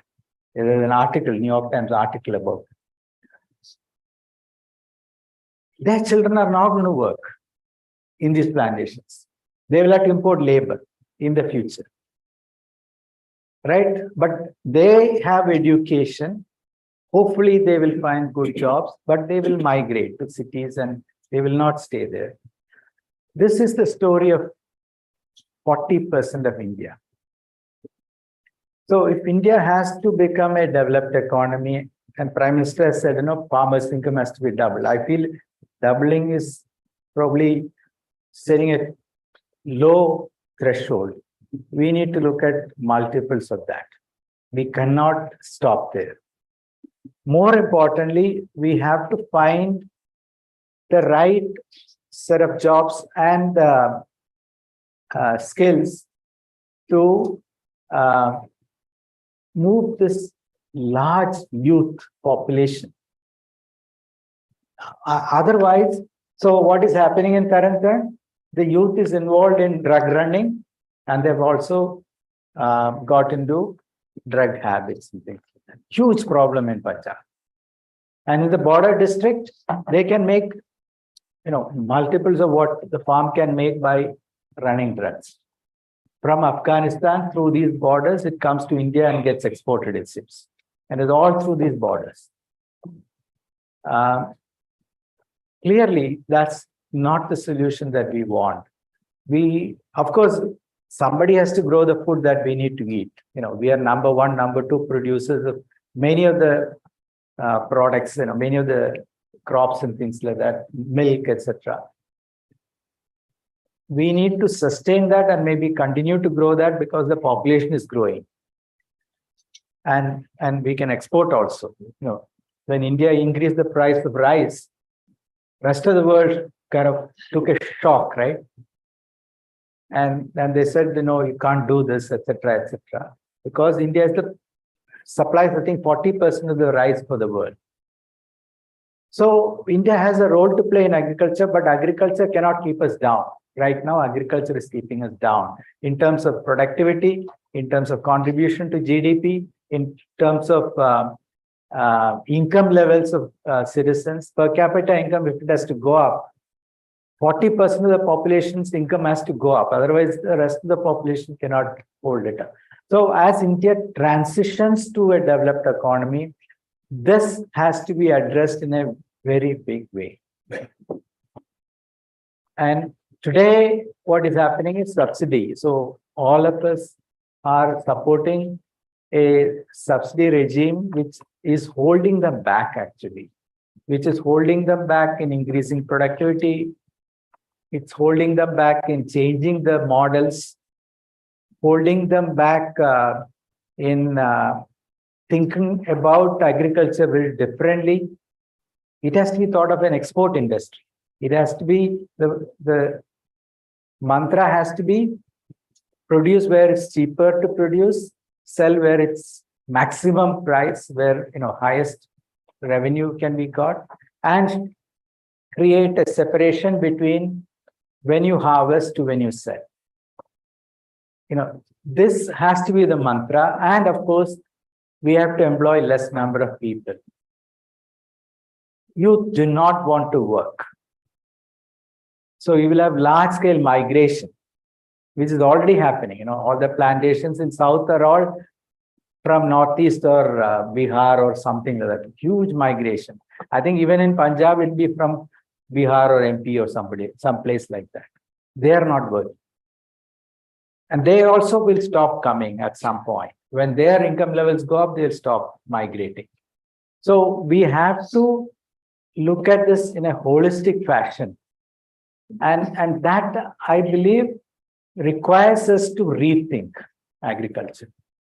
Now, I know you've addressed different aspects of it, but if you don't holistically think about this,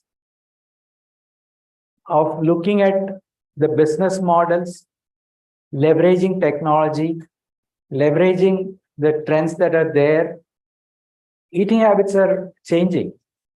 Now, who can afford to pay more for food? It's a middle class, upper middle class, the rich people. What do they want? They're very selective in what they eat. Their food habits are changing. Right? So there is an opportunity there to sell to that segment, but then you need to think about quality. You need to think about how it's produced. You need to think about geotagging and geolocation and all that. So because the habits of people are changing. So you have to think about this very holistically and address this very holistically. And if we do that, the number of people working in agriculture will go down. These people will shift to value addition in manufacturing food products, and we will be able to export with significant higher incomes, significant higher income. Today, all that is being captured by somebody else. I told you the Araku coffee was being, maybe I didn't tell you, initially we started roasting it in Belgium because we wanted the best roasters in the world with the best equipment so that it's the highest quality coffee in the world. By the way, Araku coffee won the gold medal in Paris for the best coffee in the world because we made sure. So at the picking level, if the cherry has the same color and consistency, deep red, the picker will get twice the earnings, twice the labor charge. So they are encouraged to pick at the right quality. So starting from there, they're trained to pick. We have figured out the entire value chain. Then we imported the equipment from Belgium. Now it's roasted in India. Right? We trained the people. In fact, the Araku coffee in Indiranagar has a training facility to train coffeeologists. Only place where we can give an internationally valid certificate of a coffeeologist is Araku coffee in Indiranagar. So we have looked at the entire value chain. Then there is a competition called Gems of Araku. Once a year it's held. And the coffee is auctioned. And the people from Korea, Japan are actually buying these lots. And they bid for it. It's 10 or 15, 20 times what you get in the market. It's like gold. That is what is possible. India has 1,000+ varieties of rice. And all we see in the market is one variety of rice or two varieties of rice or something like that. We have lost that complete science behind this. Then each rice from a particular region has some nutritional value and things like that. And we have completely lost all that. And all of those things, if we had sustained it or if we revive it, simply doing that will increase the value addition. Looking at the science behind it and a nutritional value behind it, when medicinal value of rice, right? Again, you can increase the the return on investment, the price for the rice. So what I'm saying is you have to look at it holistically. You have to look at end-to-end. You have to look at technology. You have to look at multiple inputs. Water is definitely required, but the way to address water also, what we have tried at Taraku, is by looking at this water cycle differently. The amount of water being retained there is significantly higher than when we started planting coffee there. Systematically, they have increased the water table and water in the by planting trees and by looking at all other techniques and increasing the carbon content in the rice systematically, scientifically. Every year they test it and the data is available. This is a complete transformation story that I thought I will share with you. And this is what I feel we can do it. It will be done in islands, but these islands will get connected and will grow. This is why I wanted to talk about, of course, the knowledge about FPOs, because scale will allow you to do many things. Scale will allow you to address water, will allow you to address the issue of investing in value addition, the food products and things like that, will allow you to look at branding, will allow you to look at investing in training, will allow you to look at inputs. Can the FPO be self-sufficient in creating fertilizer? Why buy from outside? All of these things we can look at. And look at FPO exporting, FPO looking at what are the right crops for that particular region and how we can grow this. FPO will also allow you to look at philanthropic funding for investing in capital. So that is probably something that is required to jumpstart this. Again, something I believe can be done. Thank you. I'm going to open it up for Q&A. Yeah, sure. If there is any. So, absolutely. So, again, like we did before, we can take a few questions. We're wrapping up for the day. And thank you very much. I think you've kind of given a flavor of another experience, but with branding and some of the elements of science, etc., that you've kind of brought into the story. And I think Chris is also looking at a very large number that's possible. If you want to just talk a little bit about the goal that you'd like to see happen. Yeah,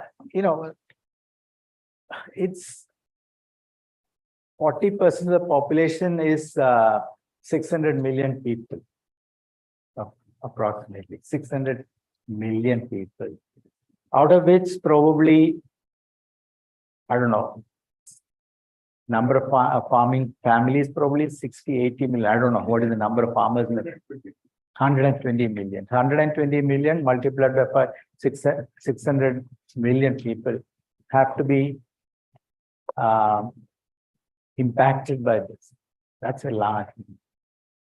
And it's a huge task and it'll take many efforts. And that is why I said, let's all work together. Let's learn from each other. See, every farmer has a member of some FPO. Yes. Why? Yeah, I strongly believe that individual farmers being part of a cooperative movement allows them to get inputs, to be part of a network. They then become the sales and marketing channel, right? I really would like, how Amul changed the milk industry in India, FPO changing the farming in the country.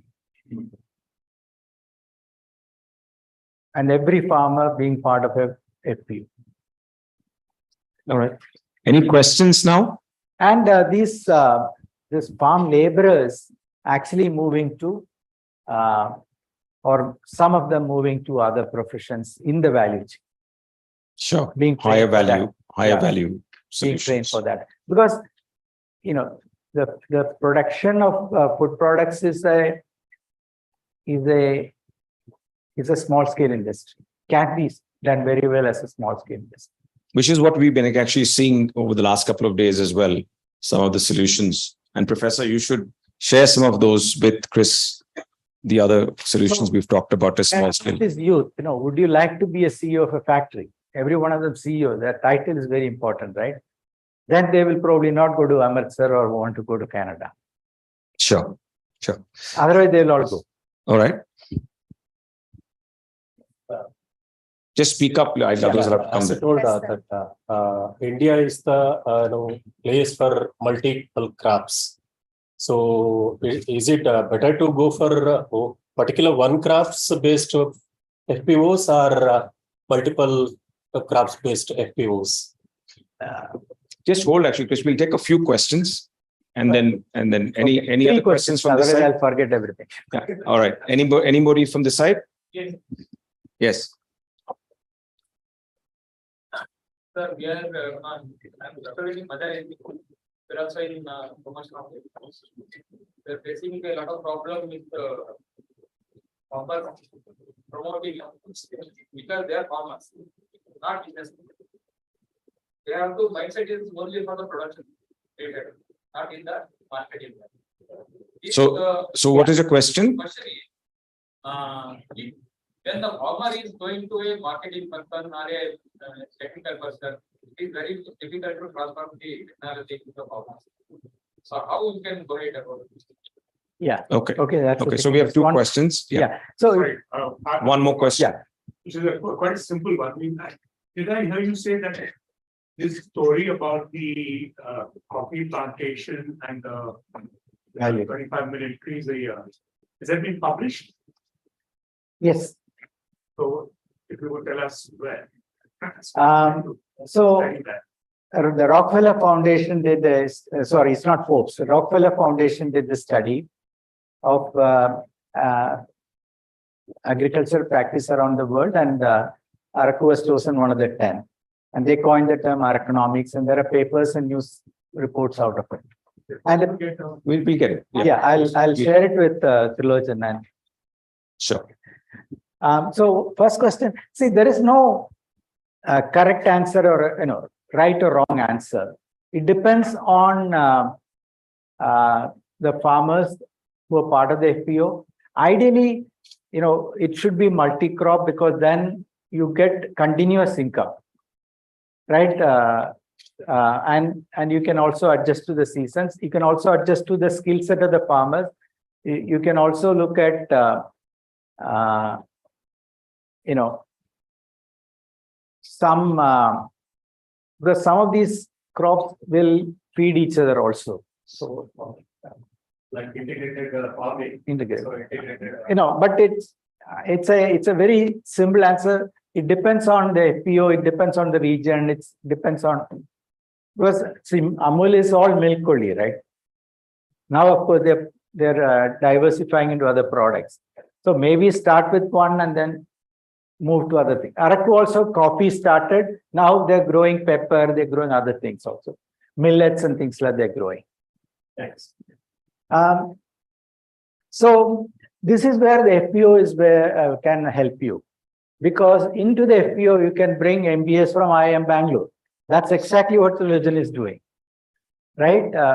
So you can bring MBA people or marketing people into the FPO, create a brand, create an organization, create a way to sell at scale to global markets, etc.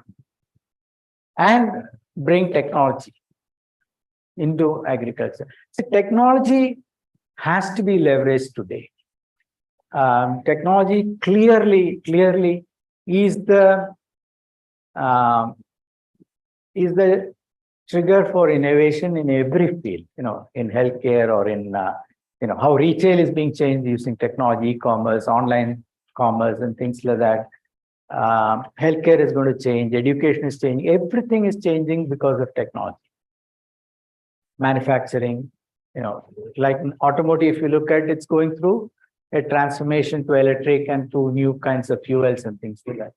So technology will be a trigger has to be a trigger in agriculture, all the way from, how you look at inputs to the farm, how much water, scientifically you can do, testing the soil, using drones, satellite images to look at, pests or condition of the crops and things like that, when to harvest, when to put fertilizer. Then produce value addition with the highest quality, with the best equipment, and selling in the best markets. Again, digitally connected. So every aspect of agriculture will be impacted using technology. US is one of the largest growers of many products, right? Food products. 2% of US population is involved in agriculture and they feed the world. Only 2% of US population is involved. In India, it's 40%. So you imagine the transition that has to happen as India transitions to a developed economy. So we need to address this. Otherwise, we will not transform ourselves into a developed economy. It will not happen. We can't leave behind 40% of our population. We will have revolution in the country. All right. Thank you very much. Thank you all. Thank you. the best. So we are going to fulfill our cameraman's dream and all. If you can all come to the front here, we'll take a nice. So maybe on this side, हम कहाँ खड़ा हो जाए? एक group picture के लिए हम ऐसे रहूं? वो बाहर जाएगा. I was thinking आप हम सब ऐसे ही बैठेंगे. हाँ? आप वहां से ले लो.